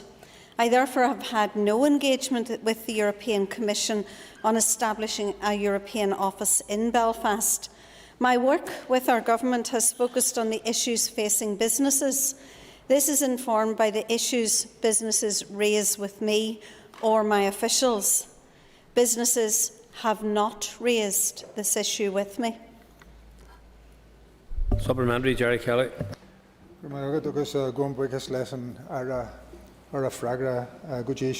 thank the Minister for her answer up to now. Last week our Economy Committee heard from business leaders who told us that the retained access to the EU single market, as the Minister will know, must be supplemented by good relations with the EU going forward. And we have consulates for other major trading partners in Belfast, such as the US and China. So how does the Minister justify her position? And I know she didn't say this in her meeting, but it's known in her answer, to an EU office in Belfast to engage with the enormous European consumer benefits of being a part of the EU, or in conjunction with the EU. So we will, of course, look to trade with the European Union. We will look to have good relations with the European Union. It is regrettable that our national government have imposed the protocol, which imposes a huge raft of European laws and regulations in Northern Ireland that are costly to businesses, costly to consumers, and costly to our economy. And of course, the Northern Ireland Executive retains the Northern Ireland Office, our Bureau in Brussels, which will be responsible for those relations in the future. I call Gary Middleton. Mr. Speaker, and can I thank the Minister for her answers? Clearly, Minister, it is for the national government to lead in discussions with the European Union. But does the Minister agree with me that it is important that the UK government stands up for the interests of Northern Ireland and ensures that it clearly puts across the position that we no longer will accept the protocol? Can I thank the member for his question? It is, of course, absolutely imperative that our government continues to stand up for Northern Ireland, and not just with intermittent grace periods, but by providing a permanent and complete solution to the issues of the protocol, one that respects Northern Ireland's place in the United Kingdom's internal market and respects Northern Ireland's constitutional position within the United Kingdom. I call Sinead McLaughlin. Thank you, Mr. Speaker. Minister, can I ask you, what alternative have you got for an Irish Sea border? It is nothing short of Brexit constipation to keep talking about technological solutions, alternative arrangements and, God forbid, the Maltese arrangements. What alternative are you offering to the people in this Assembly and to the rest of Northern Ireland to the current sea border? Can I again thank the member for her question? No, I'm not going to go down the metaphor route at all on this one, but can I thank the member for her question? The Irish, or the checks across the Irish Sea, are bringing costs to businesses, costs to consumers, lack of consumer choice. I spoke to a business this morning who indicated to me very, very clearly that the cost of the protocol to his business this year would be somewhere in the region of £500,000. That is an enormous cost which will eventually be passed on to consumers, will be passed on to families, and will be reflected in the cost of living for those families. I and my party were very, very clear that we have never wanted the Northern Ireland Protocol, and we do not see that a border between us and checks between us and our largest market is of any value whatsoever to the economy or to businesses in Northern Ireland. And therefore, I would ask again that those parties that support the protocol, that support the rigorous implementation of the protocol, review that support for the protocol so that your party leader won't have to write to me and ask me for special schemes to support businesses who are incurring costs through the protocol. I call Jim Allister. Thank you. Whereas our feudal overlords in Brussels imposing their laws on our economy and our people without consent may think it befitting of our state of vassalage that they should impose themselves through a permanent presence as Governor-Generals in Belfast, will the Minister assure me that she's in the business of expelling, not facilitating, under the protocol? I, of course, have made it perfectly clear in my answer that, of course, negotiations with the European Commission are a matter for our national government. I neither see the need nor feel the want to have a European office in Belfast. I call Rachel Woods. Thank you, Mr. Speaker. Question 2.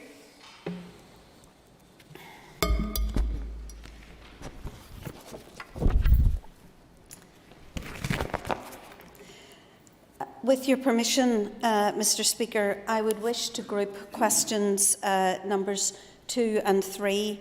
And again, with your permission, I would like to avail of an extra minute to answer this grouping. On the 25th of February, I launched my Economic Recovery Action Plan, which outlines the decisive actions that I plan to take to support our economy as we emerge from the COVID-19 pandemic. Rebuilding a greener economy is at the heart of this plan.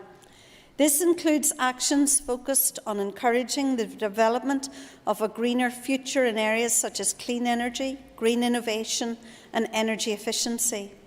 The plan also reaffirms my commitment to the development of the hydrogen and circular economy. Later this month, I will launch an options consultation on my new energy strategy. I expect substantial investment and economic recovery opportunities to arise from the new policies for decarbonising energy in Northern Ireland. Enabling a skilled, low-carbon workforce will be key on delivering this.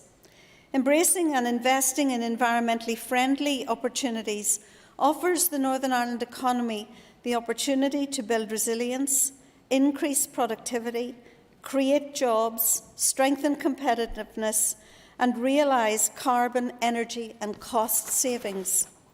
It is crucial that funding is made available at the earliest opportunity for my economic recovery plan so that it can have the maximum impact.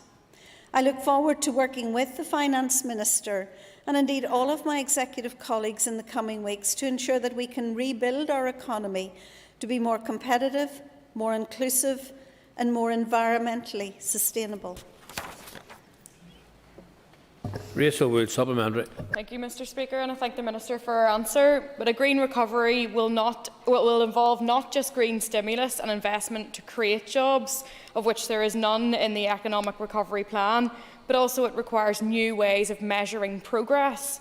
So can I ask the Minister whether or not she will adopt or consider any alternative economic models in her plans for COVID-19 recovery, including alternative ways to measure prosperity and address inequalities in wealth and income? Again, can I thank the member for her question. I, of course, want the Economic Recovery Action Plan not just to create a stable and prosperous Northern Ireland, but to create a more equal Northern Ireland, including a more equally regionally balanced economy. I will look at all of these measures as we continue to work our way through that economic recovery plan. But I say to my colleagues here in the House, it is absolutely important that we get the investment for that economic recovery plan, that we begin the journey of reopening, rebuilding and recovering our economy. That is the way to provide inclusive growth for the future. Stuart Dixon.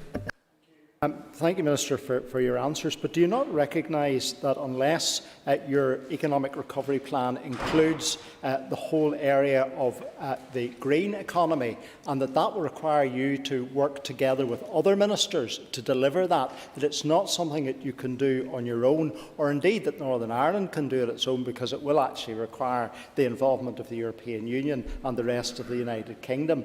So, Minister, the reality is, would you agree with me that your plan, while of benefit, will not stand up unless it includes a wide-ranging and comprehensive green economy intervention?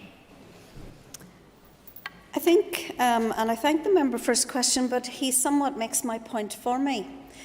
In my economic recovery plan, we have said that we need specific interventions in relation to the green economy, in relation to that sustainable, prosperous future that we see as being really important for Northern Ireland.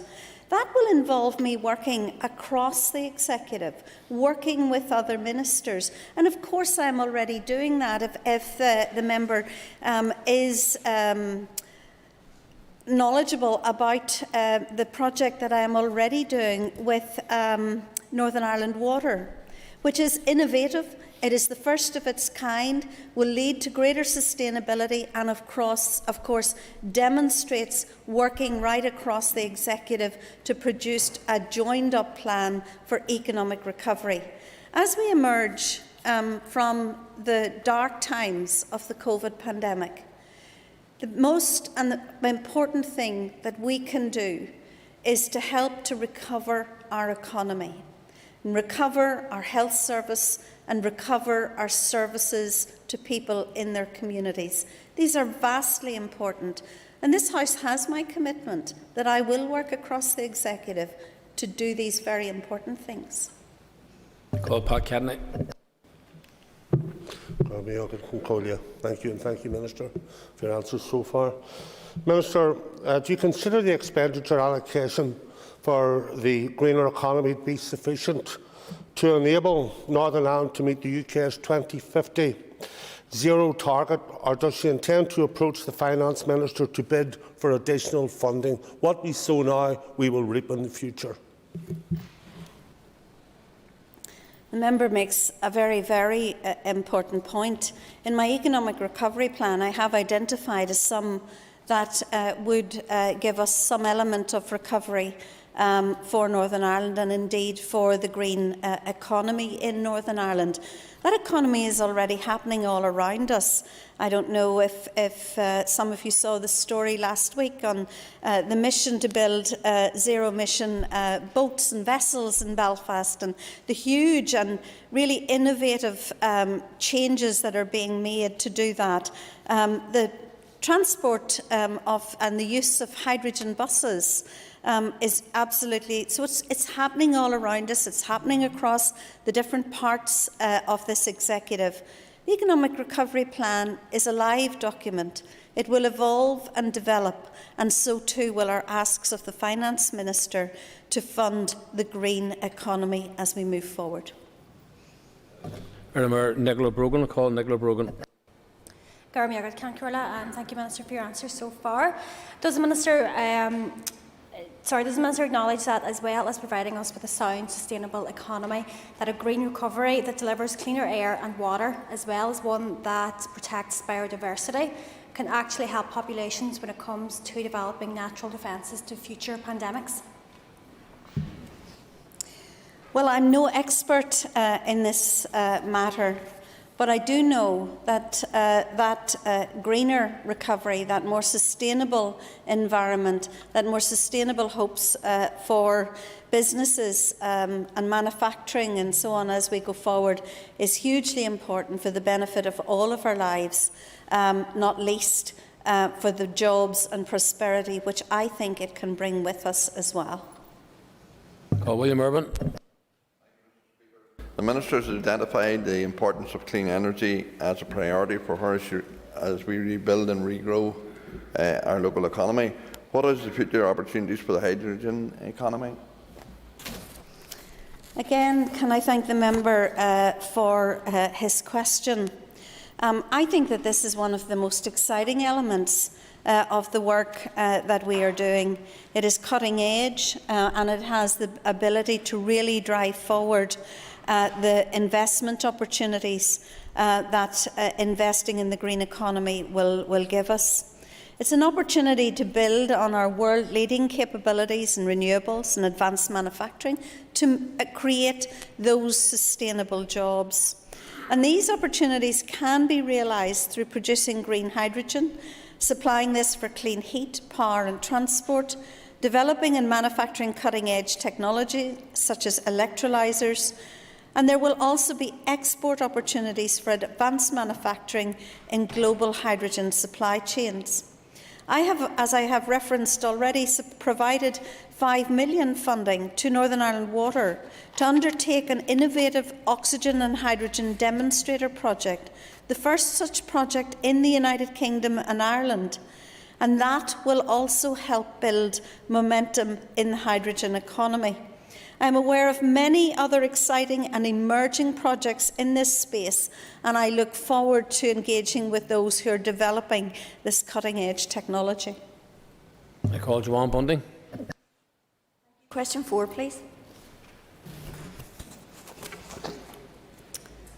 Can I thank the member for her question? My department undertakes ongoing monitoring of the Northern Ireland economy, which includes the impact of COVID-19, leaving the EU and in particular the protocol. In the short term, the impact of all of these are intermingled. It is early days to have a full measure of the economic impact of leaving the EU and the implementation of the protocol. For businesses, initial survey data indicates that a lot of the initial impact has been focused on the friction of movement of goods from GB to Northern Ireland. Some of these issues will be familiar to those who have been meeting with businesses in the last few months. Issues around customs and the additional burden they place on businesses, lack of preparedness from GB suppliers, late communication of guidance on parcels, and a wide range of other businesses or other issues. While these impacts are difficult to quantify, surveys from Enterprise NI and Manufacturing NI have found that a substantial proportion of their members have experienced issues with supply chains from GB. In 2018, Northern Ireland companies purchased goods and services worth €13.4 billion from Great Britain, 63% of all external purchases. Of this, €10.4 billion was in goods and €3 billion in services. This demonstrates the level of dependence on GB for individuals and businesses for their supply chains. At the same time, the DAERA Permanent Secretary indicates that although we have 0.5% of the EU population, we have 20% of the goods and the checks on the checks on those goods. That surely is neither proportionate nor sustainable and is a reflection of the cost to businesses of the protocol. Joanne Bunting, supplementary. Thank you, Mr. Speaker. And I trust that following the Minister's answer, those in this House who laud the protocol and who call for its rigorous implementation will note the extent to which our external purchases are sourced from GB and will reflect on the significant challenges that this protocol presents to local business. Could I ask the Minister if she would turn her attention to consumers and outline the implications of rigorous implementation of this protocol for them if action isn't taken? Again, can I thank the member for her question? There is absolutely no doubt that for consumers, the protocol mainly represents additional cost and less choice. And that is very evident across a range of products in Northern Ireland. But just 2 weeks ago, I think it was now, I met with those who deliver parcels to Northern Ireland. And they were indicating that if our government had not taken unilateral action, then many of the small providers of goods to Northern Ireland would simply not bother because it simply would not be worthwhile. whereas they were also finding that there was additional cost to those who were simply getting normal, everyday items from GB. This is not a sustainable position for consumers or for the economy in Northern Ireland. And again, I reiterate my call for a permanent solution to this that does away with the frictions of the protocol. I call Keith Archibald. And if only the Minister and her party had been as exercised about economic impacts when they were cheerleading a hard Brexit. But does the Minister agree that stunts like that of the DUP-era Minister and solo runs by the British Government are causing even greater uncertainty and instability for businesses? And since it's clear that the protocol is here to stay, efforts should instead focus on working through the structures of the protocol to resolve issues. I'm afraid the member is somewhat confused in the way she looks at this kind of thing. For those who think that unilateral action by our government to protect businesses and consumers in Northern Ireland is nothing more than a solo run is foolish in the extreme. It really is quite unbelievable. And especially when we consider the advice from retail organisations, etc., who have indicated that actually, while they're not that fond of a solo run, they thought that those actions were absolutely necessary to protect businesses and consumers in Northern Ireland. My party did not advocate for the protocol.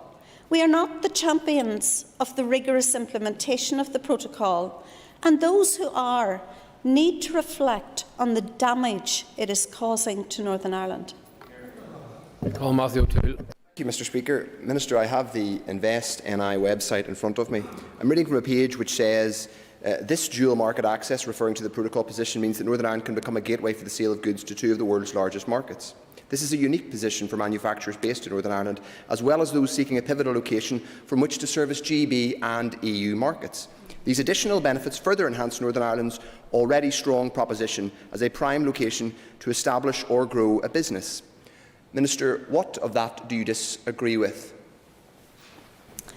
Again, can I thank the member for his question, because he points out what an absolutely brilliant place Northern Ireland is to invest in and to do business in.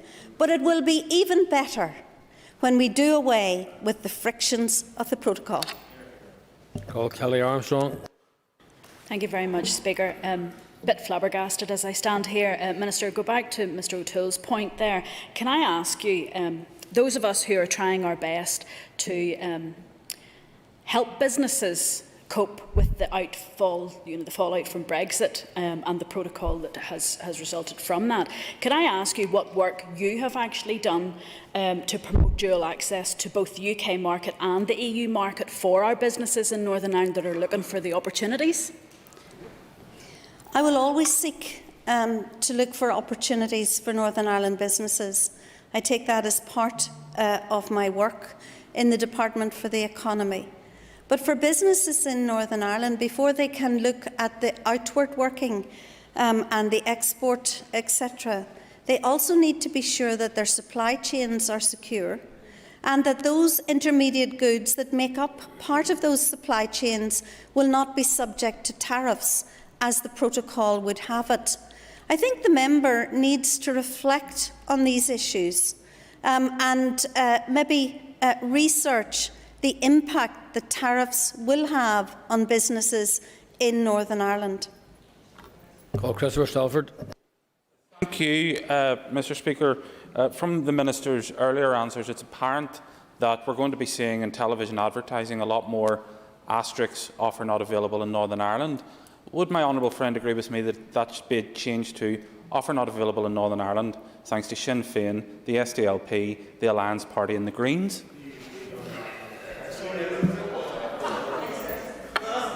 Order, members.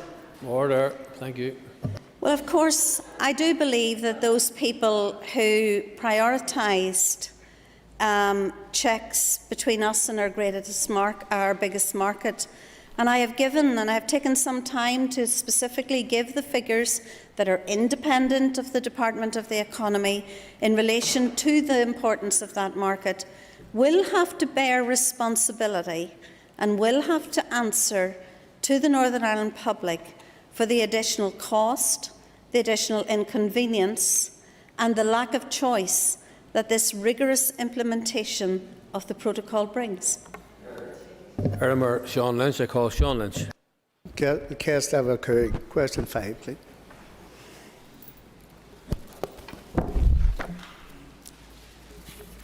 Can I thank the member for his question?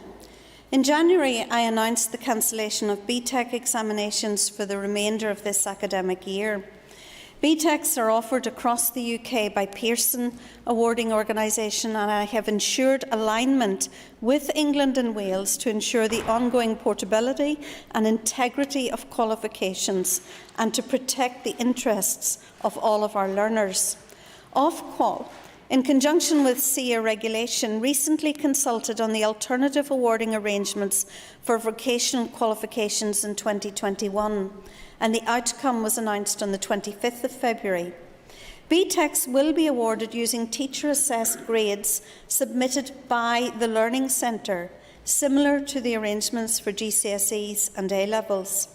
This will require the teacher or lecturer to make an informed judgment on the result using a variety of evidence, such as performance of tasks or assessments that have already been completed. These judgments will be quality assured within the school, college or training provider, and then by the awarding organisation prior to the issue of results. Awarding organisations are now required to provide clear and timely guidance to learning centres on the assessment and awarding approaches to be implemented, timing on when centres need to submit information, the records that they should maintain on the nature of any centre-based quality assurance. I hope that all of that information will be with the centres by the end of March or the early stages in April, because it's essential for progress. Sean Lynch, supplementary. I thank the Minister for her answer. The Minister, as he said, those A-level exams, a decision was made them back in January, yet BTEC students are left waiting for a full clarity over their assessments. So, in light of your statement on Friday, how will you ensure that grades for practical assessments are awarded before the end of the academic year? Well, as I have said in my initial response to your question, those who are doing BTECs as in a written examination will follow a pathway similar to A-levels or GCSEs.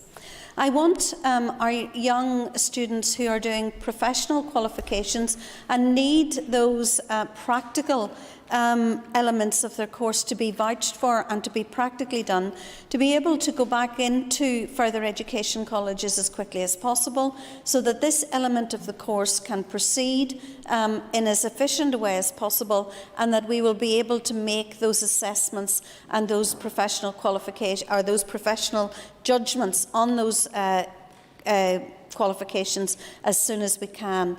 I want our young people to be able to progress either to the next level or into work. Time's up for the list of questions, and we'll now move on to 15 minutes of topical questions, and I call Mike Nesbitt. The Irish News today reports on the closure of a £65 million Crescent Capital 4 Development Fund, a venture capital fund for technology, life science and manufacturing businesses, and that those currently in receipt of funds have had those funds returned. The Minister tell us, is this true? What is going on? And what this means for the companies who in good faith drew down money from this capital fund? My understanding is that no one has any need to fear in relation to the fund, but that the fund manager was unable to have additional and private finance and equity realised, and therefore the fund was not sustainable. Supplementary, Mike Nesbitt. I thank the Minister for that assurance. However, within the body of the report, it says, and I quote, with regard to a previous iteration of this fund, because this is the 4th iteration that's cancelled, it's understood a number of companies in the 3rd fund have been interviewed as part of a probe into how monies may have been managed. Are we looking at son of RHI? I don't think the member should get carried away on this particular issue. All of these issues will be investigated and dealt with in the normal manner, etc. Call Christopher Stalford. Thank you, Mr. Speaker. Sir, I'm sure that all members will welcome the progress in the rollout of the vaccine, the reduction of the virus and the return of some young people to school. The Minister has already published her plan to reopen, recover and rebuild the local economy. Would she agree with me that we need to start indicating to local businesses when they will be able to start trading again? Can I thank the member for his question? We are indeed ready when the time is right to reopen and rebuild and to recover our economy. And as I've said during this question time in this House, nothing is more important to the prosperity and stability of Northern Ireland. I look forward to very soon that being possible, and I would encourage members in this House to work with me to ensure that it can happen as soon as possible. Supplementary, Mr. Stafford. Thank you, Mr. Speaker. Sunday is obviously Mother's Day. On behalf of Trinity, Oliver, Cameron and Abigail Stalford, can I ask, will they be allowed to go to the local florist to buy their mother a bunch of flowers on a click and collect basis? Again, I thank the member for his question. I got the wrong side, sorry. I thank the member for his question, and I am glad that we've been able to restore some click and collect services to businesses. It is but a very, very limited form of reopening of the economy. I would have liked for Trinity and her siblings to be able to purchase flowers through a local florist. Unfortunately, my proposal around this was not supported at the Executive. And I think that this is a pity, because this does raise issues around how we treat small independent retailers and the equity with which we treat them. You will be able to go and buy flowers in any of the multinationals, but you will not be able to go to that small independent retailer and use a click and collect service. I regret that that hasn't been possible, and I hope that it will become possible very soon. Call Passon McGlone, Erlenmer Passon McGlone. Could I ask the Minister if or have all payments under the Wet Pubs Business Support Scheme been made? I will write with the exact figures to the member under the scheme, but this is one of a number of schemes that we are obviously rolling out. When I last checked on the actual figures of the scheme, around about half of the business that we thought were eligible had applied and were being paid, and there were still some officials who were chasing up some of the other businesses that still had not come forward for the scheme. But I will write with the exact numbers to the member. Supplementary, Passon McGlone. Okay, thank the Minister very much for that. Could I ask the Minister just when payments under the Large Tourism and Hospitality Business Support Scheme will commence then, please? I signed off on this at the end of last week. My understanding is that they will be paid in the very, very near future, and of course they must be completed before the 31st of March.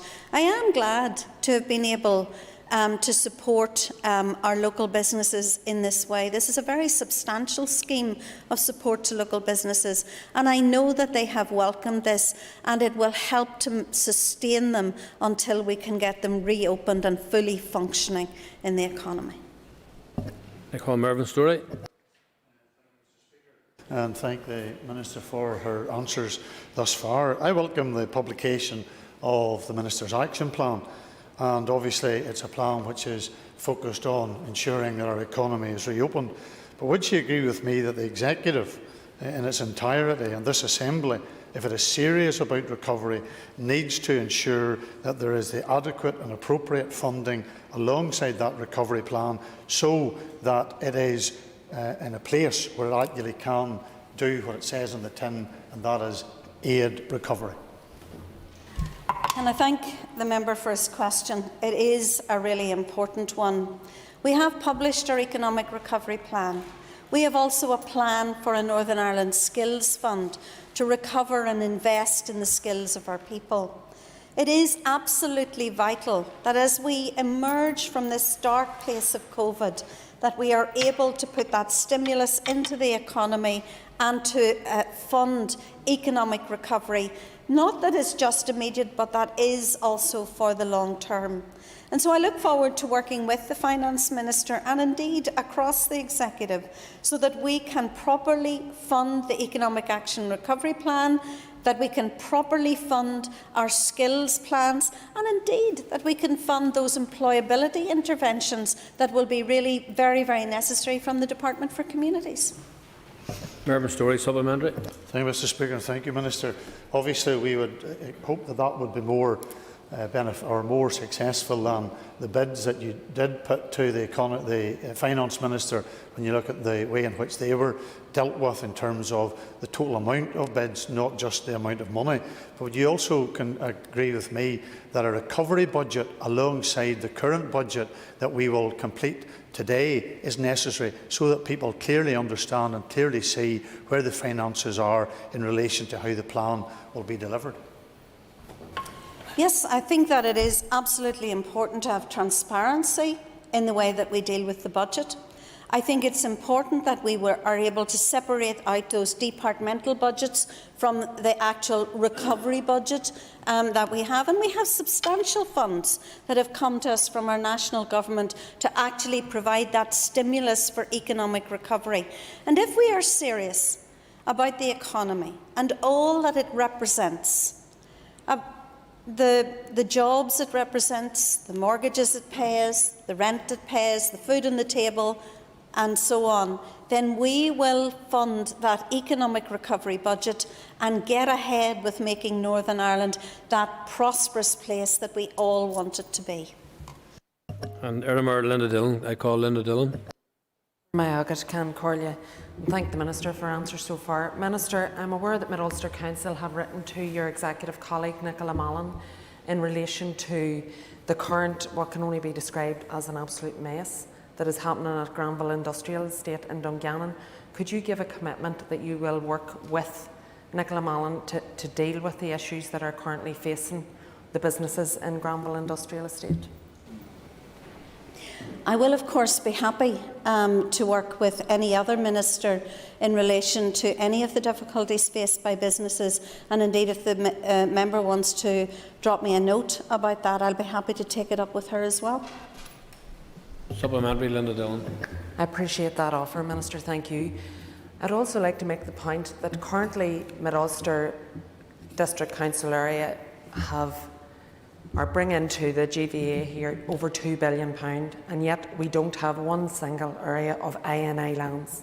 Invest NI have no lands within the whole of Mid-Ulster District Council area. We're the only council area right across the north that are in that position that do not have any lands for businesses to grow. That's a very serious situation for our council area and for our constituency. And I'm wondering, would the Minister commit to meeting with myself along with our council officials to discuss the issues and the challenges that face them in relation to not only this, but there are obviously wider issues around infrastructure in the Mid-Ulster area? I will, of course, be very happy to meet. That is never an issue, and I meet a very, very wide variety of people from right across this House on all of the issues pertaining to their constituency. Can I say two things? I think we should all be very proud of that manufacturing tradition that is so evident in Mid-Ulster. It is one of the areas of Northern Ireland that is excels at those advanced manufacturing capabilities, that is still investing, producing jobs and so on. I am really pleased to see the developments in relation to the city deals and growth deal for the area, and of course will be working with the local councils within that growth deal to push that forward. But also Invest Northern Ireland have significantly invested in businesses within the area. And just a few months ago I was with the council chairman at a business in the local area where there was an investment of over £1 million to push forward that particular part of the economy. So I do look forward to engaging with the member and indeed with the council and stand ready to help. Can we please bring the member Karen Mullen on screen, please?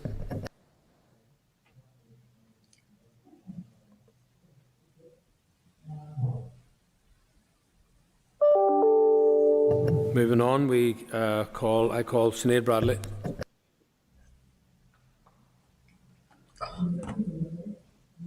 I call Andrew Muir. Thank you very much, Mr. Speaker. Didn't expect to get to myself, but sure, technology is a great thing. Just in relation to the COVID disruption grant, obviously the Minister will be aware that that's been offered to students studying in Northern Ireland for higher education. Has any consideration been given to offering that to further education students? Because I've had correspondence from a number of them in relation to that. Technology is indeed wonderful when it's all working and going to plan. But anyway, you got your question in. I am delighted that students who are studying at degree level within further education will be eligible for the COVID disruption payment. And of course, further education students have been eligible for the hardship funds.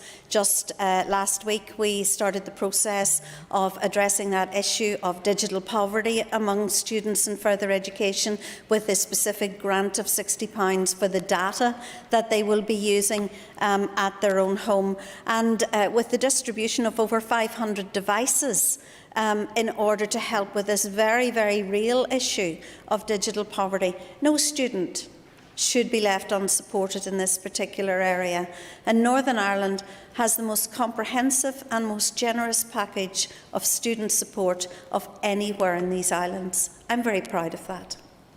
Andrew Muir, supplementary.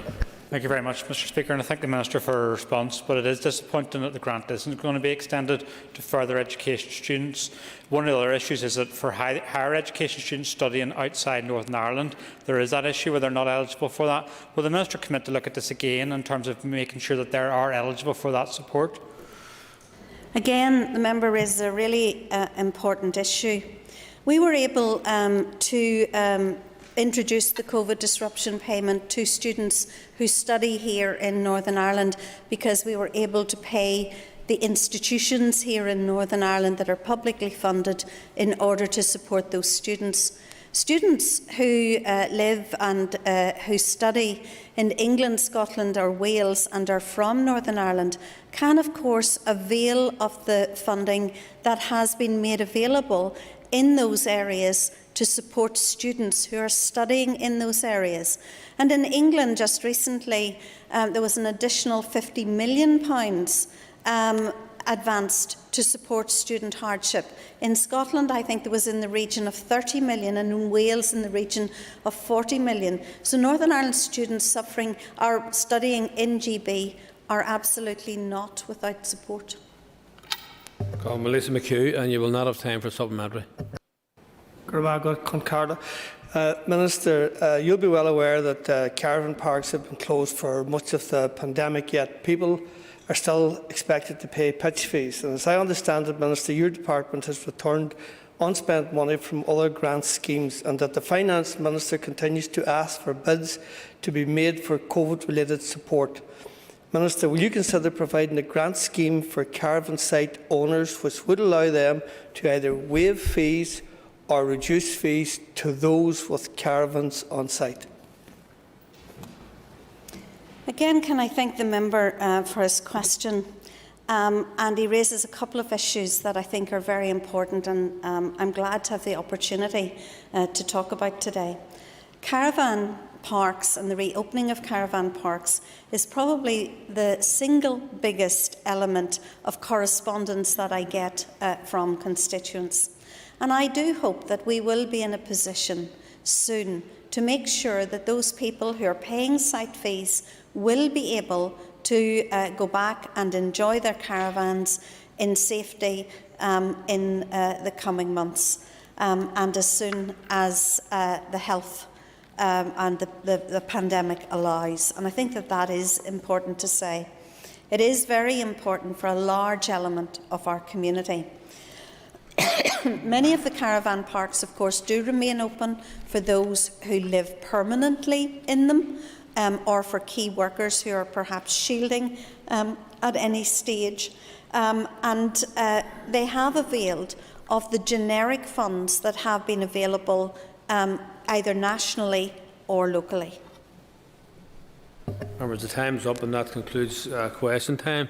I would ask members to take a ease before we return to the second stage debate on the damages returns on investment bill.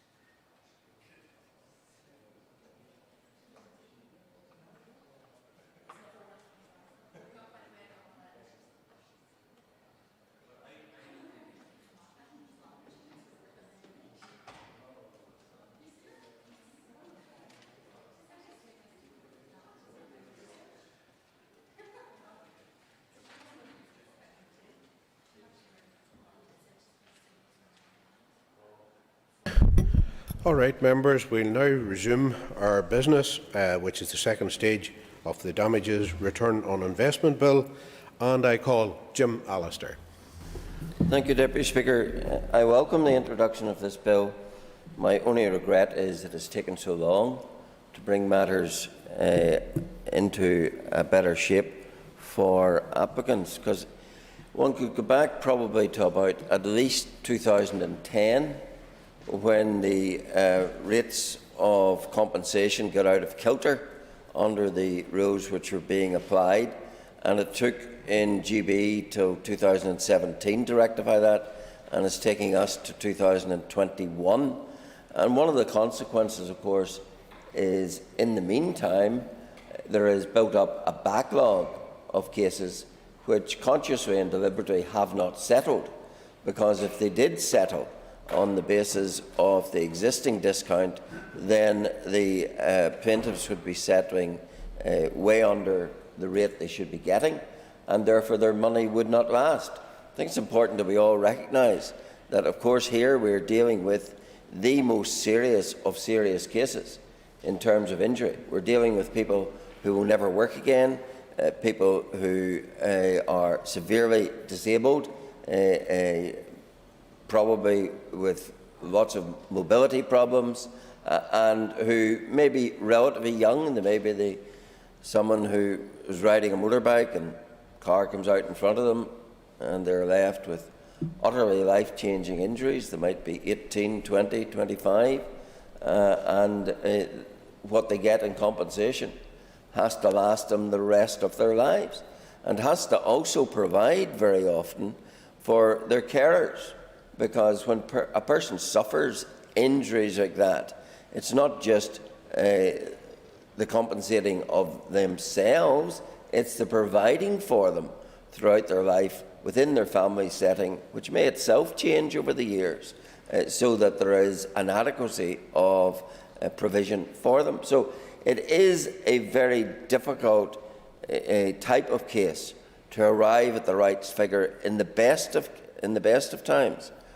In my time, I would have been involved in a number of these cases, and it's never an easy science. Indeed, it's not probably a science at all to arrive at what is the proper range for compensation. If you then beset that with the fact that that compensation figure is based upon a fallacy, namely an out-of-date discount figure, then you are inevitably faced with not a just outcome, but what can sometimes be quite an unjust outcome. And because for over a decade the discount figure has been out of kilter with what is necessary in accordance with current investment levels, then you have a product which is, if you settle a case at this present time, you're selling yourself substantially short. So in consequence, there is a considerable backlog, I understand, from talking to legal colleagues, of cases which have been awaiting settlement, and quite rightly people aren't willing to settle them for less than what they would properly need and anticipate. And therefore it is an imperative that we bring this matter up to date, that we get it sorted, and that we allow the resumption of the normal process of case settlement and delivery for people in these situations. So I welcome the fact that something has now been done. I wish it had been done sooner, and in that context, I'm a little disconcerted by the various almost contradictory approaches in this debate of everyone saying we need to get it done, and then at the same time saying, but we mustn't rush it. I'm not advocating that we rush it in the sense that we don't do it properly, but I think it is important that we get it done as expeditiously as is possible, because there are real people waiting on this who are in dire situations that none of us would ever want to be in, and the least we can do is alleviate that as best we can. So I do urge upon the Minister and the committee that they apply all possible expedition to this. I think the bill is on the right tracks when it goes for the Scottish option. I'm a little less persuaded maybe about the switch from 30 to 43 years, but I'm not saying it's wrong. But it's something which I think can be kept an eye on, and that's the critical thing. The critical thing about this bill for me is that it quite properly takes it from within to without the political ambit. It removes it from ministerial setting of rates to an actuarial setting, and that has to be right. And I think that we invite unnecessary pressures and difficulties if we maintain a situation where it falls to a minister to do the thing which will be pressurised from both sides. Far better, objectively, to have it set on an actuary basis, and therefore it can move forward, far more seen to be independent, which is vital to this. So I do think that the bill is correct in taking that view and in moving forward. Of course, there will be lobbies about this. Of course, insurance companies do not want to see an equalisation up in the discount rate, because it means that every settlement is going to cost them more, and in some cases quite a lot more. Some of these settlements could move, even a middle range settlement here is probably going to be in the 6, 7, 8, 10 million pounds range. You could be talking about the difference between 7 and 10 million on these rates. So of course insurance companies are going to try and resist as best they can, but they cannot be allowed to happen. Nor can departments, because if there are circumstances where, for example, the Department of Health has been sued, which is most likely department to be sued in serious large cases, then likewise the departments cannot have a vested or be allowed to exercise a vested interest in respect of the quantum of these settlements. And as I made the point in an intervention, it's not just about whether there will be a cost to the public purse.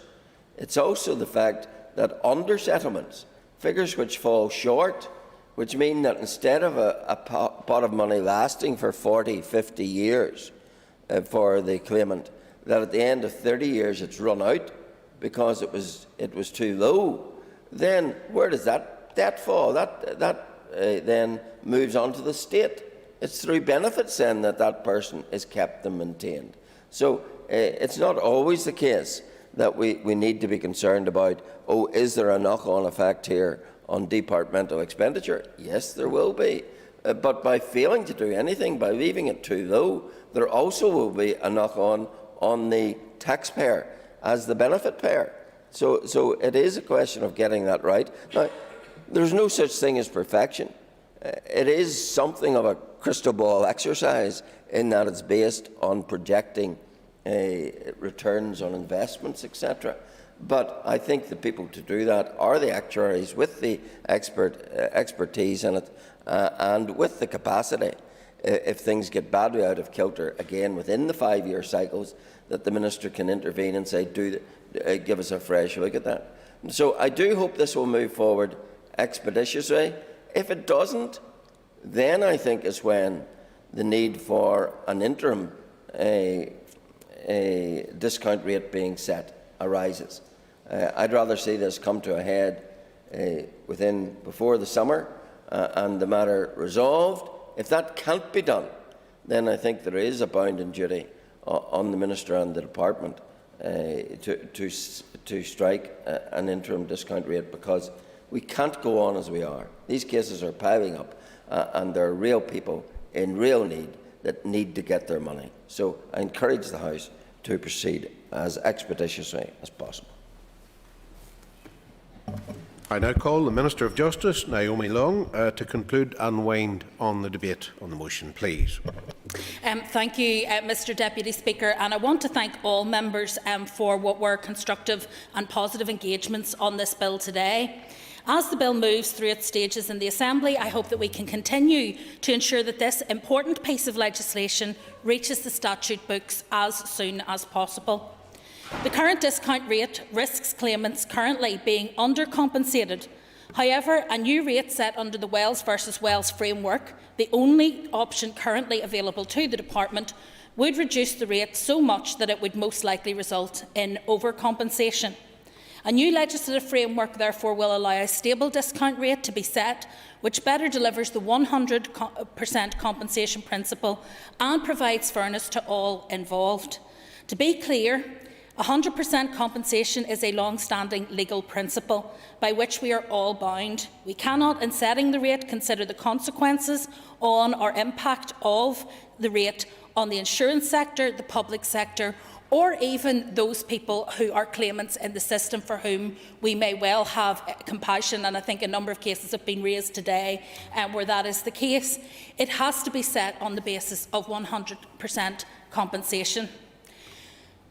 I agree with Mr Allister. Achieving 100% compensation is never an exact science. However, I am confident, and I am pleased that he agrees, that this bill provides a methodology for setting the rate that realistically reflects how claimants invest and the average periods over which they invest. That is, I believe, the objective of this bill. The bill clearly specifies the low-risk investments that a claimant is assumed to make, as well as the amount of the deductions to be made. Overall, I consider the basis on which the rate is to be set, provided for in the bill, to be fair, to be balanced and transparent. Once the method by which the rate is to be set is detailed in legislation, the exercise of applying it to determine the rate is an actuarial one, and therefore is best done by the government actuary. However, the parameters for the actuarial exercise will be set through this bill by this Assembly. Any changes to these parameters that may become necessary in future due to changes in the market or investment advice or behaviour can only be made by the Department of Justice with the approval of this Assembly. Mr Deputy Speaker, I want to respond to specific issues that were raised by members today in order to try to take this forward. Firstly, the committee chairman, Paul Given, speaking in his capacity as chairman, raised a number of issues and queries and questions.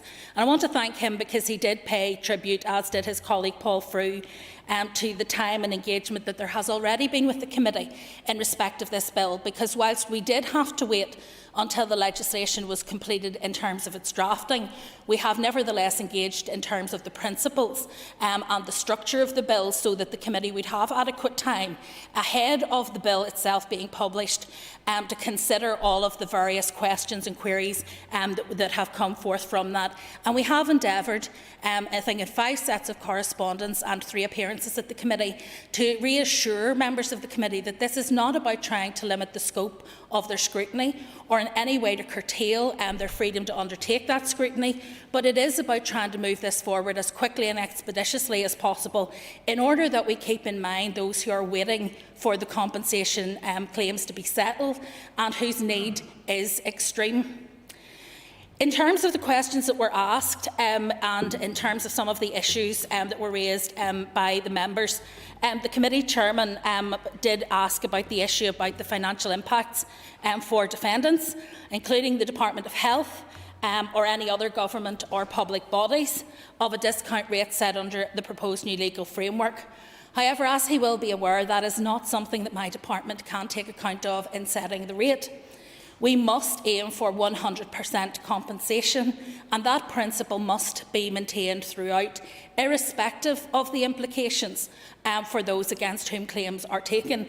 Otherwise, we would be in the invidious situation of undercompensating victims, and I think Mr Allister set out very clearly that that too has implications for the public purse, but moreover it also has implications for the dignity of victims, who would then be left to be reliant on benefits and indeed on charity on some occasions in order to be able to live their lives with dignity, and that should not be the case where there has been a finding of fault against the people against whom compensation is being sought. That said, my officials have written to stakeholders to advise them of the introduction of the bill to the Assembly, giving them notice to identify the financial implications for their own liabilities and to plan accordingly. I would expect that, like my own department, other departments and stakeholders will be considering the potential implications of a discount rate set under a new legal framework in due course. It is also a matter which I've raised with executive colleagues at every single stage of this process to make them aware of the issues, and I can assure members that ministers are in no doubt as to the implications of this legislation and of any interim rate on their budget pressures and are acting to address those matters. With respect as to why we can't take account of the costs, particularly to the Department of Health and indeed others in terms of the new methodology, it is not an issue that is balanced against ability to pay. If someone suffers an injury as a result of the negligence of another person, it is an established legal principle they are entitled to be fully compensated for the financial loss arising. It is not open to any defendant, including the health service or any other public body, to argue that they should only partially compensate an injured party because otherwise it would be too expensive. I do understand that the Department of Finance is engaging with the Treasury in regard to the budgetary implications for the Department of Health in particular, but that is again not something which can shape our approach to the bill and to the legislation. In addition, Sinead Bradley raised a number of pertinent issues. The main one that I want to focus on is the issue, Mr Deputy Speaker, of interim payments. As we have explained at committee, this is a matter for the claimant and the defendant and for their legal advisers. It would neither be possible nor appropriate for the DOJ or indeed anyone else to seek to influence whether or not interim payments are made. We are, however, aware, first of all, of some cases where interim agreements have been reached. A party can also seek, as was referred to, a periodical payment order instead of a lump sum, or as well as a smaller lump sum that would allow them in the short term to be able to access those benefits. And I think whilst we can't obviously tell claimants what to do, it's for their legal advisers to do so, and indeed similarly for those who are defendants. It is nevertheless helpful that that has been raised and that awareness of that has been raised in the discussions today. In terms of the other question that's been raised by Sinead Bradley, Paul Frew, and indeed was alluded to by Jim Allister, in respect of the 30-year investment period, I do want to spend some time, Mr Speaker, just in outlining exactly why we have come to the conclusions that we have. The 30-year period specified in the Scottish legislation is not understood to be specifically evidence-based. Rather, it was chosen as a period that was considered neither too short nor too long to cover a broad range of cases with awards of different durations. Following consultation with the Government Actuary, it was proposed that 43 years was an appropriate period for the purposes of this bill, as the evidence indicates that this is the average investment period for a claimant with a lump sum award of damages, and therefore is an evidence-based approach. The question has therefore reasonably been asked that if, by varying this particular element of the Scottish model, it would have implications in terms of over or under compensating victims who are seeking compensation. And the answer to that was also sought from the Government Actuary and considered fully. They have advised us that in practice the difference between an assumed investment period of 30 years and one of 43 years is likely to make only a very small difference of around 0.1 or 0.2 in relation to the rate that would be calculated, assuming that all other things were equal. Since the discount rate is rounded to the nearest 0.25%, the material effect on the rate would either be nil or 0.25. So it's within the granularity of the scheme, the differential. In terms of the 30 years or 43 years. And so it would not routinely lead to over or under compensation. And so I want to reassure members about that because I think it is an important point that has been raised. Sinead Bradley and Jim Allister also raised more widely the issue of delays in the civil justice system and concerns about the length of time it takes for these cases to be settled. And so I do want to reassure members that the Gillen Review of Civil Justice, which made a number of recommendations in relation to making the processes more efficient, many of which are for the judiciary and legal profession, is nevertheless being taken forward by my department at this time. The culture of civil litigation and the importance of judicial case management are factors in dealing with delay. I am very mindful of the importance of an effective and efficient civil justice system, which can impact more people than the criminal justice system in many cases. I expect to be saying more about my priorities in that area in a statement to the House in the very near future. The other questions that were raised by members, particularly that I want to touch on, I think was, first of all, the purpose of the 0.5 standard adjustment to the further margin, which Doug Beattie raised and asked about the impact of that and why 0.5 was selected. The reduction of 0.5% is a further margin is sometimes referred to as a margin of prudence. Its purpose is to reduce the risk of undercompensation. I know that there are those who may say that it builds in overcompensation, but we do not accept that, nor indeed does the Scottish Government or indeed the Westminster Parliament. This is not an exact science, as I have already said, and the margin simply acknowledges that there is an element of risk in any investment, however prudent the advice that is given. The evidence basis for the margin of prudence is also something which Doug Beattie asked. A deduction of 0.5 is applied under the Scottish legislation and was also applied by the Lord Chancellor when setting the rate in England and Wales in 2019. It was based on advice from the Government Actuaries Department about the percentage likelihood of investment outcomes being enough for a claimant to meet all their needs. It is therefore important, as in all of these issues, that we take the professional advice of the Government Actuaries Department, because they are the people who can actually judge with a long view how investments will be applied, what their likely outturn will be, and the impact that that is likely to have on claimants.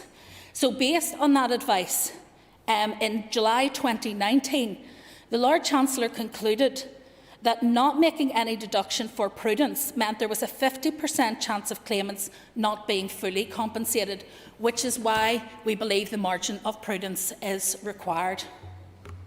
Paul Frew, Sinead Bradley and Rachel Woods raised the outcome of the consultation on the new legal framework and rightly said that under the consultation more people favoured the rate in England and Wales. Far be it from me to suggest that that may be because many of the respondents would wish to be able to lobby the Minister in respect of setting the discount rate in future, which would of course be precluded by the model that we have set forward in this bill. However, there are indeed, as Paul Frew specifically asked, more benefits to this than simply transparency and clarity, though I would argue both transparency and clarity are important in terms of creating a sustainable position which is predictable for claimants and for those who are defendants or indeed insurers in these cases, allowing them to predict with a degree of accuracy the longer term and medium term horizons for their expenditure and their claims. However, the additional benefits are that the Scottish framework removes the need to convene an expert panel to advise on the rate. Any expert panel exercise will add additional time and additional cost to the review exercise and the rate setting exercise in general. In terms of the time that having an expert panel adds to the review process, it should be noted that in England and Wales the discount rate has to be reviewed within 80 days, whereas in my bill and in Scotland the review has to be completed in 90 days. This adds an additional 3 months to the period of uncertainty when parties may defer settling a case until the revised discount rate is known. Its added value is untested, as the first review of the rate under the England and Wales legislation in 2019 was carried out without an expert panel, although the next review in 2024 will require one. I'm also aware, Mr Deputy Speaker, that a previous expert panel convened to advise on the discount rate failed to achieve consensus, and in such circumstances, were we not to follow the Scottish model, it would then fall to the Minister or to the delegated official to make a judgment as to what the discount rate should be. I believe a decision properly should be taken by the Government Actuary. Rachel Woods asked a couple of questions specifically on the financial impact of the new discount rate set under the bill. This bill is about providing that new framework and to ensure that we get 100% compensation. So the only direct financial implications for the Department of Justice relate to the Government Actuaries' costs and have been set out in the explanatory and financial memorandum. Those, we estimate, would be between £40,000 and £50,000 for that process. There are, of course, Mr Speaker, as we have all identified in the debate, indirect costs. While any change in the discount rate, regardless of whether that is done under my proposed framework, the existing framework or any other framework, may have financial implications for defendants, including government departments. These arise from a legal liability to pay 100% compensation, and as such are unavoidable. Individual departments who will have the relevant information about personal injury claims being made against them will no doubt wish to undertake their own modelling of the impact of different discount rates on their liabilities. But again, I stress that is not something which I can consider in setting either the structure or the rate itself. The financial impact of the new discount rate, as members have already alluded, Her Majesty's Treasury granted access to Treasury reserves in England and Wales when the discount rate was changed, because this came at the end of a process where there had been considerable delay. And in fact, we are the last jurisdiction in these islands to make this change, as others were able to do so in 2019 when we did not have an Assembly present. This isn't, however, a matter for my department, but I know that the Department of Finance officials are engaging with Treasury about the funding for additional costs arising from the new discount rate, and to ensure that the same provisions are in place in Northern Ireland when our discount rate changes, as would be expected in other jurisdictions. I will, yes. The Minister for giving way. She might not know this, and it's not her remit, but is it the case that whenever England, Wales, Scotland changed their rate, there was money put into their systems in order to counter any burden? And did we then receive, did Northern Ireland receive a Barnett consequential at that time? And if so, then, is it right and proper that we would then ask for further easement with regards to any burden that would be placed in the Department of Finance? The specific negotiations that are taking place are a matter for the Department of Finance and the Treasury, and so I would not be across the detail of those, nor indeed should I be across the detail of those, lest it would even without consciousness, influence my position on these matters. However, I think that what happened in the rest of the UK was that people were granted access to Treasury reserve as opposed to additional funding being awarded, and therefore, if we were granted the same thing, it would be on the same basis of us having made a change. However, the member, I believe, is a member of the Finance Committee, and therefore will be able to probe that further with the Minister of Finance, who I'm sure will be able to provide further clarity in that respect. With respect then to issues which I think more general issues that were raised by a number of members, I want to start then with Jim Allister's comments. Mr Deputy Speaker, Jim Allister has set out, I think, with considerable clarity the impact of the discount rate on those who are awaiting settlement of their claims. I know that Paul Given has previously engaged with me about his own constituent, Anastasia, and the invidious position in which she finds herself. And I think that all of us in this chamber would recognise that we have constituents, that we have individuals in our community who have suffered a grievous injury that may prevent them from ever working again, that may prevent them from being able to support themselves in the future, that may require adaptations to their home, or indeed additional equipment in their home that may not be provided for necessarily under the normal processes. And therefore, it is hugely important, as Mr Allister rightly said, that we achieve clarity, that we achieve a sustainable position, and that we do so as quickly as is possible. I therefore very much welcome his support as someone who has represented claimants and, I'm sure, defendants, both for the Scottish model, which we have set out in this paper, and also his support for expeditious progress about bringing this into law. Mr Deputy Speaker, much has been said about overreach of the Executive and about people not respecting the role of committees, and that could not be further from the truth in my case. I believe it is absolutely crucial that committees have an opportunity to be able to properly scrutinise legislation. And I believe that that is an important part of their role, though not all of their role, Mr Deputy Speaker, as you will appreciate. There's also a role in terms of supporting the Department and the Minister in terms of discharging their duties. I think it is incredibly important, therefore, and for that reason the committee has had time to consider the Domestic Abuse and Civil Proceedings Act. They are currently considering the Prevention of Stalking Bill. They have the Committal Reform Bill before them also for committee consideration, and in around 6 weeks' time we'll have the Miscellaneous Provisions Bill hopefully on their table as well. I don't think any other minister has brought 4 bills to their committee for scrutiny in this mandate.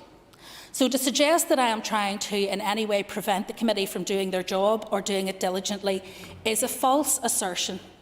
Nor am I trying to tell the committee how to run their business. I have been assured, both by the Chair and the Vice Chair, and indeed members of the committee, that they are more than capable of prioritising and scheduling their own business. However, I have a duty as Minister to ensure that I make clear to all those involved in the passage of legislation the imperative in this case for urgency.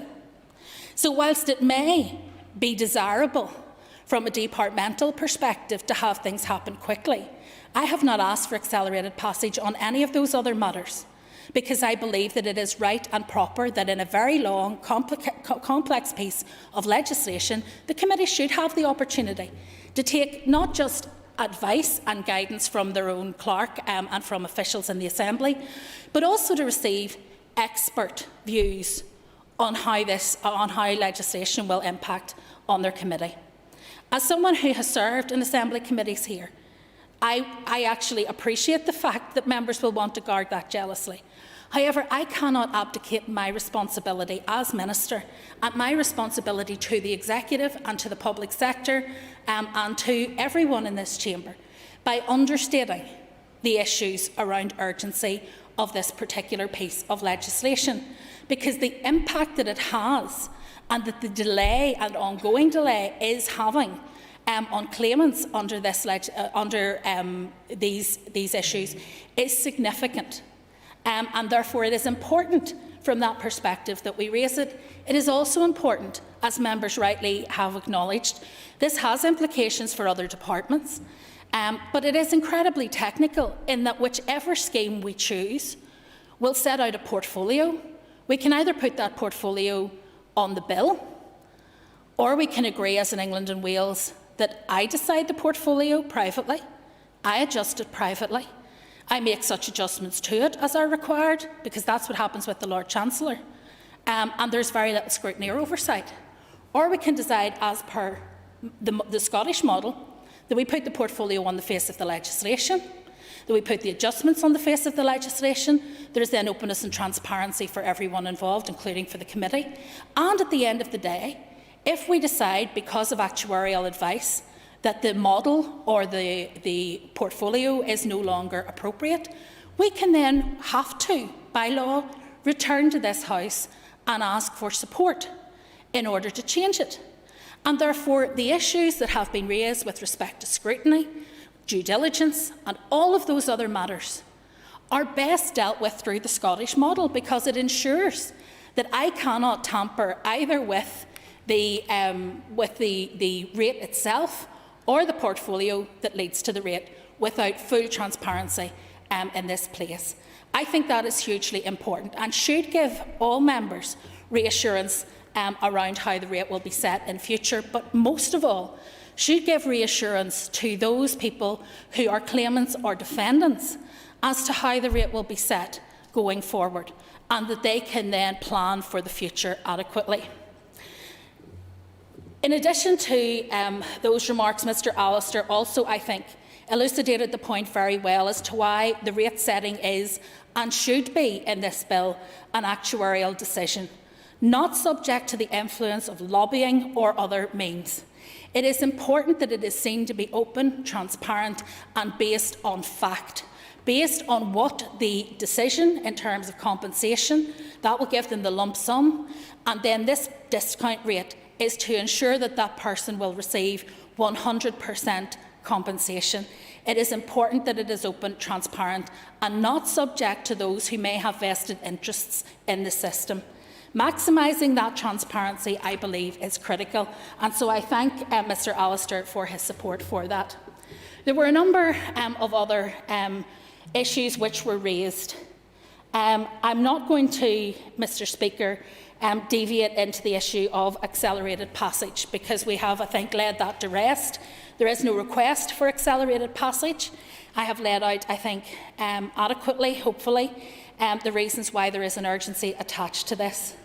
However, I do want to stress to members that there is no easy way for us to end this impasse without legislating for a new legal framework. As soon as we change the discount rate, it will simply be delay from a different quarter. Until we have a new mechanism in place to set the discount rate, we will not deal with the fundamental problem. It is, of course, now in the gift of the committee to move the matter forward as quickly or slowly as they choose. That is right that it should be so, but it doesn't obviously negate me from having an opinion on which I would choose were I a member of the committee, Mr Deputy Speaker. And so I want to be clear that we have asked, and we continue to ask, that the committee consider a shortened committee stage. By finishing their committee stage on the 30th of April, there is certainty that we will be in a position by the end of this, by summer recess, of having legislation in place. That will allow us, while we await royal assent, to be able to start to set the rate. And that will allow us, hopefully in a shorter period than the 90-day minimum or the 90-day maximum, to be able to set a rate and move forward and allow people to move forward with their lives. I think that that is a sensible request, and it is one made in good faith, because I know that the members of the committee share my concerns about the impact that the ongoing uncertainty has on those members, on those claimants who have not yet had an opportunity to have their settlements done.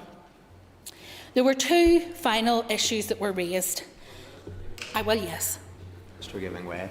The committee and members, I'm not sure if the table package or the pack has been issued, but the committee, this will be an item on the agenda, and of course the Minister is right to have said it will be a matter for the committee members.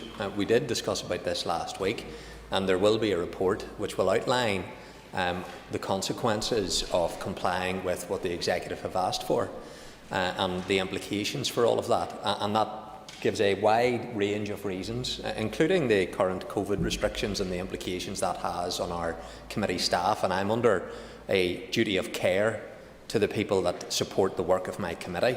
I'm sure other members in other committees may be willing now to give up all of their committee staff to support the committee, because I commend this Minister in bringing forward the legislation, but with that comes an onerous responsibility on the committee.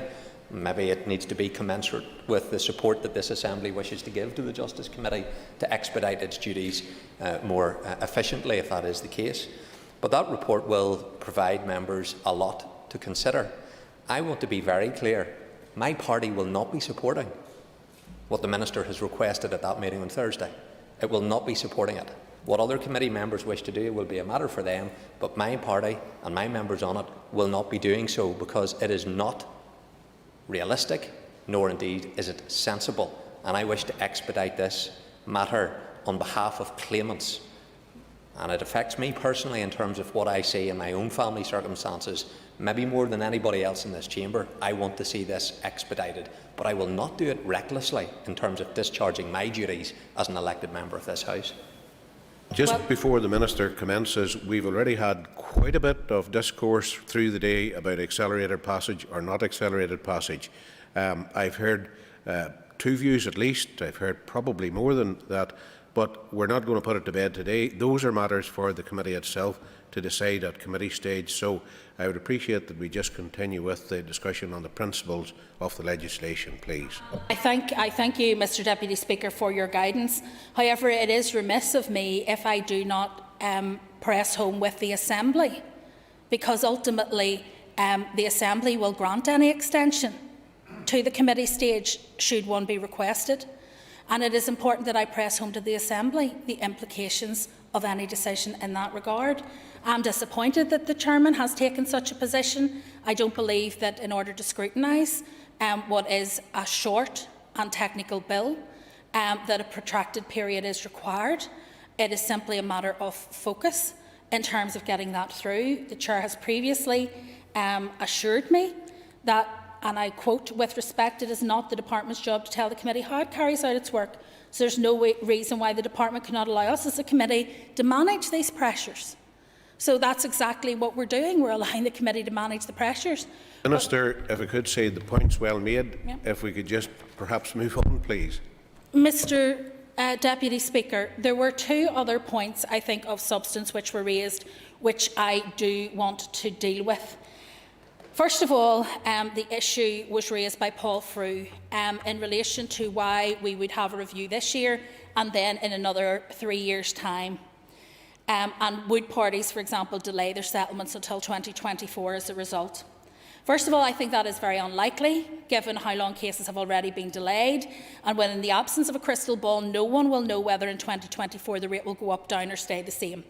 The proposed review, which is different, by the way, to the current situation, because bear in mind people know what the Wales versus Wales rate would come out to be, so they therefore know that there will be a particular change in the rate, and they therefore know that by delaying there will be an opportunity for them to be able to prevent undercompensation, and equally those who would then be in a position, if we went with Wales versus Wales, to prevent overcompensation. So that's a very different scenario to the one which we're having at the moment. The proposed review in 2024 is intended to align Northern Ireland with the cycle of the 5-yearly cycle in Scotland, and the reason for that was on the basis of the government actuary, who agreed there would be benefits in doing that, as there are advantages for stakeholders in their own planning, but also efficiencies in terms of the data collection review and any consultations that may be required.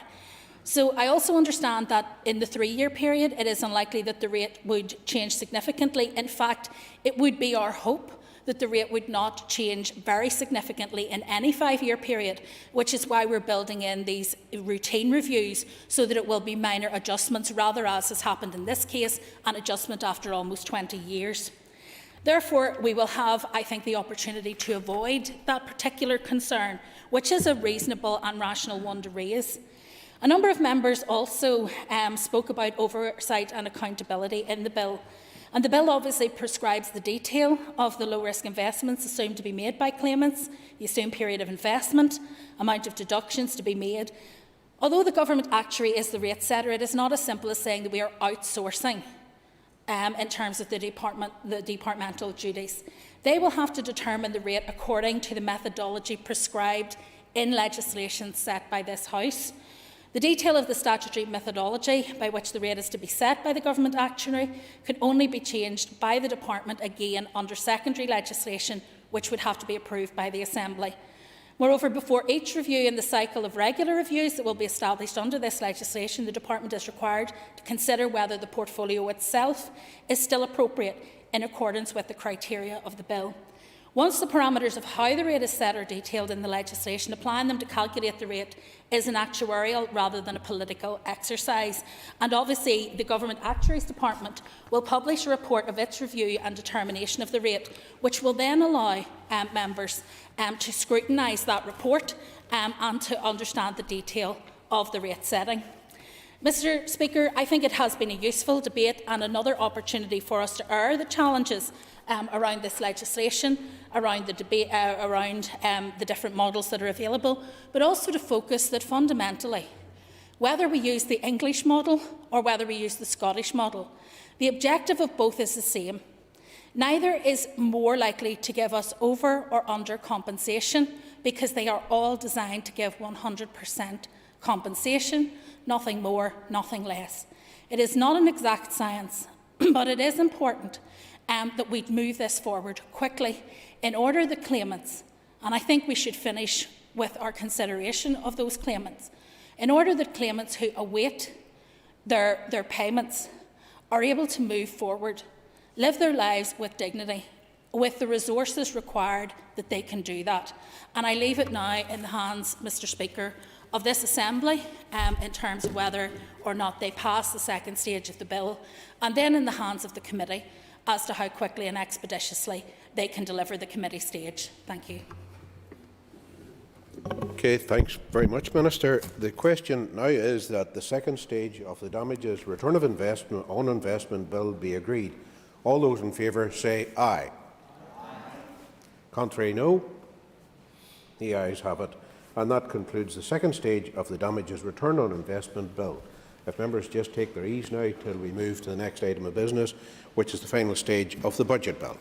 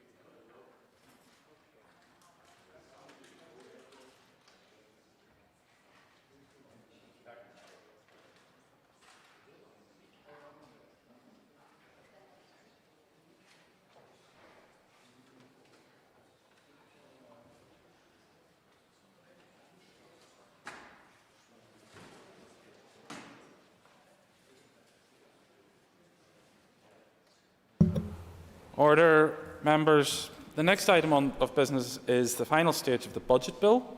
I call upon the Minister for Finance, Mr Conor Murphy, to move the final stage. Moved. Príomh-Elas Cancora.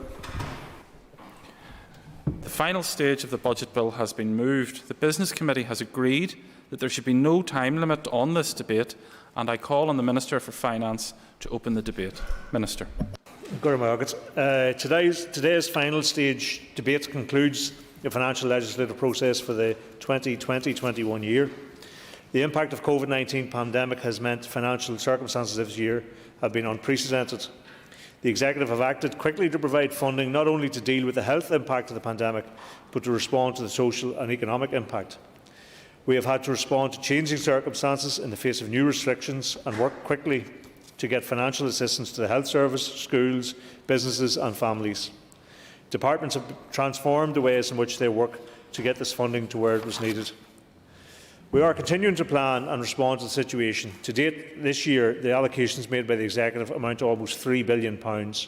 This includes over £1 billion of additional in-year funding for the Department of Health to ensure that doctors, nurses and other medical staff have the resources that they need in the fight against this health emergency. It includes over £644 million to the Department for the Economy to support businesses and the further and higher education sector. Over £500 million has gone to my own department to provide rates relief and administer support schemes to businesses. We have allocated over £275 million to the Department for Communities to support councils, vulnerable individuals and the culture and arts and sports sectors. Over £226 million has gone to the Department for Infrastructure to ensure our transport networks can continue to operate, including Translink, airports and seaports, the taxi, private coach and bus industries. The allocations to infrastructure are also supporting Northern Ireland Water. Almost £180 million has gone to the Department of Education to support schools and continue to safely deliver education for our children and young people and to provide free school meals. I wish to express my gratitude once again to the Finance Committee, who acknowledged the unique circumstances that we have found ourselves in this year and worked with us to grant accelerated passage to this bill. There will be every opportunity for members to debate the Executive's 2021-22 budget plans when I bring the Executive's budget to the Assembly later this month. There will be a further opportunity when the main estimates and budget number 2 bill comes to the Assembly before the summer. The debates on the earlier stages of this bill and the associated supply resolutions have been informative. I thank the departmental committees for the scrutiny they have brought to the process. I hope it is now clear to everyone that this budget bill is focused on the 2020-21 financial year. While it also provides legal authority for departments to spend into the first few months of 21-22 through the vote on account, this does not constitute the setting of the 2021-22 budget. The vote on account is simply a mechanism which allows departments to deliver services at the start of the new financial year, pending the Assembly's consideration of the main estimates and budget number 2 bill.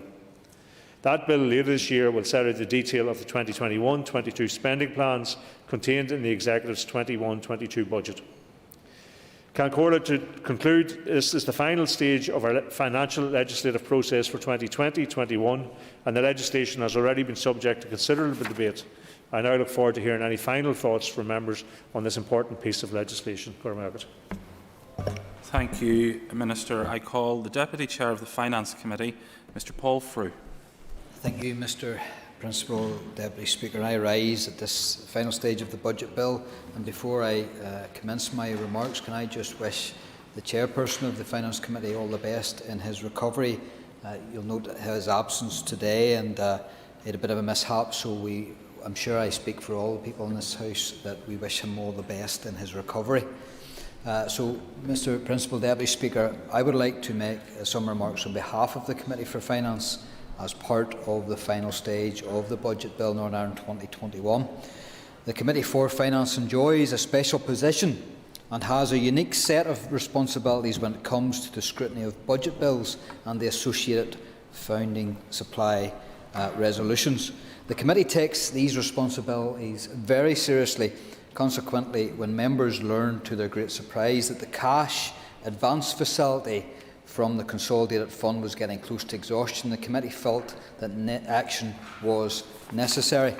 The Committee therefore agreed to grant accelerated passage to the Budget Bill despite severe misgivings from most members in respect of the lack of information on the associated public expenditure proposals.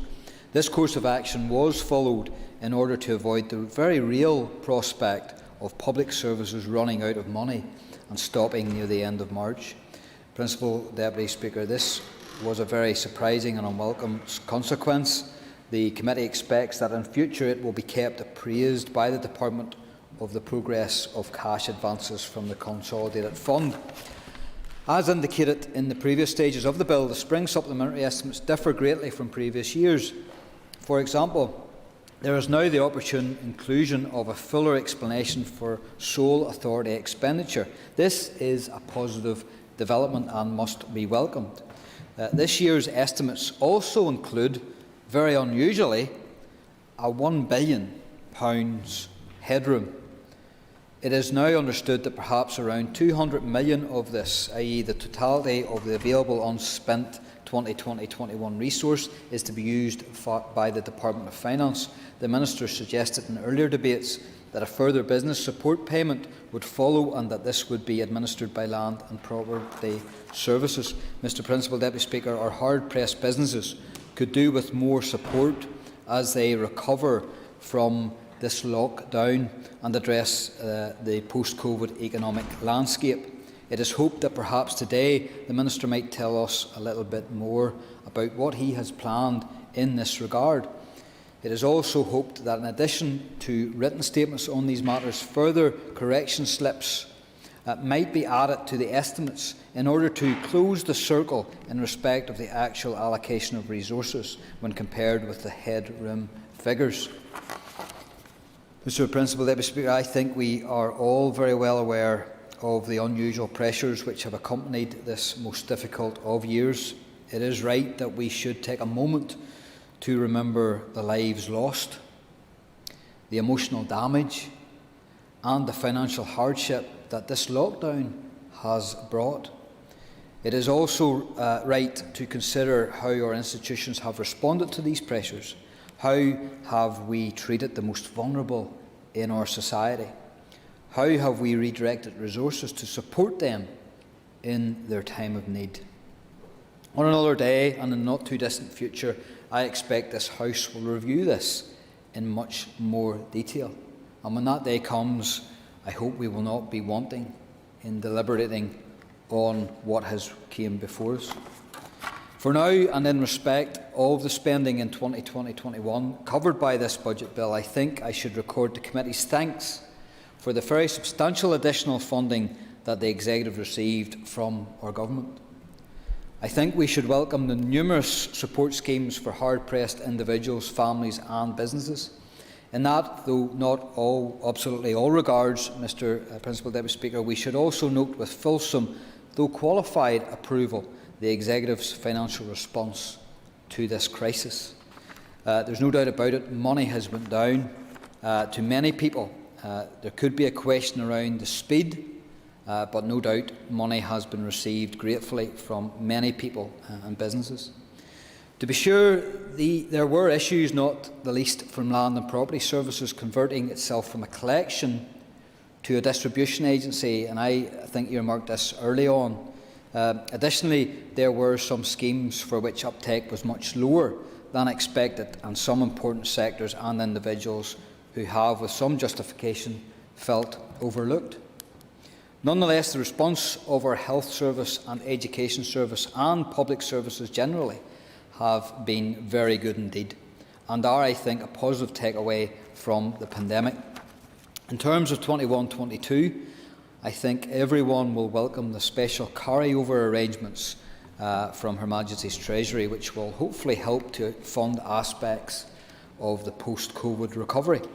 Also, in respect of the draft 21-22 budget, although there will be another time when the committee will want to say a little more about this, I would like to record the committee's dissatisfaction with delays, both with spending review and at the Executive, which have eaten into valuable scrutiny time for statutory committees.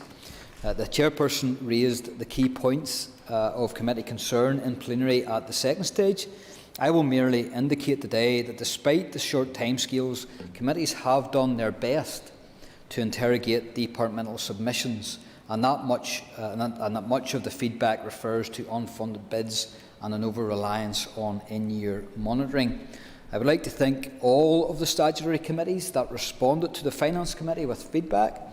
I might also record a note of sympathy, Mr. Principal Deputy Speaker, for the Committee of the Executive Office, who I believe are still waiting for budget information.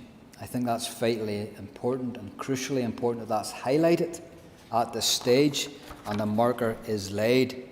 In respect of specific and pressing issues, I will say more as a DUP MLA shortly on the Victims' Pension Scheme, but I would also sincerely like to record the committee's thanks to the Minister and his officials for their oral and written briefings and for their assistance to the committee in helping members to a better understanding of all budget matters. Mr. Principal Deputy Speaker, notwithstanding the above, members of the committee have noted with dissatisfaction this year's budget scrutiny process. As I indicated previously, it is the committee's hope that the Independent Fiscal Council, coupled with a new MOU between the Executive and the Assembly, possibly backed up with legislation, may offer us a new beginning for this important aspect of the Assembly's work. In the meantime, and on behalf of the committee, I commend the final stage of the Budget Bill Northern Ireland 2021 to this House. Mr. Principal Deputy Speaker, I will now like to add a few words as a DUP MLA.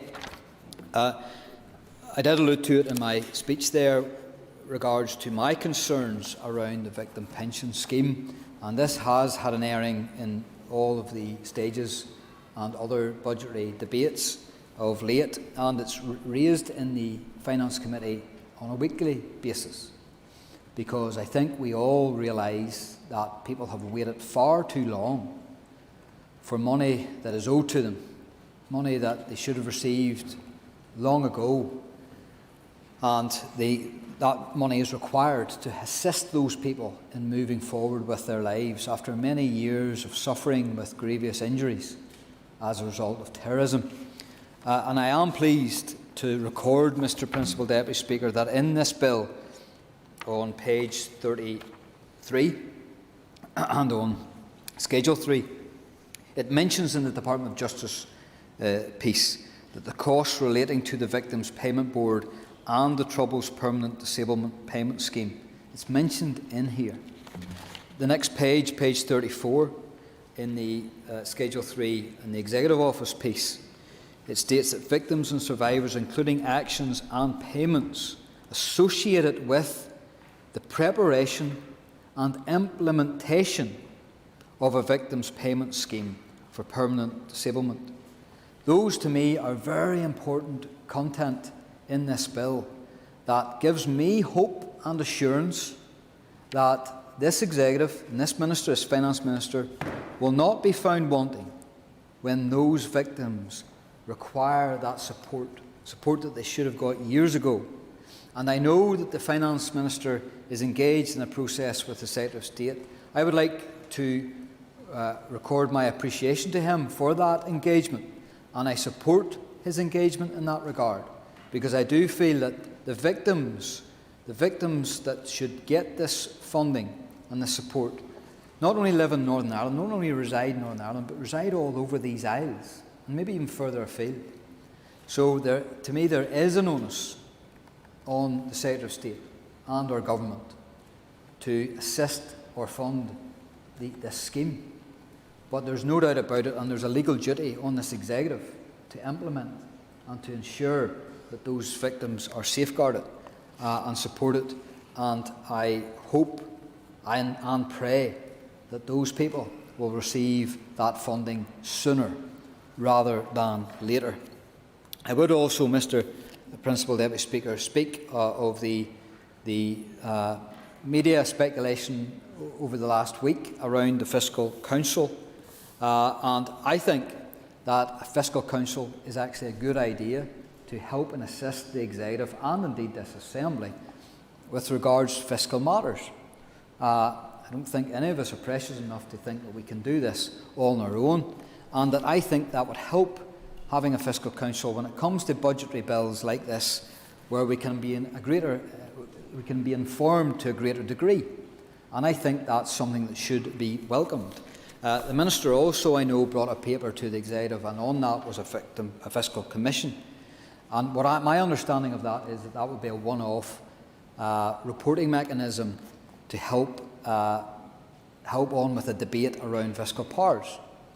Can I say and state on the record, Mr. Deputy Speaker, that I believe devolution to be a place where local people make local decisions. But at no time should devolution in this House be a duplication of bureaucracy. No time should this place be another layer of bureaucracy. Nor should it be, Mr. Principal Deputy Speaker, another layer of penalty, another layer of taxation that will hurt and burden down our people who earn hard, who work hard to earn every single penny and pound that they get. And whilst it's good to look at these things, and whilst it's good to assess where we are in a fiscal world, I would rather see that pound in the pocket of those hard workers than go to a government that doesn't necessarily know what the people are going through, isn't close enough to the ground, but also will not spend that pound effectively or efficiently the same way as that worker could. And that's why, before any procedures or proposals come forward for further fiscal powers, the Finance Minister will have to convince me and my party that that route is the route worth travelling. And I'm not convinced at this stage that a hike in income tax, or any other tax for that matter, is the right way to go about because, and I give you my explanation, the rates, the varying tax varying powers that the executive already has not been used, not even looked at really, and assessed properly as to how they could help and assist our economy. But where we do lift taxes, and rates is one example, it's very clear to me when we talk to the business community that the collection of rates is quite brutal as to how that's calculated and how that's paid. And we can see how evolving businesses and the economies actually get round the rates base, especially in this world, in this digital world of the internet. And that might be one way I could suggest to the Minister that he looks as to how we can actually broaden that tax base and actually assist in bringing in more money in a fairer way, in a system that is fair to everyone. Now, the Minister will allude to rate reviews, and I get that, and it's always good to review rates because that leaves a really sour taste in people's mouths, even in a townscape, even whereby one street is being penalised harsher than another street. And that takes some time to review, and it takes some time to fix and correct that balance. And it's a very primitive and brittle tool. But is there not a better way to actually measure rates and then to pay rates? And I think that's a job of work that someone should take on board. Maybe that's something that the Fiscal Council may well look at, or even a Fiscal Commission ever sees the light of day. But I think that's where we should really assert our energies in the short term in order to see what best we can do with the tools that we have in order to put in fairer systems, more efficient systems and more effective systems to raise tax and revenue for which we then can use. The other side of that coin, Mr. Principal Deputy Speaker, is actually where that money then goes to. How efficient and effective are our systems? How well do they operate for our people, for the sake of our people? And there is massive questions there yet, still remaining, as to how that actually works, efficiently and effectively. And I would like to see work done on that. Now, don't get me wrong, sometimes reviews cost, and sometimes reviews of late haven't worked. And sometimes reorganisation hasn't worked. Sometimes it's cost. So that's something that we will have to take into consideration before we take any step, before we conclude any provision for further taxation or reviews of civil service, the departments that contain our civil service, and the functions that are there to support people, both businesses and civilians, as to how they live their lives. But one thing for sure, Mr. Principal Speaker, I want to see smaller government. I don't want to see government, whether it be in Westminster or in Stormont, interfering with our people's lives more than they have to. And that includes their pocket also. I'll leave it there, Mr. Principal Deputy Speaker. Thank you. Thank you. I call Dr. Kiva Archibald. Last Concordia, and the Minister will be pleased to hear I intend to keep my contribution short, having contributed a number of times already. And I've spoken many times, and I'm sure the Minister is almost as sick of having to hear me say this as I am having to say it, about the need to support businesses who have either been excluded from other support schemes or have received very little. And I know last week he expressed his disappointment that I share that there hasn't been a broader hardship scheme developed for those businesses, and that he intended to try to address this as far as he could through LPS, which obviously means only businesses with premises, and that's very welcome, and I just wonder if the Minister could provide an update on that. He also mentioned last week a potential scheme to support travel agents being brought forward by TEO, which again I have to say is very welcome, and it will be welcomed by those hard-hit businesses, but it's disappointing that this wasn't brought forward by the Economy Minister, given both tourism and business are within her brief. So looking forward to the incoming financial year and the additional COVID funding that has been announced. Obviously, I share the Minister's concerns about the lack of resource budget to be able to properly plan for economic and societal recovery, and also to deal with Brexit and support businesses and citizens through that. The Economy Minister published her Economic Recovery Action Plan. So far, there is £290 million of budget requested for it. And I know we likely all agree that skills are going to be an important driver for economic recovery. We had a debate in this chamber yesterday evening on that particular issue, which was unanimously supported. The Economy Minister has talked about a ring-fenced skills budget, and it's something I suppose we all look forward to getting a bit more detail around. I think looking forward to the recovery and coming out of the pandemic, it's really important that there's a focus put on supporting young people. And I would urge the Minister, and in fact all ministers with responsibility across that area, to work together, including through allocating COVID funding, to ensure there are education, training and work supports for young people. Youth unemployment is growing, and we can't have a situation where young people for the second time in little over a decade face the brunt of an economic downturn. The last recession resulted in the prevalence of low-paid, precarious work for many young people, for whom now things like owning their own home seems like a pipe dream, and that's just simply not good enough. And we need to address this obviously from all sides, ensure there are opportunities there for young people, but also strengthen the rights of workers and put an end to the scourge of poorly paid work. And I've said numerous times, implementing the NDNA commitments on employment would be a good start. I want to, I suppose, finish also on where Mr Frew finished in relation to welcoming the Finance Minister's initiative around the Fiscal Commission to look at the powers devolved to the North. And I wasn't sure if Mr Frew was arguing for it or against it in his remarks, but it has been well rehearsed here on many occasions that the current situation where we're at the whim of a British Tory Chancellor doesn't make for good budgetary planning. And if we're to be able to deliver the type of recovery needed to address the inequalities that have been exacerbated by this crisis, help businesses to rebuild and generally improve people's lives and opportunities, we need the ability in terms of both fiscal and borrowing powers to do that. And that's about us here in the Assembly and the Executive being able to plan and respond to the needs and ambitions of people here, to deliver for people here, to encourage investment and job creation here. The current budgetary situation and the lack of meaningful funding to meet the current pressures, never mind deliver on COVID recovery, brings an new impetus to moving forward with that work. And often when this is raised, we have quite a narrow focus on the limited revenue-raising powers that we have. And Mr Frew referred to this as well. Beyond rates, it amounts to the ability to impose usage charges, such as water charges, prescription charges, student fees, on citizens and households. These are all things that would disproportionately impact on those on lower incomes.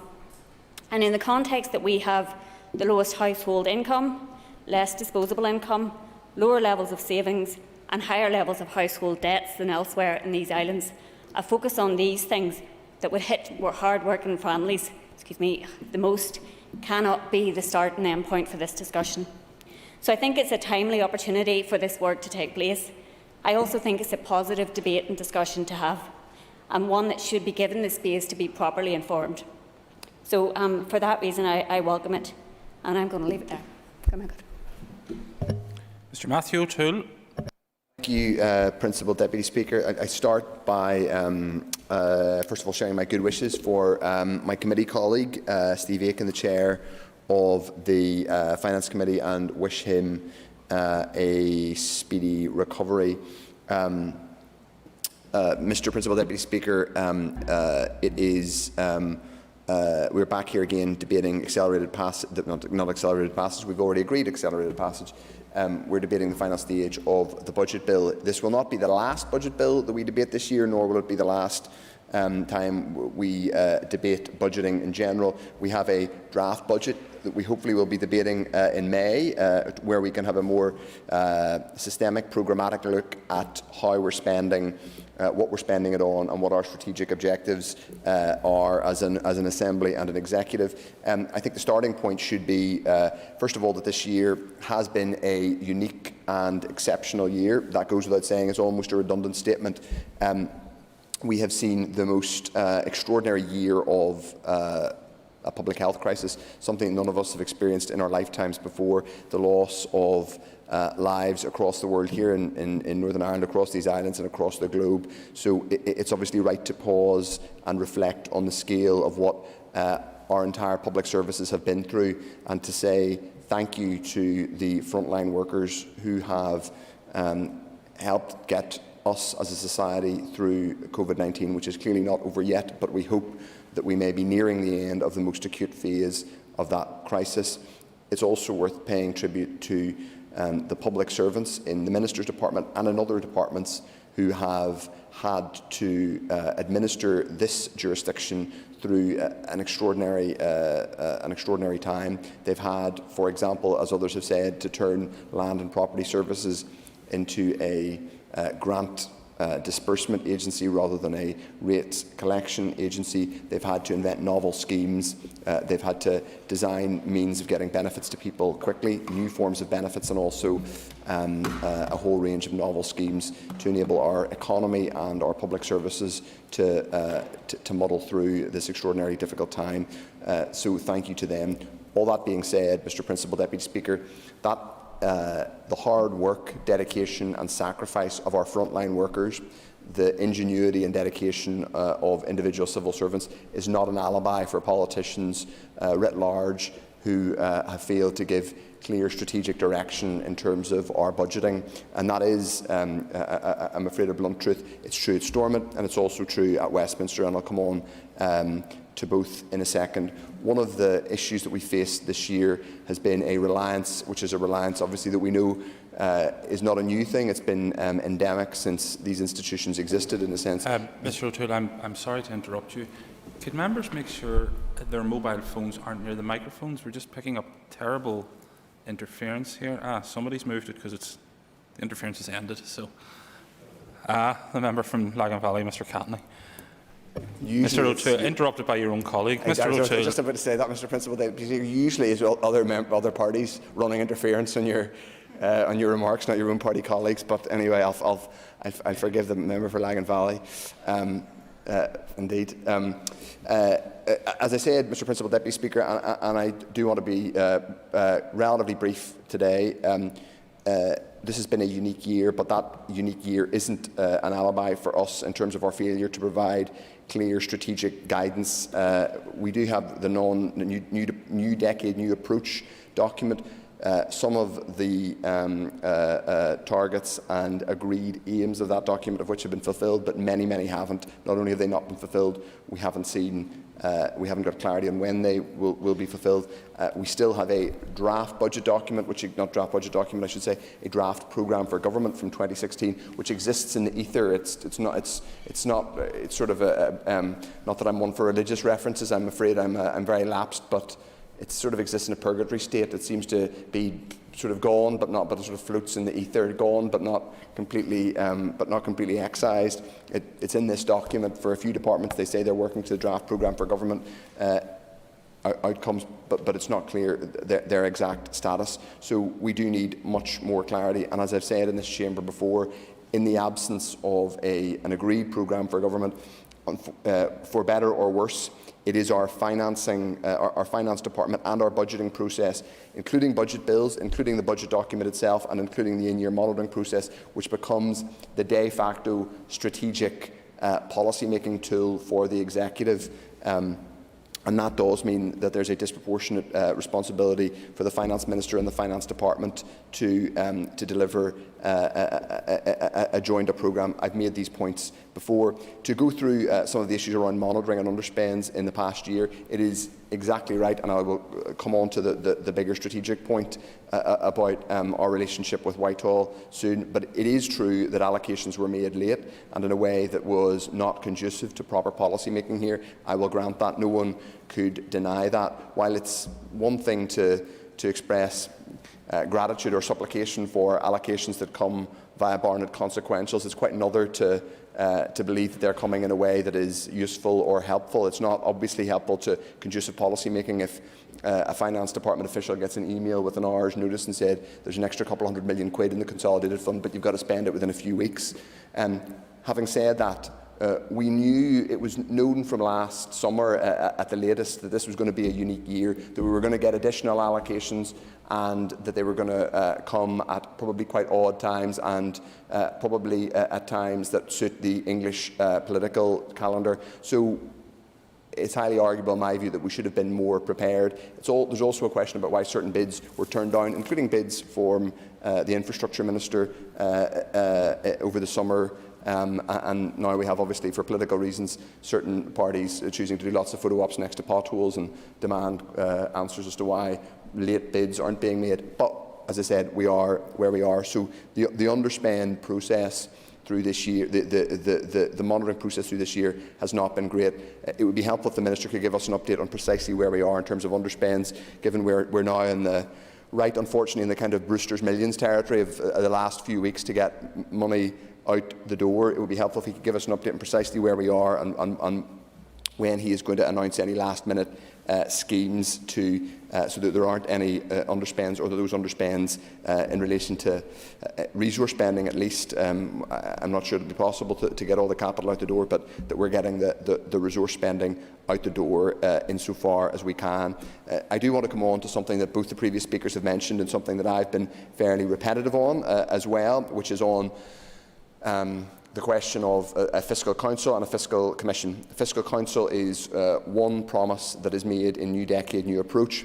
There has also been talk of a fiscal commission. Indeed, we were among the first to talk about it. I'm not claiming credit for my party. I know the finance ministers talked about it too. It's something, broadly speaking, that we agree with. To take them in turn, first, the fiscal council is a body which I think should give us more clarity and consistency and an external umpire, or a semi-external umpire, to how we do budgeting. And a big part of this, frankly, is actually about having a semi-external umpire who's able to turn around and say with some credibility to Whitehall, this isn't good enough. If you want better outcomes from this devolved institution, you have to give them the tools to create better outcomes. It isn't simply good enough to show at times what amounts to borderline contempt for our devolved institutions, and sometimes that contempt isn't, I'm sure, on a done in a kind of malicious or premeditated way, but that's what it amounts to. It doesn't enable us to deliver the best possible outcomes for our citizens, and I do, as a sometimes slightly boring talk about, refer to my experience in this chamber. I do speak from a bit of experience because I worked at the centre of government, and the truth is Northern Ireland's needs, whatever your constitutional perspective, Northern Ireland's needs are not ever at the centre of mind whenever it comes to fiscal policy making in Whitehall. Whether you think the quantum, whether you think whatever your view of the Constitution, actually. So it's really important that the Fiscal Council is there, I think, to act as, if you like, an external umpire or a semi-external umpire to keep both our executive honest and disciplined in terms of how we're allocating money, how the money is being spent, but also, ideally, to keep Whitehall honest too. Specific questions I've asked the Minister about this: will it be based in legislation? He said that that it'll get a kind of trial run, and then we'll make a judgment about whether it will be based in legislation. I think in the long term, it's the best way to give it kind of ballast and long-term credibility. But second, will it have independent, or within it, will it have its own economic forecasting power and capacity? I think that's really critical, because I think you can't really make some of these judgments without without economists modelling the effects of them.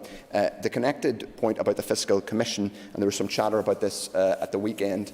Well, there was an interview the Minister gave. I'm not calling his interview chatter. That's, I wouldn't dare say that. There was coverage of this. I've been very supportive of the idea of a Fiscal Commission.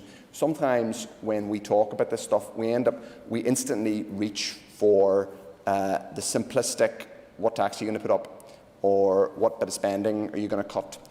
Now, the really critical question is that what we mean by, when we talk about things like Fiscal Commission, is not simply how do you raise taxes or how do you cut spending. Obviously, it involves taxes and spending. What it should be is a look at the entire if you like, financial and accounting functions of a place of government, and in a sense the broader functioning of that government, and looking at how they set priorities, how they match money to those priorities, and how they how they hold the executive wing to account for spending that money and delivering on those priorities. We're terrible at that. Bluntly, we are terrible at that. That's not a party political statement. We've been bad at it really since this institution was created, despite the many good things that have come from this place. So what a fiscal commission should do is, I believe, look from a kind of baseline, a sort of zero-base look at how we do all of this stuff. And that will include how we raise revenue. Raising revenue doesn't mean necessarily raising income tax. The Minister sort of led a little bit up the garden path on that on Sunday by the interviewer, and I have some sympathy, but I don't think people should think about this in terms of raising income taxation. I certainly don't think we should be considering raising income tax. I speak as someone proudly on the centre left and a social democrat and who thinks we should broaden the tax base. I certainly don't think we should be thinking about raising particularly income tax on working people in the middle of one of the biggest recessions in human history. But in the long term, we do need to look at how we raise revenue in this place. And this is a really interesting debate. And it sounded like Paul Frew wanted to get into this debate. He kind of corrected himself. He said, I don't want to talk about this. But actually, it's quite interesting, and there are some interesting things we should be talking about. That's exactly what we should be talking about. So one of the main ways we raise revenue, one of the few ways we can raise revenue in this place, is via non-domestic rates. Well, what's happened in the past year? In the past year, our economy has literally transformed. The basis on which lots of economic activity happens, i.e. in physical premises, has ended. It's ended, or it's been shifted in a way that would have taken a generation to happen. Sadly, whenever we go back to reopening, and we all want to reopen safely as soon as we can, but we can expect that we will be back to a greater level of economic activity in the months to come. We are going to see in our high streets a difference, because that has changed. Online shopping has accelerated a lot of that. I hope we can stimulate our high streets, but there will still be a shift, and there will be a shift from certain types of shopping that always happened on the high street to other types of activity that will happen on the high street. But that means that the entire rate space, one entire area of tax base and revenue raising that our, particularly local government, but our devolved government here has relied on, has gone completely. Why wouldn't you want a fiscal commission to look at that? And that fiscal commission shouldn't just be looking at a ledger about how money's raised and how it's spent. They should be looking at the entire structure of the economy. And looking at that structure of the economy will also involve looking at doing what consultants sometimes call a SWOT analysis, or strengths, weaknesses, opportunities and threats to an economy. Mr Principal Deputy Speaker, we as a party have put out several documents listing what we think should be the longer-term priority for our economies. But in the short to medium term, there are some obvious ones that we think the Minister should be looking at, but also the Fiscal Commission. Benefits from our protocol position where we have dual market access, despite the controversy at the minute. That's a real potential benefit for our economy. Allowing young people to recover from the enormous COVID crisis that they've been placed in. We know they've disproportionately suffered from it. And finally, actually, transformation of our public services, particularly our health service. Mr Principal Deputy Speaker, I don't want to... Yep, happy to give way. Giving way, and it has been an interesting debate. Can I ask also for his thoughts on the programme for government? Because it strikes me that whilst you do not have a programme for government, your budgets are adrift. They're floating about without purpose or focus or direction. And that programme for government is what really should give it its direction and its priorities, and also should weld together some of the departments to work together that they're not doing now today. Weld them together so that it would affect change and also save money by working together. Can I ask the member for his views on that? Before the member proffers his views on a programme for government, could I remind the member that this is a budget bill debate? And I appreciate and understand that in a budget bill debate there is considerable leeway given. And the member who knows me would know that I'm not one that would stand on formality or anything like that. But I think we are veering a bit off the content of the budget bill, and I'm sure that Mr Frew and Mr O'Toole will be able to have many fruitful discussions about the restructuring of government, not on my time and not in this debate. Mr O'Toole.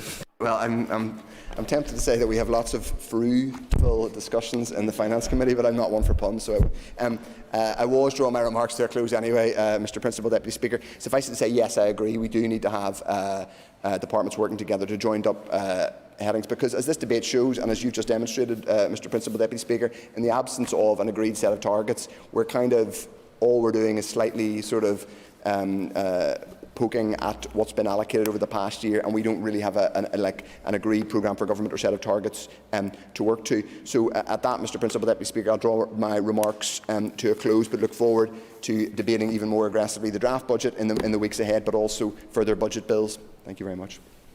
I call Mr Andrew Muir. Thank you very much, Mr Principal Deputy Speaker, and I rise to speak on the budget bill on behalf of the Alliance Party. Before I start, I was going to offer my thoughts for the Chair of the Finance Committee, Steve Aiken, who I believe is off ill after breaking a few ribs. I broke a few ribs a couple of years ago, decided to do a 10k race afterwards, and I learnt it's very sore. So I wish him my best wishes. Just picking up on some of the points that Matthew O'Toole made in relation to the resource allocations which were made throughout the year from Treasury. I think we have to acknowledge that how they were allocated and the very late notice that were given really provided a challenge for the Northern Ireland Civil Service in terms of the allocation of those funds. But also that highlighted a whole issue in terms of the capacity and capability of the Northern Ireland Civil Service to be able to turn things around at great speed. An awful lot of schemes were turned around at great speed, and we're very much grateful for that. But as the COVID allocations were coming through, it did show a stress within certain departments in terms of the ability to turn around that level of support, and that's something that I know the Public Accounts Committee, which Matthew's also a member of, is looking into at the present moment in time. And I think it's an important issue to look at, just in terms of a balanced approach, that yes, the allocations were late in the day, but also there was an issue in terms of capacity to turn that around. The other issue in relation to the rating system is that I think a number of people will be very surprised when they come back to their high streets after this pandemic has abated and see the level of vacancies and the devastation that has occurred on those high streets. And that is why that review of the non-domestic rating system needs to occur, because a phone call I had on Saturday from a constituent who owns retail premises within Belfast city centre was outlining to me the real challenges that he has as a result of being in a city centre which is largely desolate, very few people around, but he's still paying well, he's got reliefs for this year, but he's obviously conscious of the fact that he's eventually going to have to pay non-domestic rating bills coming forward, whilst other businesses are trading from a garage or from a warehouse paying much less in relation to rates, but yet he's carrying the full burden of that. He's determined to reopen, but I think this is something that we need to be very conscious of, that this is an issue that we're going to have to address, and in no short order, because no sooner had this pandemic came along that Reval 2020 came in place, but the impact of that has not been felt because of the reliefs associated with that. In turning to the budget bill, I do recognise that the bill is to give legal effect to the spring supplementary estimates for the remainder of this financial year, and also the vote on account for 2021-2022. And I do feel that it is important to state that budgets and finances over the period ahead need greater focus on reskilling and employment as our economy begins to reopen after being frozen for over a year, as the Chair of the Economy Committee outlined. This, along with ensuring there is sufficient support for the welfare system at a time of rising unemployment. These are the most important financial issues over the next 12 months. Keeping and getting people into jobs and supporting those facing hardship, it's what will define this place. By the time the furlough scheme is now due to close, thousands in Northern Ireland may be at risk of not having any job to go back to. The Finance Minister does need to be setting aside funds to ensure that suitable training, reskilling and new job opportunities are in place for those whose livelihoods have been taken by the COVID-19 pandemic. The risk is particularly acute for our young people. Without the right response from our executive, there is a danger that the economic impact of COVID-19 could scar them for years to come. My party is also calling for a reshaping of the high street. As COVID-19 has fundamentally changed our livelihoods, so it has altered the hearts of our towns and cities. The Alliance Party acknowledges that a flat core resource allocation is disappointing and far short from what departments need to effectively carry out their functions on a day-to-day basis. And I think some element of that has been forgotten about in recent discussions in terms of the budget from last week. The Alliance Party is disappointed that the Chancellor did not go further in his budget last week in delivering a much bigger green stimulus, something which my North Down colleague Stephen Farry MP has continued to press for at Westminster. If you just look at what other governments are doing across the world, it's clear to see that what the UK Government is planning just doesn't cut the mustard. We were expecting particularly a stimulus around infrastructure investment last week, and that didn't happen. However, Mr Principal Deputy Speaker, rather than pretending that we're entirely at the mercy of decisions made in London, the Alliance Party believes that the Executive could be doing much more to get our own finances in order. As I outlined last week, the cost of division is estimated at over £500 million per year, and it does remain largely ignored. Only then, when we are serious about tackling the cost of division head-on, will we fully be able to deliver upon the twin challenges of public service transformation and private sector growth in Northern Ireland. I do welcome the proposals to establish a fiscal commission. It's got lots to examine and report upon, but additional revenue-raising powers will only be considered credible and reasonable if we are prepared to ensure our current revenue is spent both wisely and well. The reform of the management of Northern Ireland's finances has been far too slow. It is well over a year since we were promised a fiscal council, and I understand the challenges that have been experienced thus far, and I'm greatly appreciative of the work that officials have done within the Department of Finance. But we do understand that the proposals will be brought to the Assembly in short order, but still we have not seen anything yet. Only when we have the reforms needed can we be properly entrusted with the powers required to take greater control of our own financial destiny. Mr Principal Deputy Speaker, the Alliance Party will continue to press at Westminster for greater resources for Northern Ireland, particularly for additional financial firepower to build back better from COVID-19. But in this Assembly must first and foremost be focused upon putting our own house in order. We should not pretend that we are powerless to deliver more jobs and better public services in Northern Ireland. Lastly, as referred to yesterday in this place during First Minister's and Deputy First Minister's questions, the Troubles-related Incident Victims Payment Scheme needs to be delivered. The ongoing foot-dragging by the Secretary of State is wrong, and it must end. It's long past time that he stepped forward and provided the financial support deserved and delayed for far too long. Thank you very much. Thank you, and I call Mrs Pam Cameron. Thank you, Mr Principal Deputy Speaker, and can I also just convey my best wishes to Steve Aiken, my constituency colleague, and wish him a speedy recovery from his injuries. At the outset, I want to thank the Minister and the departmental officials for their work on the significant administrative task of this budget bill. Just over a year ago, no one could have imagined the world that we'd be living in today. And sadly for many families, they are filled with sadness and grief at the loss of their loved ones. And behind every statistic are individuals who are sorely missed today. Undoubtedly, brighter days are ahead of us here in Northern Ireland, and as I begin my remarks today on the budget, I wish to pay tribute to everyone involved in that rollout of our vaccination programme. The professionalism and the speed at which this has been progressed so far has given us all much needed hope and finally to see that an end is in sight. No one can be in any doubt that all of Northern Ireland's departments have become under extraordinary pressure over the last year in trying to maintain services and to address the new challenges which presented themselves. Additional funds allocated by Her Majesty's Treasury to help address COVID pressures have been vital throughout. It is obvious that Northern Ireland's high levels of public spending would not have been at all possible without our membership of the United Kingdom. The levels of financial aid for businesses and self-employed has been unprecedented. Although we must fully recognise that further support will be needed throughout this year to help our economy back onto its feet, even after many restrictions have been lifted. Another pressing issue which must be resolved is the Troubles Innocent Victims Pension, and I would call on the Executive and the Secretary of State to finalise the scheme urgently. Victims have waited too long and many deadlines have been missed. This is unacceptable and there must be no more delay. COVID-19 has not only added greater financial burdens to our departments, it has exposed the long-term structural needs of many of our services. In particular, I refer to our health service. And we've waited for years to see substantial transformation of our health service to take place. The pandemic has exposed the much-needed investment in our health service property, areas of high staffing vacancies and an over-reliance on agency staffing. Long-term strategic planning within the health budget is needed to address these problems.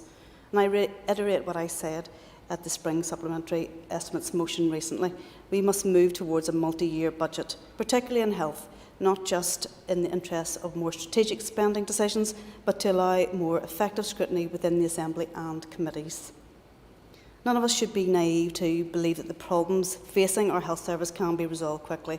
Indeed, many of them predated the COVID-19 pandemic. I share the concerns of the chairs of all the health and social care bodies who recently highlighted the fact that aspects of the budget is non-recurrent. This negatively impacts on our Trust's ability to make long-term plans, including the capacity to recruit staff.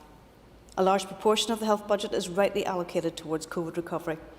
Tackling Northern Ireland's extensive waiting lists backlog must be a forefront of priority. As well as this, the Department must recognise that we still do not understand fully the effects of what we call long COVID.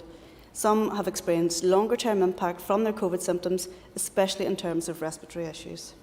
Many experts expect a growth in demand for the funding of services to deal with the long-term rehabilitation of some COVID patients, and we need to acknowledge this and be prepared to address it.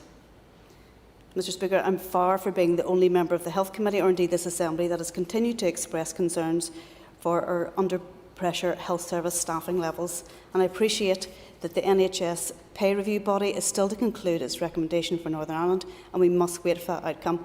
However, I will make just this one point on this.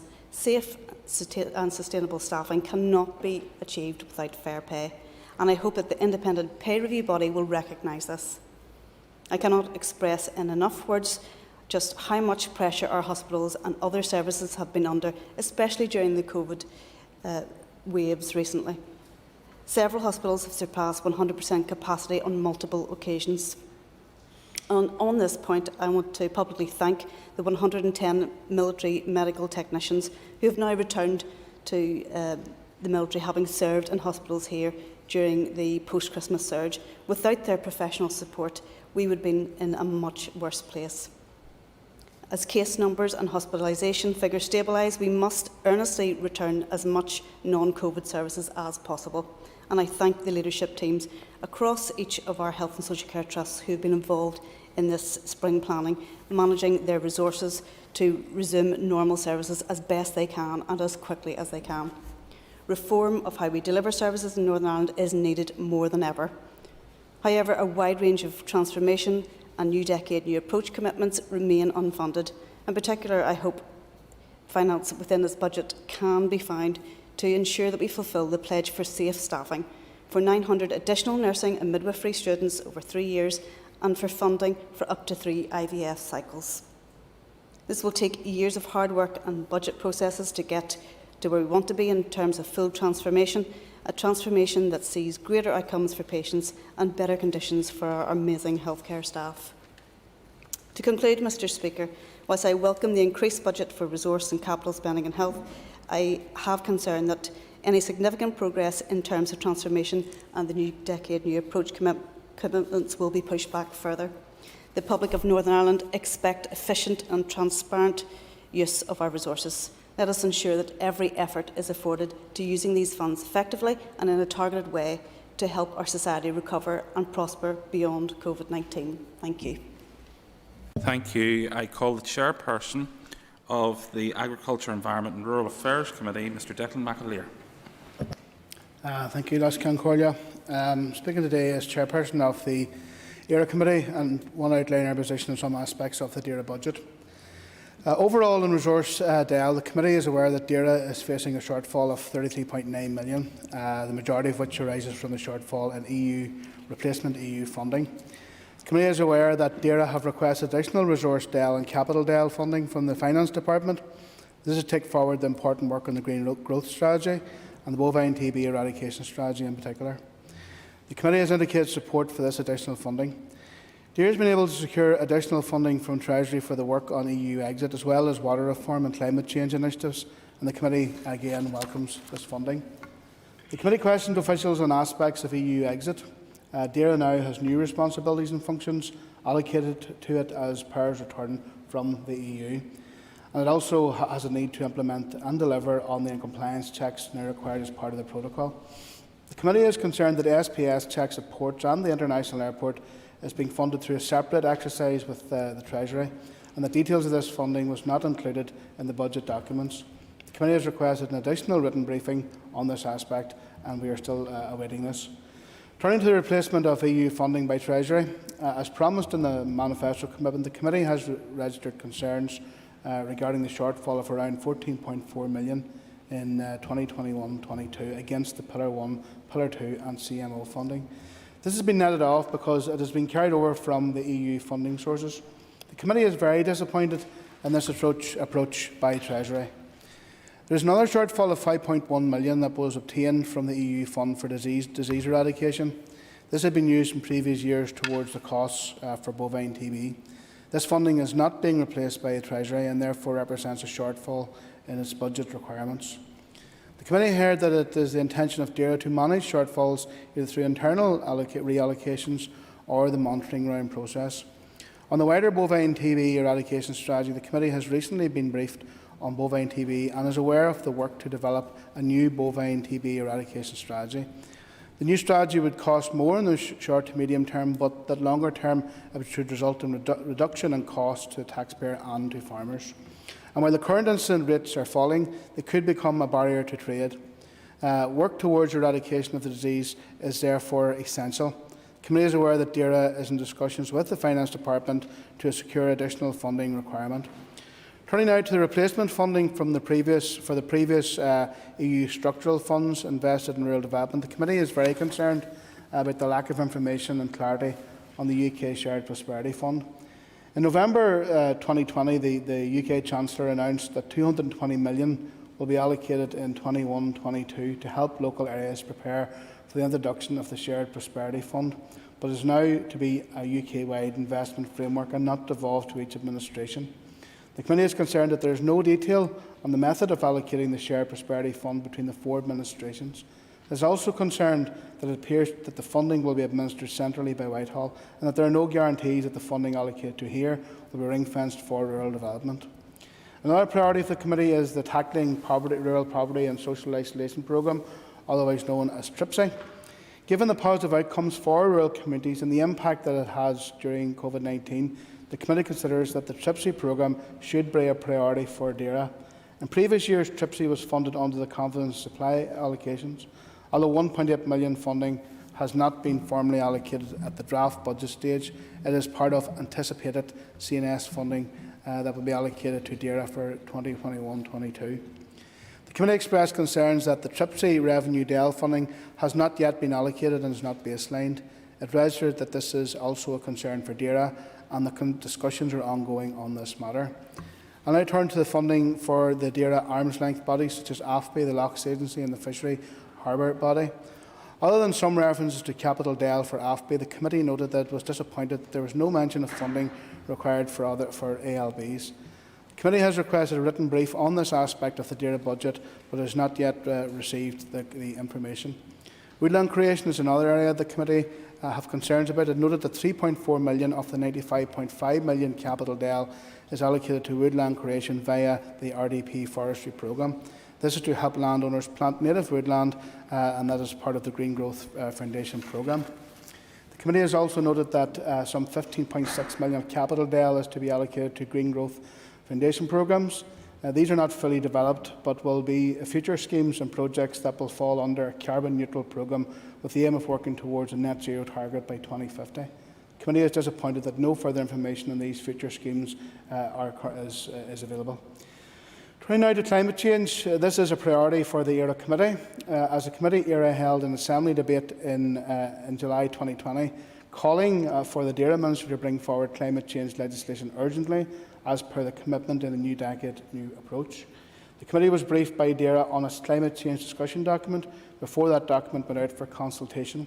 That consultation is now closed and the committee was to be briefed on the 18th of February on on the initial outcome of that consultation and on the plans and timescales for climate change legislation. The briefing has not yet happened, and instead the committee will be briefed this week on the 11th of March, Thursday.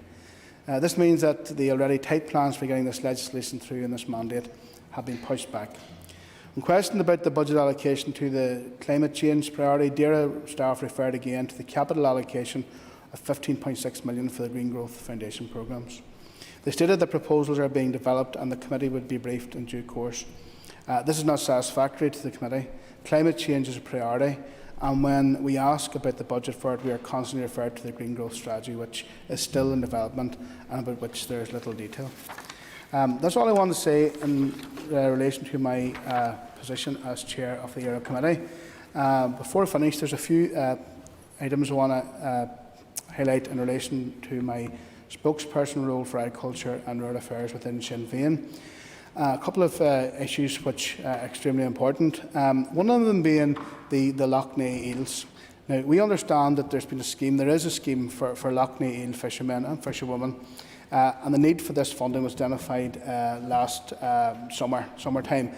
And while the DAERA Minister is still considering the scheme's eligibility criteria, nothing has yet been launched. And we feel this is hugely unfair and is a source of ongoing contention, especially given that other sectors of the fishing industry have quite rightly received support for this stage. And I know that colleagues within my own party and across the parties, in the Mid-Ulster constituency and other constituencies which particularly border Lough Neagh, have been lobbying this, and that's something that really needs to be addressed.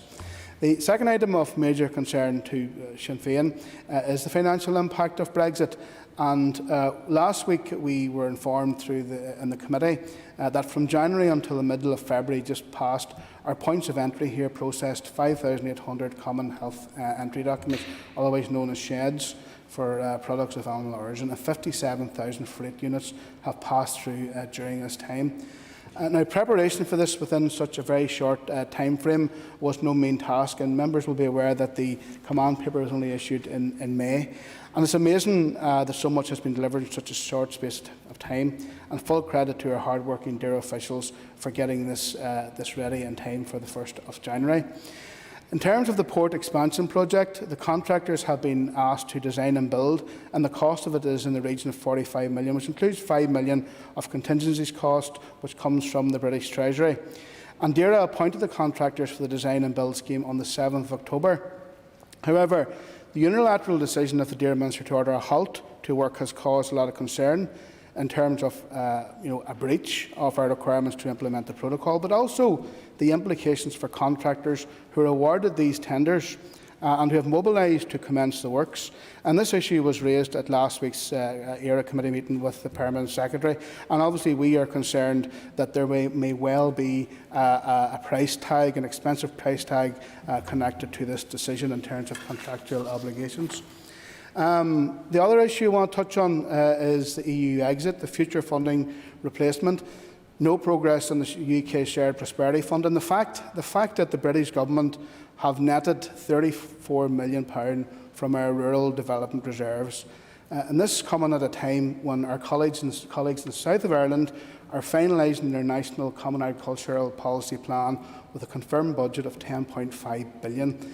And we are really concerned that this will create a very uneven playing field for our farmers in the north and the wider agri-foods industry as well, between north and south, to operate on a level playing field. It's something that we are extremely concerned about.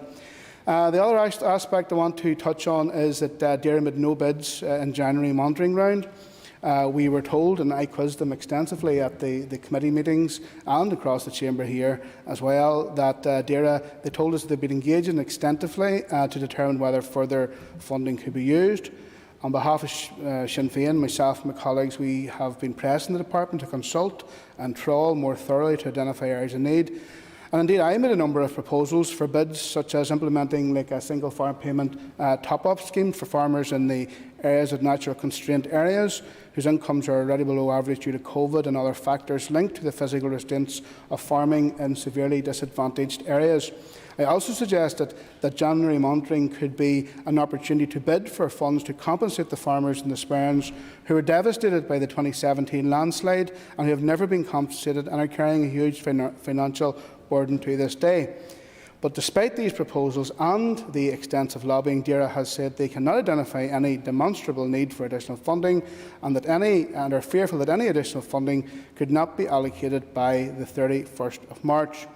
And I find this very disappointing. I find it frustrating, given that other government departments are in the same position but made bids, and I feel that in this regard, DAERA has let down rural communities. So just finally, before I finish, and it's straddling slightly outside my brief, but nevertheless important in relation to budgets, I note and welcome the fact that the first premises is actually in the Tyrone and Cullisland area have been connected up today through the project Stratum. This is great news. The DAERA put in £15 million into part funding that programme. And I think that it's important that we encourage and call on the Economy Minister to keep engaging with the DCMS over in Westminster to make sure that the premises who won't be included in the intervention area at this stage, that it can be expanded through funding from DCMS in Britain to expand the intervention area to capture up to 20,000 houses that aren't currently in the intervention area at the moment. And I should say that in previous generations, previous administrations and governments, they brought water, they brought electricity, they brought other utilities to people's homes. In this generation, we need to bring broadband to people's homes, and there's a massive, massive digital divide, and this is our opportunity now to once and for all end that digital divide and bring thousands of premises, mostly in rural areas, into the 21st century with proper superfast broadband.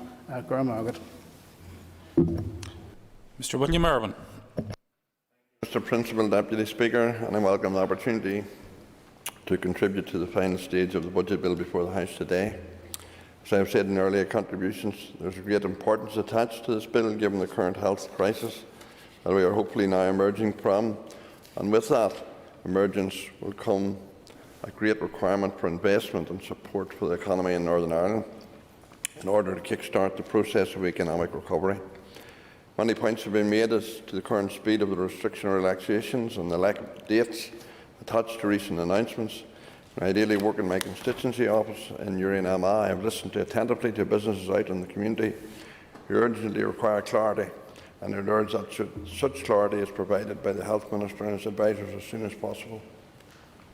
This clarity, when provided, would allow for a level of preparation to be carried out with a view to reopening various sectors of our economy. There is a consistent message coming from our business community that forward notice is required. It is well understood that, and the subject is of much concern, that after the various support schemes that are in place will come to an end, that this will have an impact on the economy as business react to this support withdrawal. The impact, which is difficult to measure at this time, must be a full and urgent focus for this Assembly as the clock is ticking on this issue. I know again through my work in the constituency of Urian and through countless discussions with businesses that the various scheme administrators, that the sources of financial support and other measures such as rates holidays have been of immense support. These schemes have kept business afloat and allowed staff to be retained. There will be huge pressure brought to bear on finances, and I know that there has been a lot of public debate around allocations to Northern Ireland. The representations must be and will continue with regards to additional resources.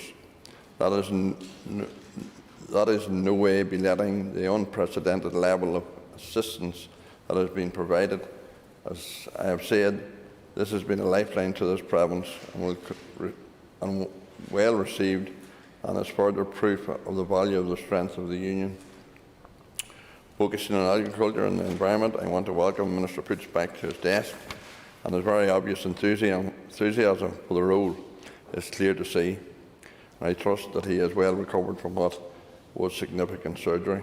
I also pay tribute to Gordon Lyons, who stepped in and proved himself to be a very capable pair of hands in Minister Poots' absence. As I referred last week, there is an importance Important scheme in the preparation phase at this time. The second tranche of Tier 2 of the Farm Business Improvement Scheme. Again, given Minister Poots' return to his desk, I would urge a renewed effort around the scheme. Speaking both to farmers and those in the manufacturing sector, there is an enthusiasm around this scheme and an anticipation of funding being released. I would urge a redoubling of efforts to get this fund operational. Minister Lyons, in his reply to me on a recent query on the status, stated the scheme is designed to offer support to non-farm investment projects costing in excess of $30,000 to a maximum available grant of $250,000, based on robust farm business plans. He further added, its focus is to drive capital investment in assisted farm businesses. There is no doubting the importance of this to the agricultural and manufacturing industry in Northern Ireland this time, and of course, it's very important in assisting farmers in their environmental obligations. There are many benefits to both the environment,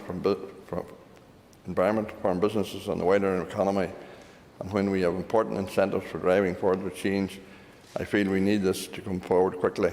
I look forward to further progress and the finalisation of the scheme budget requirements. Thank you, Mr. Speaker. Thank you. And I now call the Chair of the Health Committee, Mr. Colm Gildernew.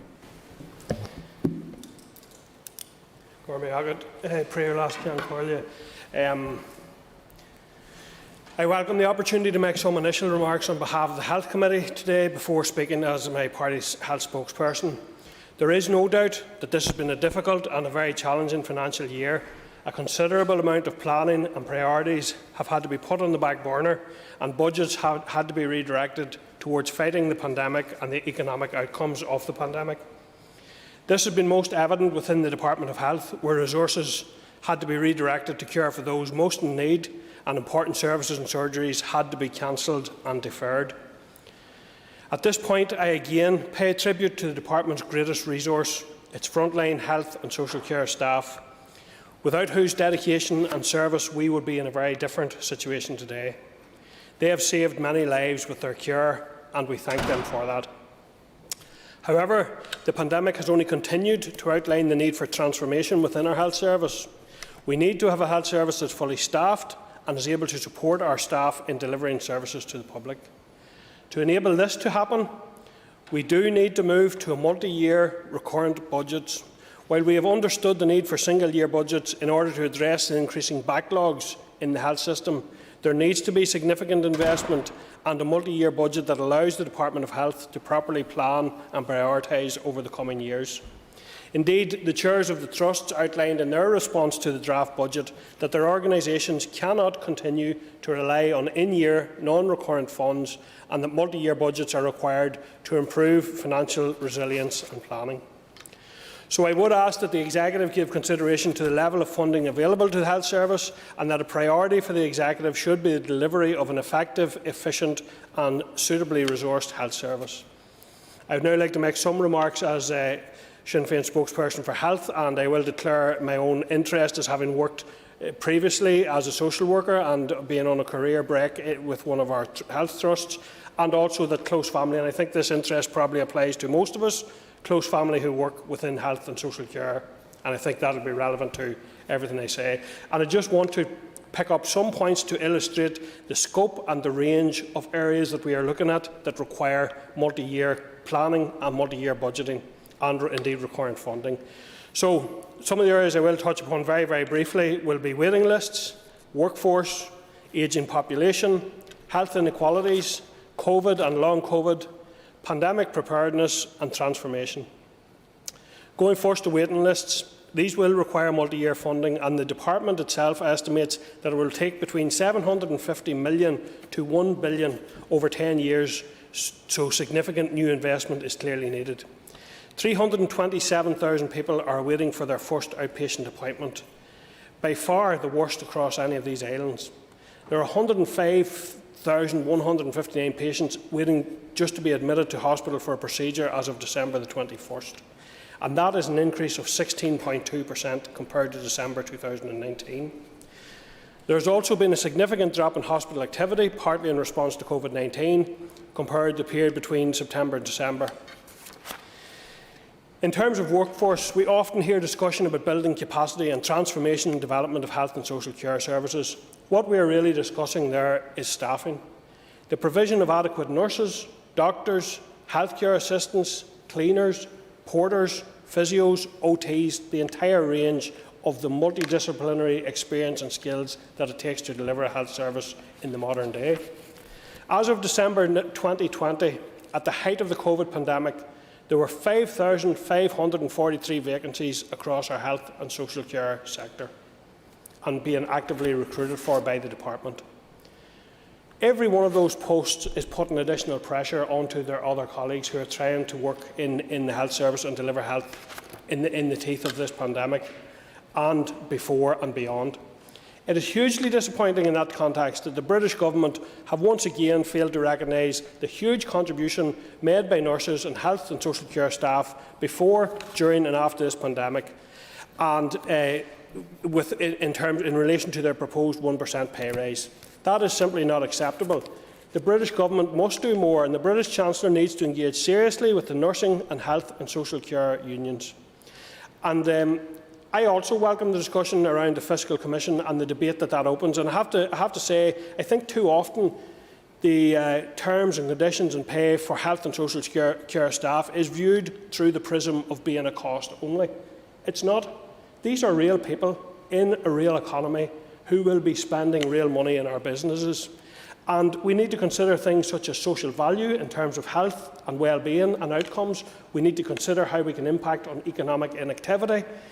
And we need to ensure that we have a well-resourced and properly paid workforce. So moving on then to the ageing population, again to flag up serious concerns, NISRA statistics demonstrate that the population is becoming increasingly older, and the number of 65-plus-year-olds will increase by 50% over the next 25 years. Now that's a massive, massive responsibility on each and every one of us to start to plan and prepare for how we're going to deal with that ageing population. They will have comorbidities, they will live longer, and that's to be, people living longer is to be welcomed, but we have to ensure we have the health and social care system to meet their needs. In terms of health inequalities, the pandemic that we're currently experiencing has further exposed the unrelenting nature of health inequalities that assign health and well-being according to your postcode. Indeed, as we all know in this chamber, sometimes in terms of a bus journey, several years' difference of life within the city of Belfast, depending on where you start that journey from. Our more deprived communities continue to be plagued by unacceptable levels of alcoholism, drug addiction and suicide, highlighting the need for significant investment in those services, and that significant investment is lacking at the present time. COVID and long COVID will put additional pressures on core health services and will also, if allowed to occur unchecked, fuel further inequalities to emerge within our population. We also need to consider very seriously now how we prepare for future pandemics and to work our way out of this pandemic. And this needs to be done along with health transformation on an all-Ireland basis. We cannot ever again see a situation where we are sending frontline health and social care workers out to deal with an unknown virus without the proper protective equipment, the proper guidance and the proper support structures that they need. That will also have to be planned and paid for. And finally, moving on to transformation of our health and social care system. This is absolutely essential to help us address all of the issues that I have touched upon previously. It is seriously disappointing in this context that funding is not available to significantly advance the urgent need to transform our system to meet our needs. We also need to have an honest and progressive conversation about how we improve and contribute to transformation on an all-Ireland basis. It makes no sense whatsoever to plan how we retain and expand the top-performing stroke unit, for example, in Enniskillen Hospital and other services based in that hospital, if we continue to ignore the significant populations to the south, east and west of that hospital. It makes no sense to ignore the potential for an all-Ireland surgical network to address the pressures on waiting lists that we have already considered and are currently experiencing. And it is, members, nothing short of a disgrace that families of bereaved children here in the north have to board a plane to Liverpool with their child's body if they wish to have an autopsy carried out, because we could not sustain delivery of that service here in the north. And we have to deal and address that. All of these substantial issues are coming at us and cannot be wished away. We need to take a long-term view and approach to all of these worrying issues, and we need the funding and longer-term capacity to plan and deliver these services into the future. This will require multi-annual and recurrent funding and a realistic progressive tax base in order to deliver upon the needs and potential for our population. Mr. Pat Catney. Thank you, Mr. Principal Deputy Speaker. First of all, I want to apologise to you for the phone. I did have the phone off and had it on airplane mode, but I hope you noted that I owned up to it fairly quickly. So, although I have to say, being in this chamber for about the last year, I've noticed there's nothing much goes past your eyes, Mr. Deputy Principal Speaker. I want to wish the Chair, Mr. Steve Acton, a speedy recovery, and I hope that we'll have him back as quickly as possible. Suppose before I start, I'm going to make my speech very brief. Suppose whenever I first came in, I seen Mr. Given there, my colleague, and I was afraid he hasn't come in. I was afraid of an intervention there from him, so I'm glad to see that he has left anyhow. But on Saturday we went out to a little place, Duncan's Dam, and there was a community just went out together and picked up rubbish in it. And there was one young family there, a 16-year-old and an 11-year-old, and I thought about myself working in a pub and how difficult it had been. And I think that, and I'm saying this at the start of this, that the greatest asset we have is our community here.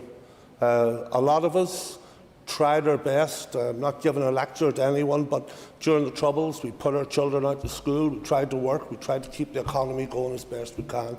And those are the important things for me. Those were the winning days. That's how we survived, and as best we can, to find that we will get hope and get better. I think on the 16th of September 1991, Black Wednesday, interest rates rose to 21%. If you told that to some of our children today, when they're paying 2% and 3% on a mortgage, I had just bought Ferguson's Pie Factory. I'm not going on, it's just to let you know, through no planning for the future, all of a sudden I found myself with £400,000 worth of debt to be serviced at 21%. It's impossible. You can't do it, and no business would sustain it. But we got through it, and we'll live to fight another day. Thank you, Mr. Principal Deputy Speaker. I intend to be brief, just in case my life, as I said that with Paul. The issue, or lack of scrutiny and lack of consultation, has been well rehearsed in this debate. So let me talk about solutions. First and foremost, budgets need to be better linked to a robust programme of government. You can come up with the best strategies in the world, and we know this place needs to work on that as well. If the priorities and outcomes of these strategies are not adequately resourced, I was going to say they are just not worth the paper they are written on. But I suppose these days it is more correct to say they are not worth the cloud storage that they take up. We need to be sympathetic about this, with priorities matched to specific lines in the budget. In fact, the Minister did say himself that if we take money away from one department, we're taking it, we're giving it to another department. We have to make these hard decisions, and we need to look and see as best we possibly can. I joined the Finance Committee thinking that I could come up with some ideas or help the Minister. I'm not going in there to make it difficult. I was going in to see as it was. It's difficult, it's very slow moving, but we find ourselves moving on anyhow to agree on the budget that's coming forward again within the next few months. In the short term, we need to see real movement on the new decade, new approach commitments. Without movement on waiting lists and impactful mental health strategies and victims' pensions, we all face an electorate that are going to be said to us, what's the point? I repeat, this must be impactful, it must be difficult, but these commitments cannot be treated as secondary or a waste of time. This is what we have signed up to do. To not deliver must be out of the question. Where this requires the buy-in from Westminster, we must remain persistent. They supported the agreement. They must also follow through. I know both Claire Hanna and Colm Eastwood have been pushing the Northern Ireland Secretary, but we all must work together to make sure these commitments are met. Going forward, we must have long-term strategy thinking on our economy, on tackling poverty, on climate change, and realise opportunities within the UK and the EU and further afield. Long-term strategy thinks requires multi-year budgets. I know the Minister said that these are difficult to get to, but we long for the day that this is possible, and it's not all in his control. It's simple as that. They must be implemented to allow value for money on long-term government projects, and we need a firm commitment from the Minister that he will implement them.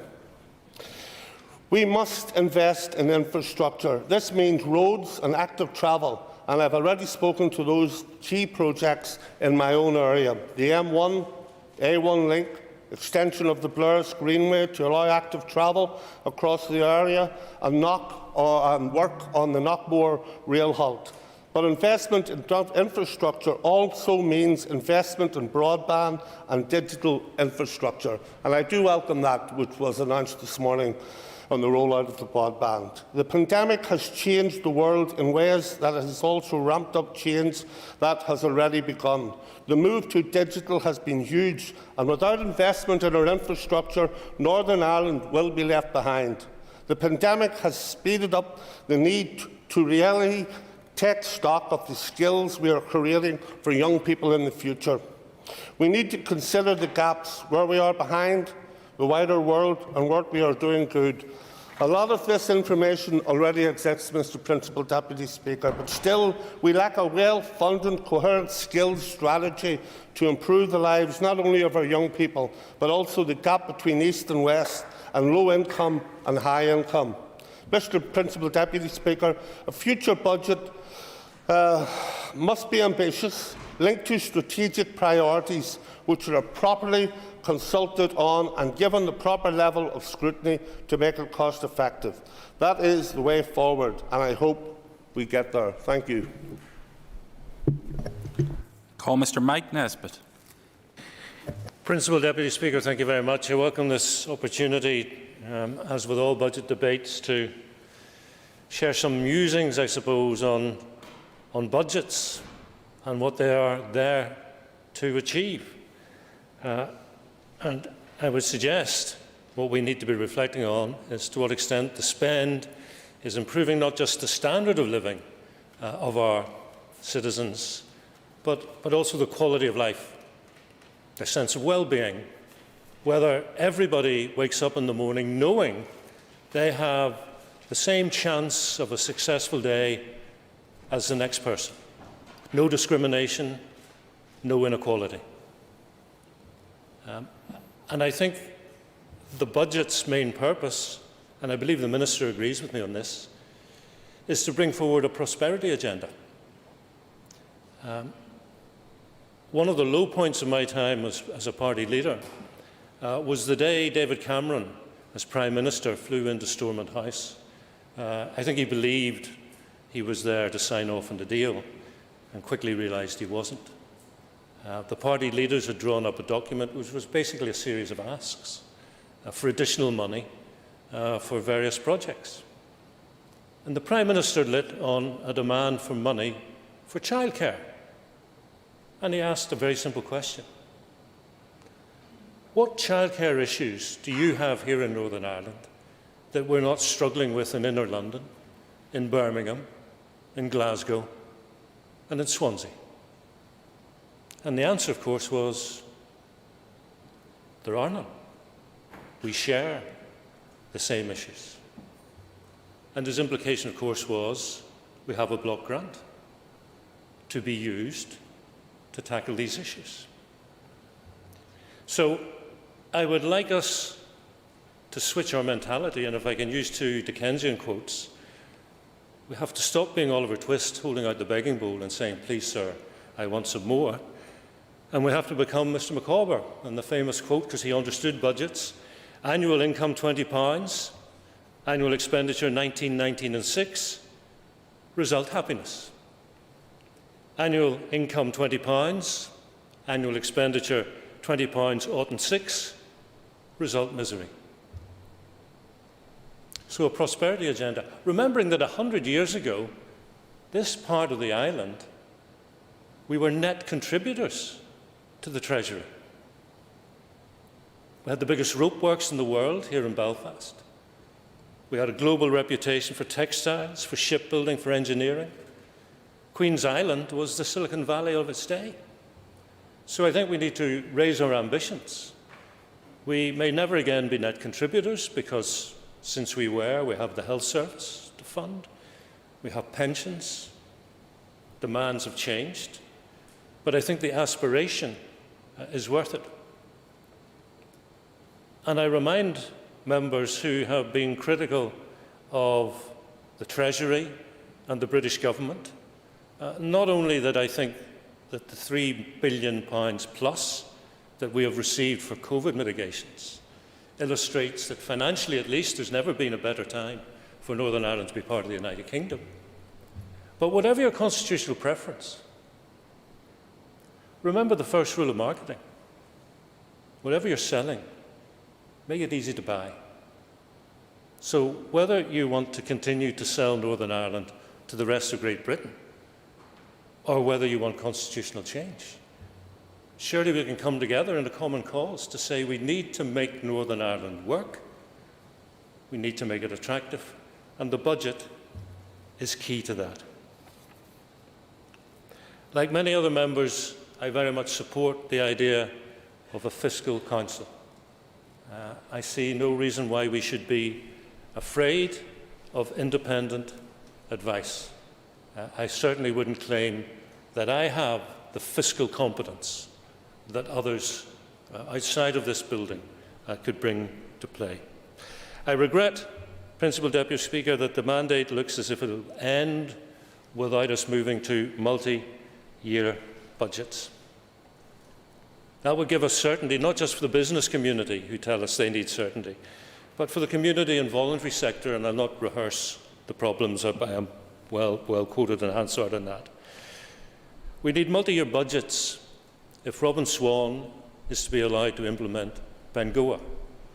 And it is my understanding there isn't a party or an individual MLA in this House who doesn't support the idea of transforming how we deliver healthcare.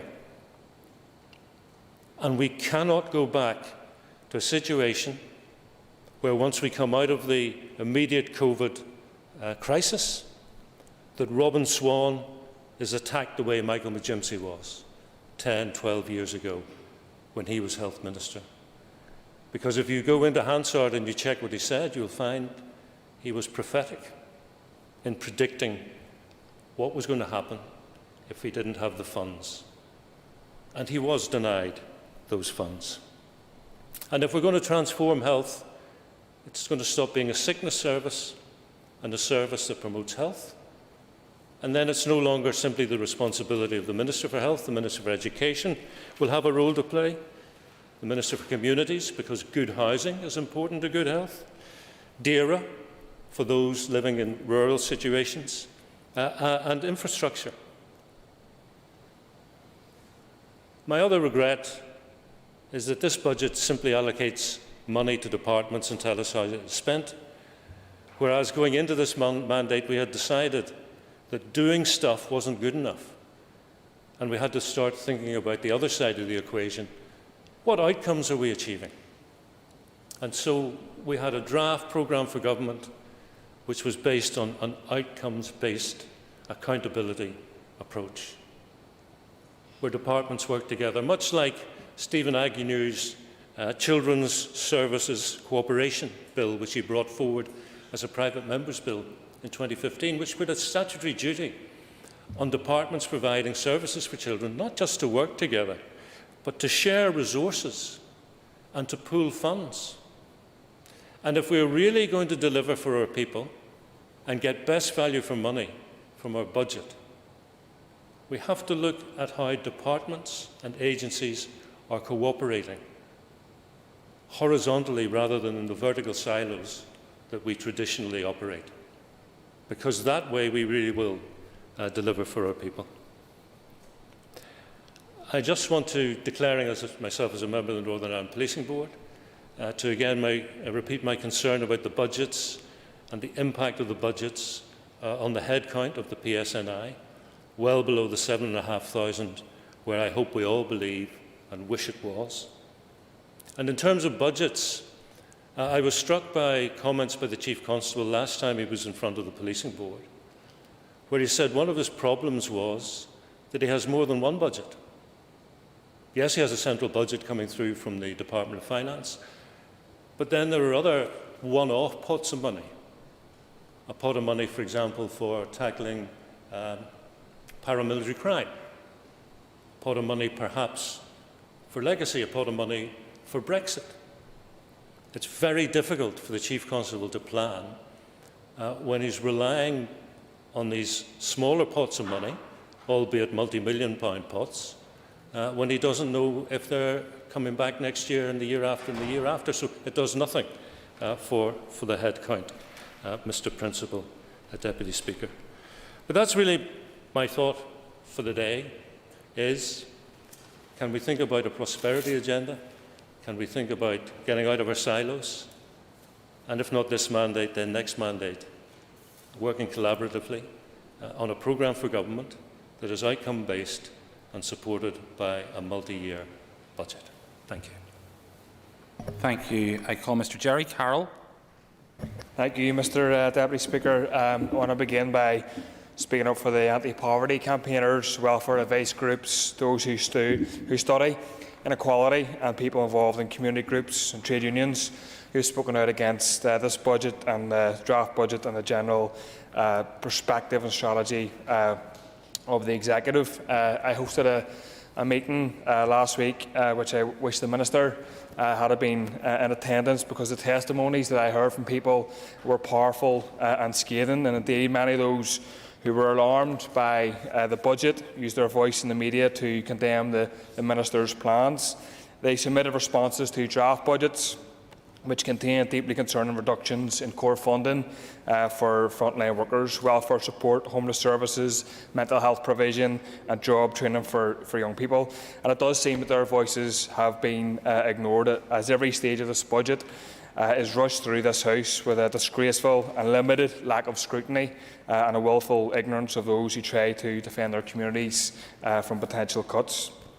So, Mr. Speaker, we will not be accepting this budget or support it, even if we are a lone voice, and nor will we accept the excuses we hear every time a Sinn Féin Minister delivers an austerity budget. Our hands are tied. There's been not so much an attempt to implement radical policies which would address need in our communities. While far too many have suffered because of the mismanagement of this pandemic, the wealth of the 1% has absolutely soared, and the fallout we've seen for working class people and those in the margins of society was certainly not inevitable. And I find it very telling indeed, Mr. Deputy Speaker, that once again, as a budget is being presented which will do nothing to tackle inequality and wealth disparity in our communities, a Sinn Féin Finance Minister and his executive colleagues presumably are to the right of the Tories on corporation tax. An increase in corporation tax could mandate big businesses to pay their way and shoulder more of the burden. But according to the Financial Times, Mr. Deputy Speaker, as the Tories set to increase corporation tax, the Finance Minister and his plans, essentially, in my view, are to kick the can down the road by setting up a fiscal commission to look into Stormont's tax-raising powers. The same article refers to corporation tax powers already being devolved. Yet official sources say devolution of the powers were stalled in the collapse of the Assembly, and there are varying takes on the current standing of corporation tax devolution. So we'd like to ask the Finance Minister directly to come back in his closing remarks to give this issue some transparency. What is the current standing of corporation tax devolution, and will he commit and fight for an increase in corporation tax in the North? I would appreciate a yes or no answer on that matter. I would like to visit, Mr Deputy Speaker, what I believe to be some of the most pressing issues of this budget. The first is the issue of pay for healthcare workers who have so valiantly battled on the front lines of this pandemic, who worked for years without pay parity, who have seen their workloads increase as cuts were made to services. And I pay tribute to all the unions, RCN in particular, who have criticised the pathetic 1% pay raise, insulting 1% pay raise, which represents a real-time cut for most, if not all, healthcare workers. RCN have rightly called this a slap in the face for healthcare workers, and if they do intend to strike and take action, I will be backing them, supporting them all the way.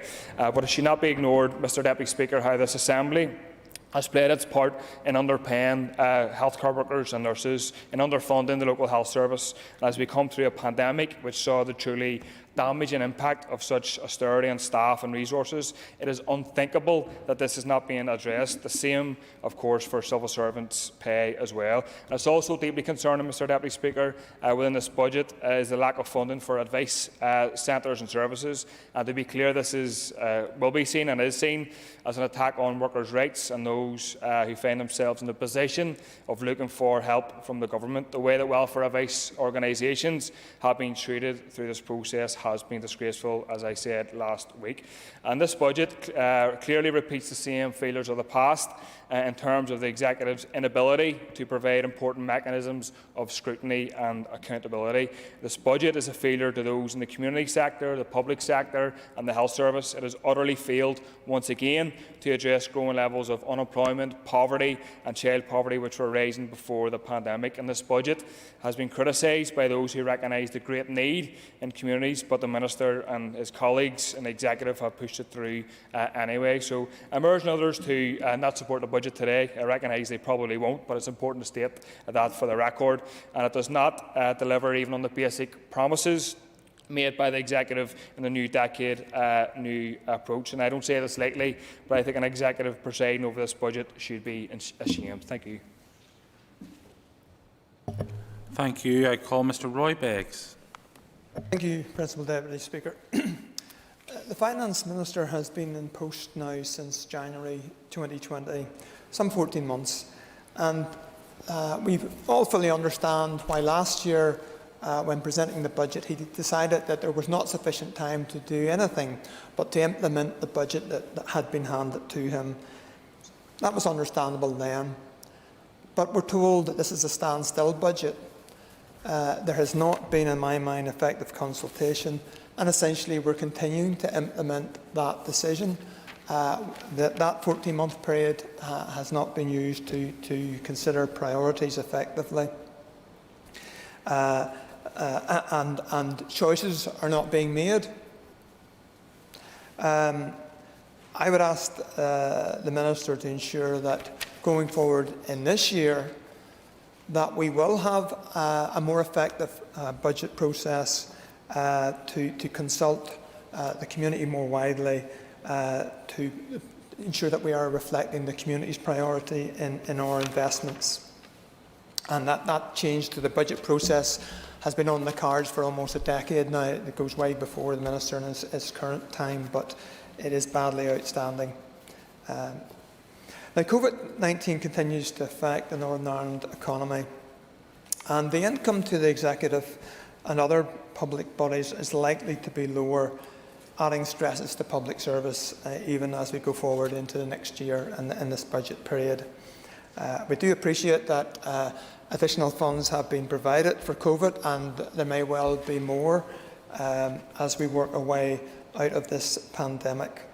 We're fortunate to have benefited from being part of the United Kingdom and the significant funds that have been given to the Minister. Thankfully, COVID cases are declining, and the growing numbers transmitting the virus has also been declining, and our population has been benefiting from vaccination. So we're starting the process of slowly reducing restrictions and enabling a greater degree of normality. And we have to move cautiously because we do not want any resurgence of this disease. There are changing patterns as a result of COVID. As others have indicated, there are increasing pressures on our town centres. from online retail. And going forward, we cannot think of our town centre businesses as the cash cow that we once did. And there does need to be a rethink on the rates levied on our town centres if we're going to have town centres going forward. And that may involve some changes at a national level from HMG in terms of how some of the Amazons and of this world are taxed. And that in turn may mean very significant changes at an even higher level, as these companies have very intricate trading arrangements to avoid any form of taxation. As a member of the Infrastructure Committee, I largely concentrate my remarks on the Department of Infrastructure. Firstly, the Northern Ireland Transport Holding Company, which controls TransLink bus and trains, they can expect to have ongoing lower income until passengers' number return to pre-COVID levels. So that is potentially a pressure on public services going forward. Our public transport has been underfunded during the past few years. I understand that was a deliberate policy to run down reserves that had been established in TransLink. I understand that, but TransLink are now down to their basic cash flow operating levels, and unless funding is maintained, services will have to be cut. As my colleague was saying, decisions have to be taken. Either they will have to be funded or services will have to be cut. That is the reality. And decisions, I'll go back to this, decisions have to be made and prioritised. Another area of important investment in the Department of Infrastructure is Northern Ireland Water. And it is vital that they maintain both the water quality that comes through our taps, but also how water is treated, how the wastewater is treated before it goes back into rivers and lakes. And over 100 regions are presently restricted in terms of their development as a result of their wastewater treatment works being over capacity. Now, this in turn is restricting development. Businesses may not be getting planning permission. Residential homes may not be granted planning permission or given conditions which would be very expensive to apply, with the developer having to put in generally smaller wastewater treatment works, which are very expensive and more difficult to maintain, or else considerably larger investment in large-scale water treatment works as well. And Northern Ireland is the only region of the UK where the regulator's final determination during the PC15 period from 2015 to 2021 has not been funded, and Northern Ireland Water able to deliver. So this is having knock-on effects. It's affecting not only the businesses, not only those who may wish to move into a new home, but it's also affecting our economy significantly. When development occurs, leverage results from that private money which is brought into investment. So you not only get the wastewater treatment works, you can get money from developers, you can get money from banks. Jobs are created from those involved in construction. Funding is available for our quarries, for our joiners, for a wide range of skills in the economy. And that is a very important bit of leverage that I don't see being talked about and reflected to improve the economic situation in Northern Ireland going forward. How are we going to overcome this bottleneck that exists, which is preventing such investment in Northern Ireland and inhibiting the economy? I don't see any mention of that in this budget statement, and it's something that the Executive as a whole do have to face up to and address. I'll turn now to roads capital investment, and significant infrastructural capital investment continues to be prioritised towards the A6, rightly so, and that road is developed speedily, and even with the COVID period, I understand contractors are largely going according to the schedule. but also we continue to prioritise the A5. Now, the A5 was developed on the promise of £400 million from the Republic of Ireland, which was then later withdrawn. I understand we got £25 million. Now, if that £400 million, which is about £375 million, which is missing, continues to be ignored, it means that money has to be drawn in from all other capital project areas within either the Department of Infrastructure or indeed affecting other departments. And in addition, the project originally was going to cost the Northern Ireland Executive £600 million. I understand that's nearer 1.1, possibly 1.2 billion pounds. So that's where I'm talking about this £600 million that's missing, which, if we continue with that project at the same pace, if we continue that project without reflecting that that money is missing, it will result in money not being available for our wastewater treatment works, money not being available for road safety improvement, money not being available for perhaps bypasses where there's considerable congestion. So I am disappointed that in the budget, yes? Accept that this is an executive, the A5 is an executive flagship project, crucially important for the development of the West and the North West, and also crucially important for road safety. There's an average of 4 people dies on that road every single year. That's hugely important for road safety as well. Does the member accept that that's hugely important, certainly for the side of the North that I and others come from? I appreciate to the member that it is important to his constituency. I'm not disputing that, but I'm pointing out that if £100 million were available, I suspect I would prioritise it in our wastewater treatment works, which affects virtually every constituency in Northern Ireland, and that could enable considerable improvements and levering additional monies to build jobs, homes, businesses, houses. Social houses are even being delayed as a result of inadequate funding being put towards wastewater treatment works. It is badly inhibiting our entire community, your community and my community. And yet, in this budget, I don't see a plan. How are we going to address the inadequate funding for our wastewater treatment works? And if you listen carefully to what I said, I talked about considering rescheduling, and that can also consider looking at alternative, more plans that would be focused on the funds that actually are available. Given that the £400 million, £375 million, sorry, has been withdrawn from the Republic of Ireland, which was one of the key bases on which that development was originally taken forward. Certainly. Does the member accept that, yes, there was a delay, and there was an original delay in the funding from the Southern Government for that there, but the project has been reprofiled whereby the funds from the North can build Phase 1 and Phase 1B of this project? And had your own colleague, Minister Kennedy, not dragged his heel for over a year and signed off the draft order, had this road been built long ago? I'm highlighting to the member that there's £375 million missing from this project, from what was originally planned, and indeed the costs have increased, as he has indicated.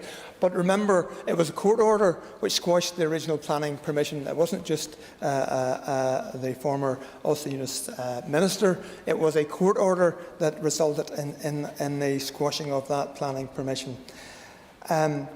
Turning now to another road development, the Yorkgate Junction, and I do see it mentioned in the departmental briefing on this budget.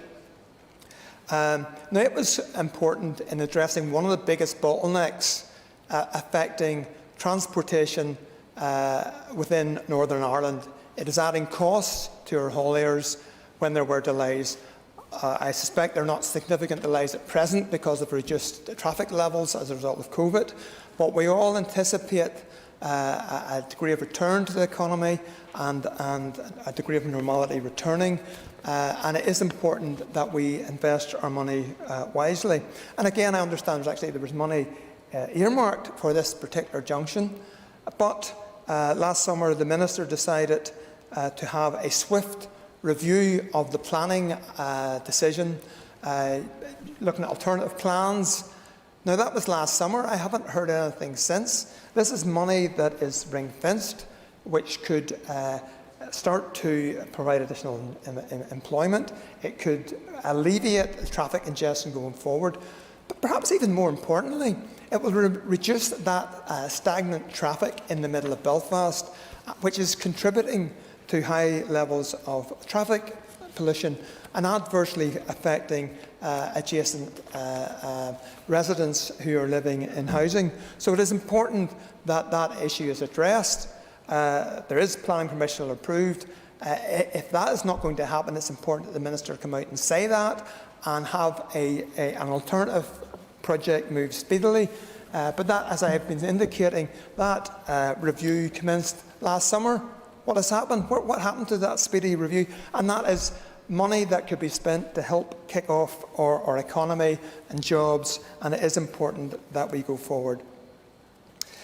Capital expenditure involves choices, and yes, we could spend £1.2 billion on the A5.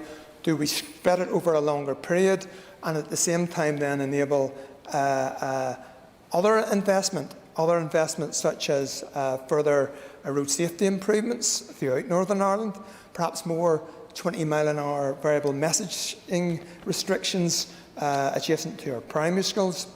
Also, the issue of road surfacing. It's not a very highbrow area, but it is an essential area of public investment that should be treated seriously in the budget. Because when you don't invest in road resurfacing, you are creating problems from the future. And I can think of one road not too far away from my home, the Ballyvernstown Road. And rather than resurface the road, a number of years ago, about a third of it was resurfaced. Then another year, another third of it was resurfaced. And guess what? The other third of it is now heavily decayed and scheduled for resurfacing. Now, it would have been much more efficient to have resurfaced that road at the one time if the funds had been available. But when we dedicate huge amount of funds to new roads, it means that all the existing roads don't have the capital funding for resurfacing. That is a choice that ministers have made, but I'm questioning that choice.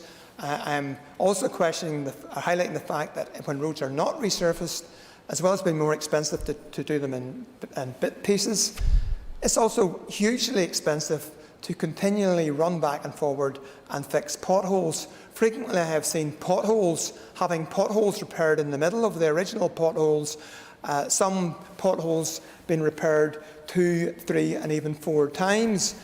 So it's important that we treat our major routes with the maintenance that is required on them, reflecting that heavy traffic and ensuring that they are in a fit state. I also would support the ongoing expenditure on active travel options for both the Greater Belfast but also other regional towns as well. It's important that they are not forgotten about. Turning back to the issue of wastewater treatment works, and the town of Larne is one area in my constituency where there is restrictions on planning permissions which is inhibiting houses and also inhibiting social housing development, because that you can expect to be a condition placed on social housing. I would also highlight that there are plans to knock down the last of the 3 multi-storey tower blocks. Residents are presently being encouraged to relocate elsewhere, but there's very limited options locally, and they're being encouraged to go further afield. Oh, what about Ballyclare? What about Carrick? And that in turn is increasing pressures elsewhere. Meanwhile, there is that huge site where not one brick has been laid, where we had previously 3 multi-storey towers, where no additional social housing has been put in its place, and it is also adding to the pressures in neighbouring areas. But it would be more normal that other housing developments would be brought forward, put in place, so that residents who wish to continue to live in that area would have an option to do so. And can I highlight that the Riverdale area, right on the edge of the town centre, close to the river, close to river walks, easy access routes to the train and bus stations, is an ideal location for additional housing development. But that has not been developed strategically so far.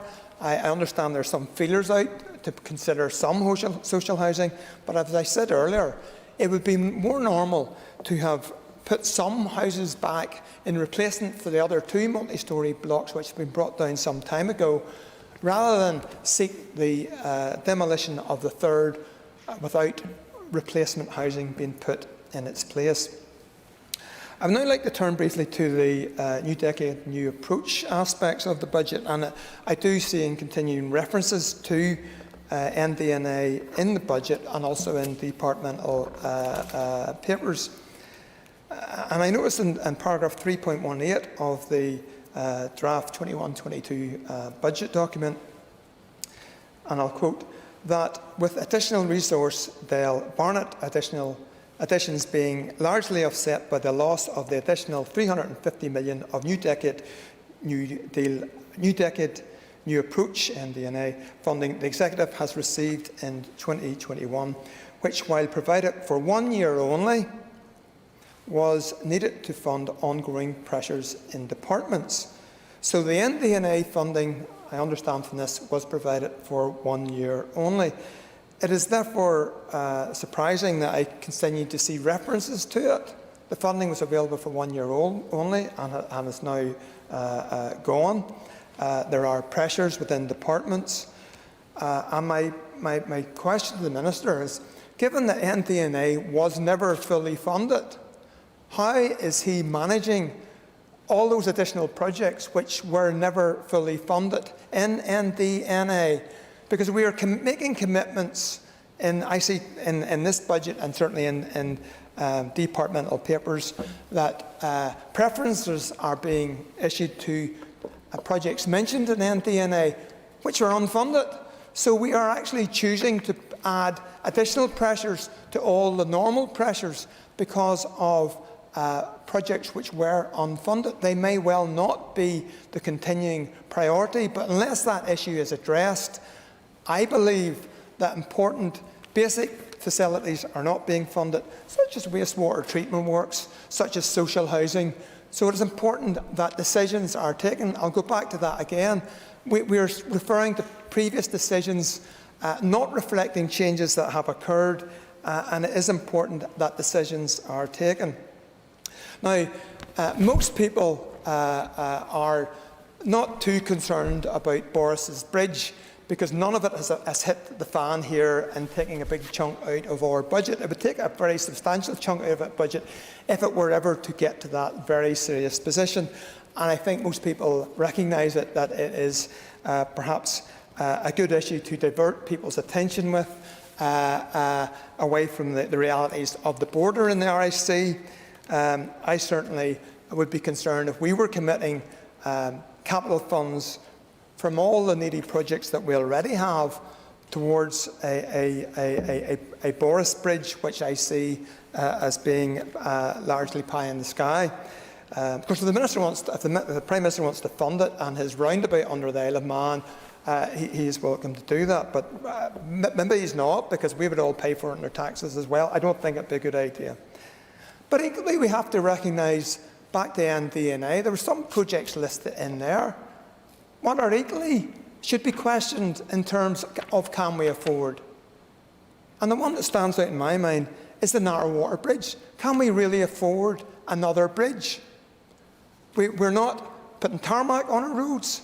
We are not investing on our wastewater infrastructures. We're unable to build social houses because of lack of wastewater treatment works. Can we really afford another bridge?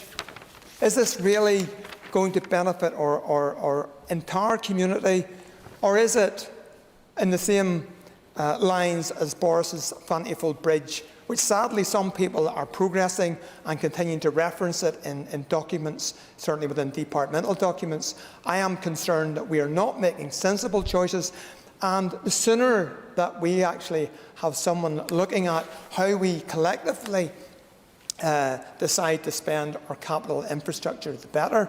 I certainly, yes, I will. The member for giving way, will he at least acknowledge that in relation to the Narrow Water Bridge, that a bridge of, I don't know, 100 yards, I don't know how wide the Narrow Water Bridge will be, 100 yards, something like that, 200 yards, is a little different to a bridge going through unexploded nuclear munitions, not nuclear munitions, unexploded Second World War munitions, dodging nuclear subs at a cost of God knows how many billions of pounds over a dozen miles of the North Channel?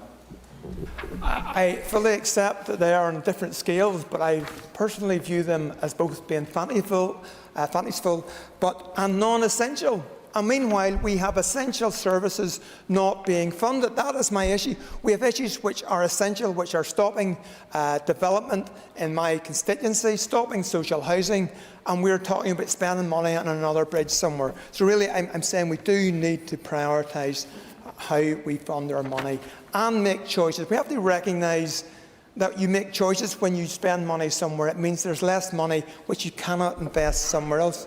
I would also like to talk on briefly on the growing costs of squeezing the stadium into the casement site. Yes, sir. There's a trend developing in the speech. You don't want motorways or dual carriageways going west of the Ban. You don't want bridges north-south, and I suspect you're now going to tell us you don't want casement. Will the member understand why I'm somewhat suspicious of his motivations? I have talked about avoiding fantasiful bridges. I've also talked about looking at the scale and pace of development in some areas, bearing in mind that some of the road schemes would never have met the normal standards of development. I'm very mindful on a previous assembly visiting some aspects of the A5. In fact, I remember that there are parts of it with some very, very low traffic levels, which are proposed to provide a new dual carriageway, even though there's very, very low traffic levels. I'm very conscious that there was a £1 million roundabout built at the end of the M1. And the proposal is to bypass it and build another roundabout. I don't know if the plans have developed again since then. But what I'm saying is there are fanciful plans which you may be able to develop if somebody else is paying for it. But guess what? This is down for us to pay for it. I'm asking for us to look very, very carefully of the choices we make as we spend our limited funds. On the casement, costs have significantly increased given their determination to squeeze a large stadium into a very restricted site. If that's what they want, I fully appreciate that's their right to do so. But what I would ask, are they going to pay for the extra costs? Is it right that the public pay for the extra costs? Or should the GAA, who insisted on building a large stadium with a large number of people in a restricted cost, should they pay for those extra costs? There are choices, and if the public pay for them, other things cannot be funded. I would also like to mention pressures on health. COVID will have considerably added to our health waiting lists. Will additional funds be available to address those waiting lists? I suspect if we're all having a flat budget, if that's been the decision on this budget, the answer will be no, but I would ask the Minister to confirm that. Is health transformation going to be funded? Yeah. Oh, no, sorry. I just want to go back and bring the member's attention to the Casement Park. I remember some years ago that stadium for Northern Ireland was going to be built out by Blurris, out by the Maze. I believe that that would have been a far better position than doing up the 3 stadia which did get the money, the rugby, the soccer and the GAA. And, if my memory serves me right, it was your party which blocked that stadium. The member remembers some aspects of it, but it's not relevant to this budget. But what I would say is there was no agreement. There was no agreement. Order. Mr Beggs is quite right. It's not relevant to the budget debate, Mr Beggs. And that's not solidarity between deputy speakers, I can assure you. We have our own trade union. Certainly there were concerns of political nature that the hunger strike memorial would conflict with such a stadium, shall I put it that way. Anyway, there's a bad need to invest in health and care centres throughout Northern Ireland. And again, I go back to the bit, if we spend money in certain areas, there's less money available to spend elsewhere. Certainly from my own constituency point of view, we have no acute hospital anywhere in East Antrim. The nearest hospital was White Abbey, and even the minor injury unit there closed some time ago. So we have not that local benefit. But on top of that, we do not have any health and social care centre, any wellbeing centre. So from a health point of view, the East Antrim area, Larne, Carrick and Newtonabbey are being deprived of sensible investment to take pressure off our hospitals, to enable earlier intervention and to enable our GPs to do more and others to do more in primary health care. Certainly, I myself had to address an issue, an old rugby injury, and I visited the new health and care centre in Ballymena. Very impressed when you go there, a very good service, but I would hope that money will be invested in our health and care centres throughout Northern Ireland so that everyone can benefit from them and not just some people. Certainly, as I've said, the East Antrim area has been deprived any such local funding, and anyone who might have to facilitate or benefit from such services has to travel a considerable distance.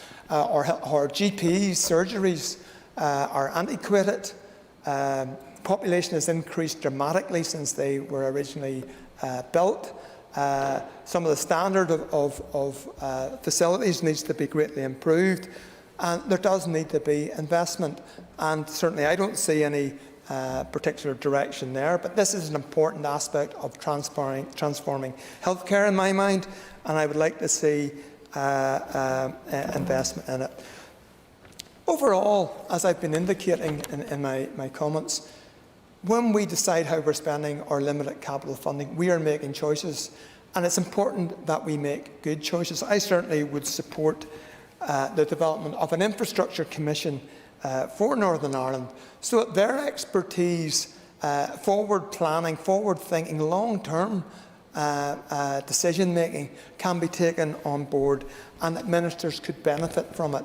And I hope that is something which will come to reality, along with, as others have indicated, the aspect of multi-year budgets. I understand that multi-year budgets can improve the efficiency of purchasing, better planning, enable projects to move forward much better.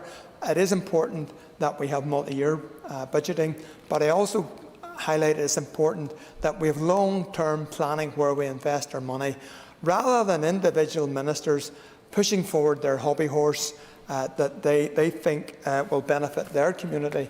I think we should be looking to benefit all communities in Northern Ireland and ensuring that when we make capital investment, it is done in a mechanism with long-term thinking and which will benefit all communities. Thank you. I now call upon the Finance Minister, Mr Conor Murphy, to conclude the final stage of the budget. Mr Murphy. Last Concorda, and I'm very relieved to be able to bring this debate to a close. I think I've heard the same speeches 3 times over now in the space of the last 2 weeks. I could rehearse them all myself, but nonetheless, it's important that members get their opportunity to raise any issues that they have in relation to the budget. Of course, some people have been debating the budget for next year, even though we're not debating that today. But nonetheless, that's inevitably the case in relation to these particular debates. Can I say at the outset I wish to join members in expressing my best wishes to the Chair of the Finance Committee in terms of his accident, and hope he has a speedy recovery. There were a number of points that were raised by members. One was in relation to the Deputy Chair raised the issue of the unspent money as yet, and it is my intention to bring a proposition this week, if we can get that together, to the Executive Committee. I think we have in the region, and there's been some late movement on the money, but in the region of £200 million to spend out, and to make that allocated to departments. Of course, I'm hoping that the money that's already been allocated to departments is fully spent and none of it returns at a late stage. But we have the ability of some small flexibility, additional to the flexibility we were given in relation to the late monies that we got in January. We have some small annual flexibility to carry over some money, so I'm hoping that we will manage to do that. He raised the issue of the victims' payments, as did other members, and of course we have already invested money in the scheme to implement and administer the scheme. The Executive have agreed to pick up that cost, and of course we want very quickly, and have been making strenuous efforts to resolve the issue of the payments themselves, and I'm hoping that we can make progress on that. I'm glad that at least we have had the beginnings of an engagement from the NIO in relation to this, and I hope that we do get something resolved soon, because the Executive is fully committed, as am I, to ensuring that victims get the payments that they deserve in the time ahead. He raised, and a number of others raised, the issue of a fiscal commission. I'll get on to a fiscal council later, and of course, I mean, the question around that is not, and I accept that, as others said, you immediately get into how much tax would you raise, how much would you do. The question is, I suppose, what powers do we have? What powers do we want? What do we want to do in terms of changing our circumstances here? Do we want to rely year on year in relation to a multi-annual budget, if we're lucky, or an annual budget at late notice with the same amount of cash we had last year? And what power do we want to have over our own affairs? He mentions, you know, the limited powers we have in relation to rates, but we already take decisions in relation. We give rates relief. We target rates relief to certain sectors. So we take fiscal decisions to forgo money from small businesses, from manufacturing rates relief, from rural ATMs to try and make some contribution to ensuring that rural isolation doesn't become an even bigger issue than it already is. So we use potential income to the Executive and forgo that to target certain support. So no more than any fiscal lever that we have, an Executive can take a decision either to use it or not to use it in the times ahead, and how to use that, and that's something we already are doing.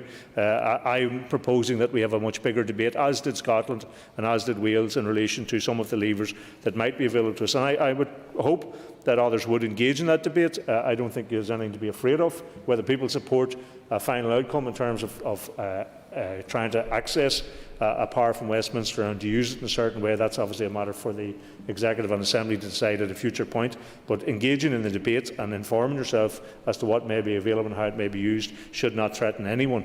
And I think it's a very short-sighted thing to refuse to engage in that debate. Kiva Archibald, as the Chair of the Economy Committee, asked in relation to the funding that would be required for the Economic Recovery Action Plan that the Department of the Economy brought forward. My understanding that the total is £317 million, £286 million resource payment and £31 million capital payment would be required for that. She has asked in terms of where the LRSS schemes are at, and my understanding, the latest figures I got were over 98% of the cases that they have had have been resolved in one way or another.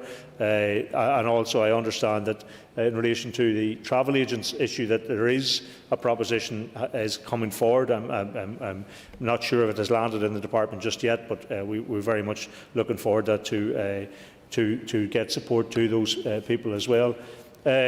Matthew O'Toole raised, and I thank him for his words of appreciation for the department officials. I was getting filled with a warm glow thinking he might include me in that, but then he very ruthlessly cut me off in case we got too far in relation to those. But nonetheless, I do agree with him in terms of some of the work that the department officials have been involved in. He's not correct when he says that we should have known from last summer, because last summer, he would remember, we actually got what we were told was the Barnett guarantee going forward. So we were told that was the money.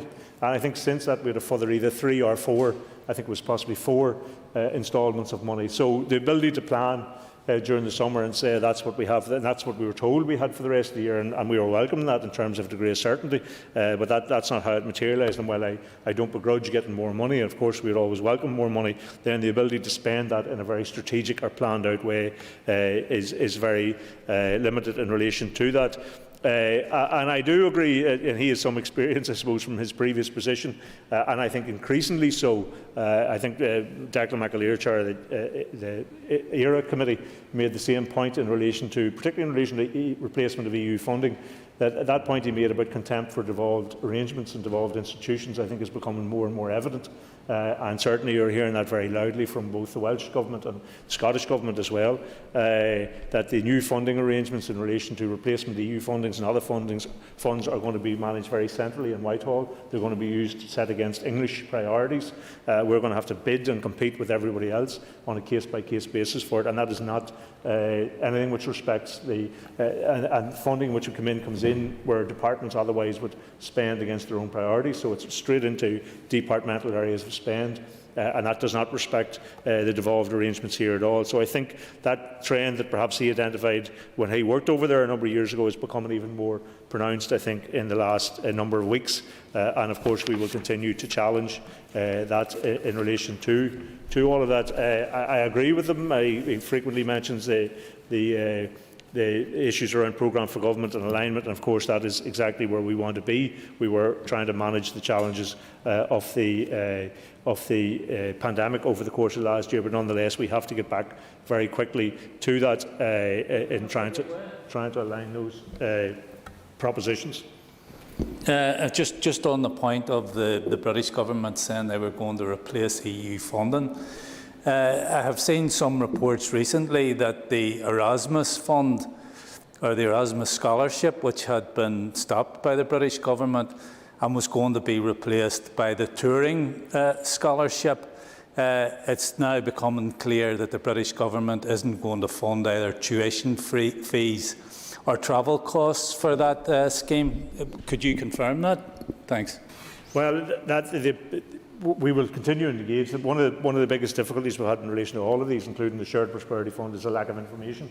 And so we've been trying to get details. There were some high-level announcements in the budget last week when the Chancellor came forward, but there was very little detail to underpin any of those. So we're still trying to work through exactly what is involved. But the common experience is, firstly, that we're not getting anywhere near what the European Union funding delivered for us, and secondly, we're not getting any measure of control in relation to any of the aspects of funding that we're getting, both of which I think are unacceptable and certainly not what was promised in terms of the Brexit debate.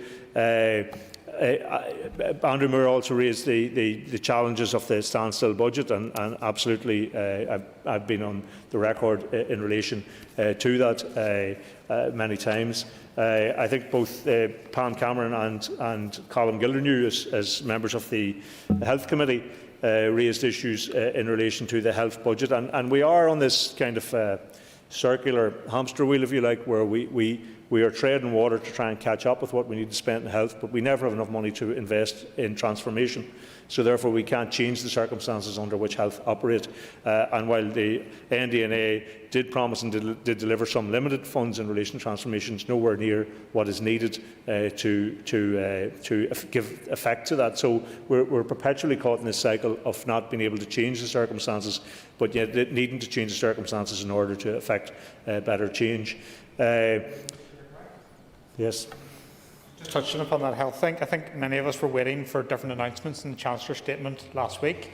And one of the ones was clearly missing was an announcement around investment in health, because it's a very short-term budget from my perspective, not understanding that the need to deal with the wait list and all the structural issues that are now there in relation to the health service. And would he join with me in agreeing with that, the disappointment around that, and the real fear that what we're going to have potentially is later on this financial year, with the financial year that's coming up, is further announcements coming from the Chancellor in terms of additional funding without any plan ahead? Well, we already have some allocation for COVID for Health next year, which we know about. But of course, as he knows, the COVID spend is in-year spend, which doesn't allow you to invest in that long-term transformation. And so if we haven't had money announced for Health that comes into our budgets now, then you get that kind of annual cycle of money, which, as I say, is not possible to use in the longer term. And it is concerning that, you know, for all of the talk and the Thursday night round of applause, you get the situation where public services are not getting the level of support they require in the time ahead. And while there have been some welcome announcements in relation to the budget, that I fear in terms of the provision of public services in the time ahead.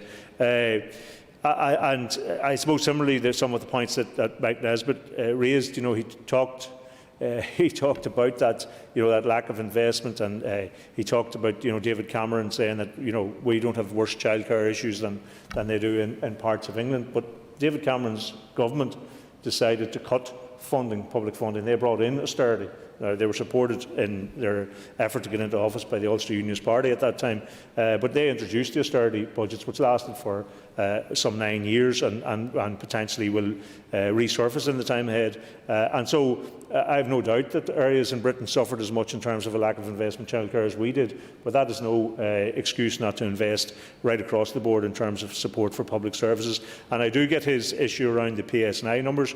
Again, it was another NDNA commitment which wasn't followed through on. So while we had some Brexit funding for PSNI to increase the number of officers they had, that funding has stopped, and we've tried to supplement that from our own budgets. But inevitably, the numbers are going to fall in relation to the for the PSNI.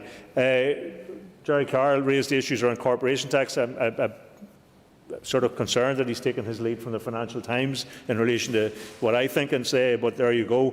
Can I say the position on corporation tax at that time was that it was, if it was affordable, because inevitably if corporation tax cut was brought in by this executive, firstly, it's on the basis that you think you can attract enough foreign direct investment, which will actually contribute to the economy and a general bigger level of prosperity. And secondly, that indigenous companies that are here will actually use that cut to invest in creating more jobs, invest in their companies and creating more employment, both of which are big gambles in my view.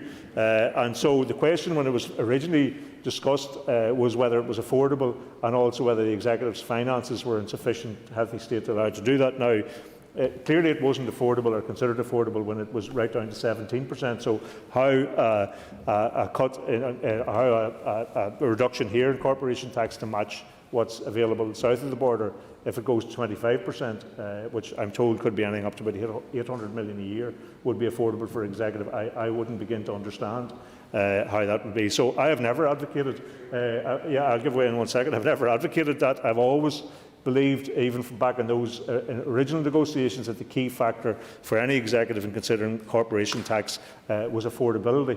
And it is, unlike some other taxes which are cut, the money can be very directly sent to where it's intended to go. In relation to corporation tax, it is, if you like, a gamble, both in terms of attracting greater economic activity, but also ensuring that companies which benefit from it reinvest that money.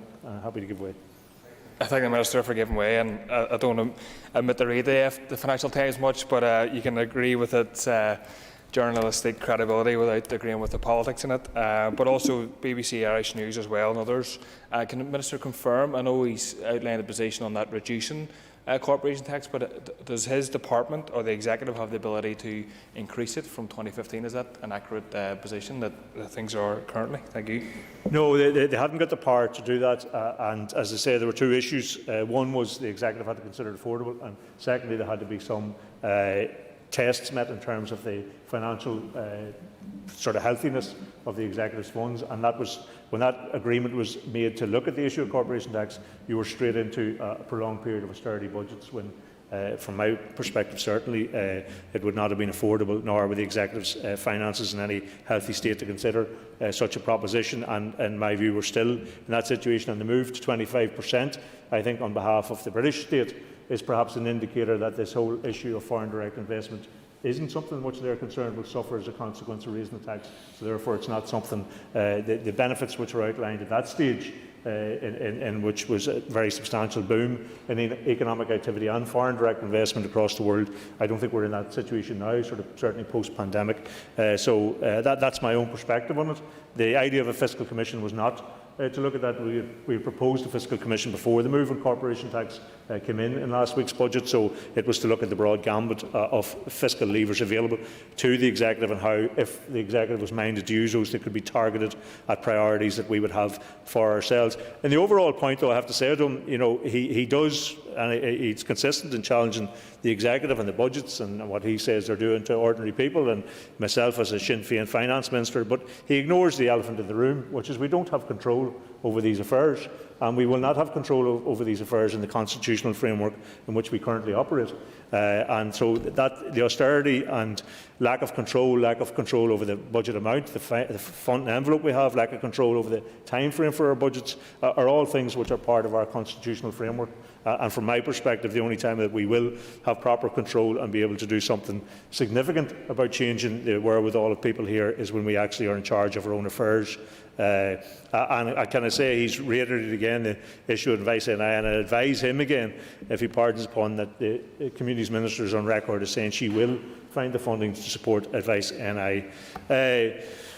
Roy Beggs raised a whole range of issues around infrastructure, perhaps too many to go into, but it does strike me, I think John O'Dowd was touching on this point, that we've had all our infrastructure, so anything else from here on in is fanciful. So East Antrim is in the fortunate position that over the existence of this state, infrastructure was invested in terms of roads and ports, and the railway line that he mentioned as well, where large areas west of the Bann had no investment in their infrastructure, had no ability to access economic growth that investment in infrastructure would bring, the location of jobs, all of those things that advanced infrastructure brings was ignored in substantial chunks. And so now his position is, well, we have that, but now our infrastructure needs fixed. So we would like our roads to be fixed that we already have, but you can't have your roads until our roads are fixed. So you can see it's a chicken and egg situation in which a constituency like his, which has benefited over decades of investment in infrastructure, would now like to deprive other constituencies of the same benefit. Right.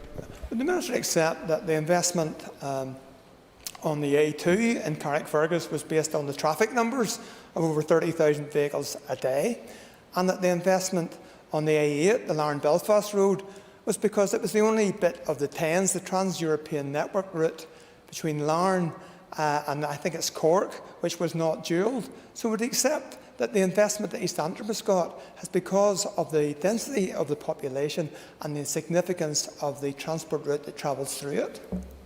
Well, can I say there were substantial parts of the TENS, as he references it, continue to be in a very poor state. And if he travels between Sprucefield and Newry, he will see that the dual carriageway, which is on the TENS route, has not been invested in significantly over time. And I know the current infrastructure minister would like to at least do something about the most dangerous aspects of that road. And certainly when he mentions the York Street project and the traffic congestion, people in Strabane and Omagh and Knocknacloy are suffering from the effects of traffic congestion and the pollution that brings currently, and have been for decades and decades now, and will continue to do so until the A5 project is completed. And of course the Irish Government has reconfirmed its commitment to the 75 million that it did as part of the NDNA project for the A5, and we look forward to that developing. He did quite rightly mention the infrastructure deficit for Northern Ireland Water.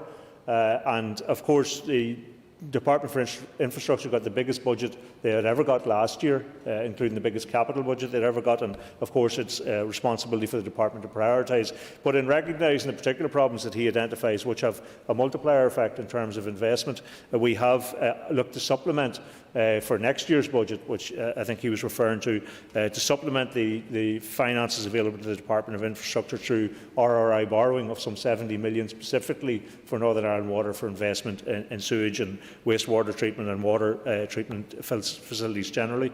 I think the same point applies to the Narrow Bridge. Of course, has been funded by both North and South. So why would you look a gift horse in the mouth in that regard? Although the Southern Relief Road in Newry will arguably provide a much better outcome in terms of traffic congestion that the people of Newry have suffered for generations as well, without any relief in relation to that. And of course, his point in relation to casement, the sub-regional stadia programme, the IFA are looking for, I think, an additional 20 million into that, and that's public money. So I wonder, will he bring the same approach in relation to should the IFA then, having already had the sub-regional stadia investment then and wishing to upgrade that, should they pay for that themselves? I don't think they should. I think where the public can invest in sporting facilities for all codes and the benefits in the longer term that they bring to society generally, that we should seek to do that. I mean, he did outline some issues of deprivation in his own constituency, and I would ask him to look at the deprivation indexes of both urban and rural wards and see how many of them are in East Grantham. And no doubt there are pockets of deprivation there that do need invested in, but there certainly is substantial levels of deprivation across rural and urban wards which are actually documented, and my argument would be that those are the areas that we should be investing in first in terms of trying to change the outcomes for people. So, Las Concorda, it has been a lengthy debate over 3 phases of it. I've listened carefully to what members have to say. As I said at the outset, this is not next year's budget.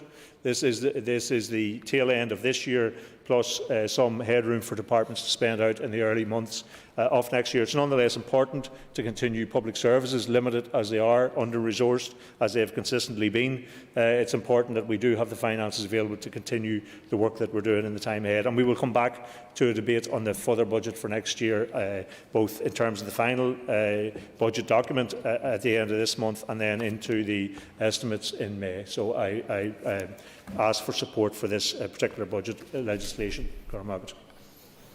Thank you, Minister. Before we proceed to the vote, I would remind members that as this is a budget bill, the motion will require cross-community support. The question is that the budget bill do now pass. As many as are of that opinion say aye. Aye. Contrary, if any, no. No. Aye. Mr. Carroll has placed on the record, and I am now reading it into the record, his opposition to the bill. And I'll put the question again. The question is that the budget bill do now pass. All those in favour say aye. Aye. Contrary, if any, no. I think the ayes have it. As there are ayes from all sides of the House, there's no dissenting voices. I'm satisfied that cross-community support has been demonstrated in this case, and the bill has now passed. Next item on the order paper is the adjournment. The question is that the Assembly do now adjourn. The Assembly is adjourned.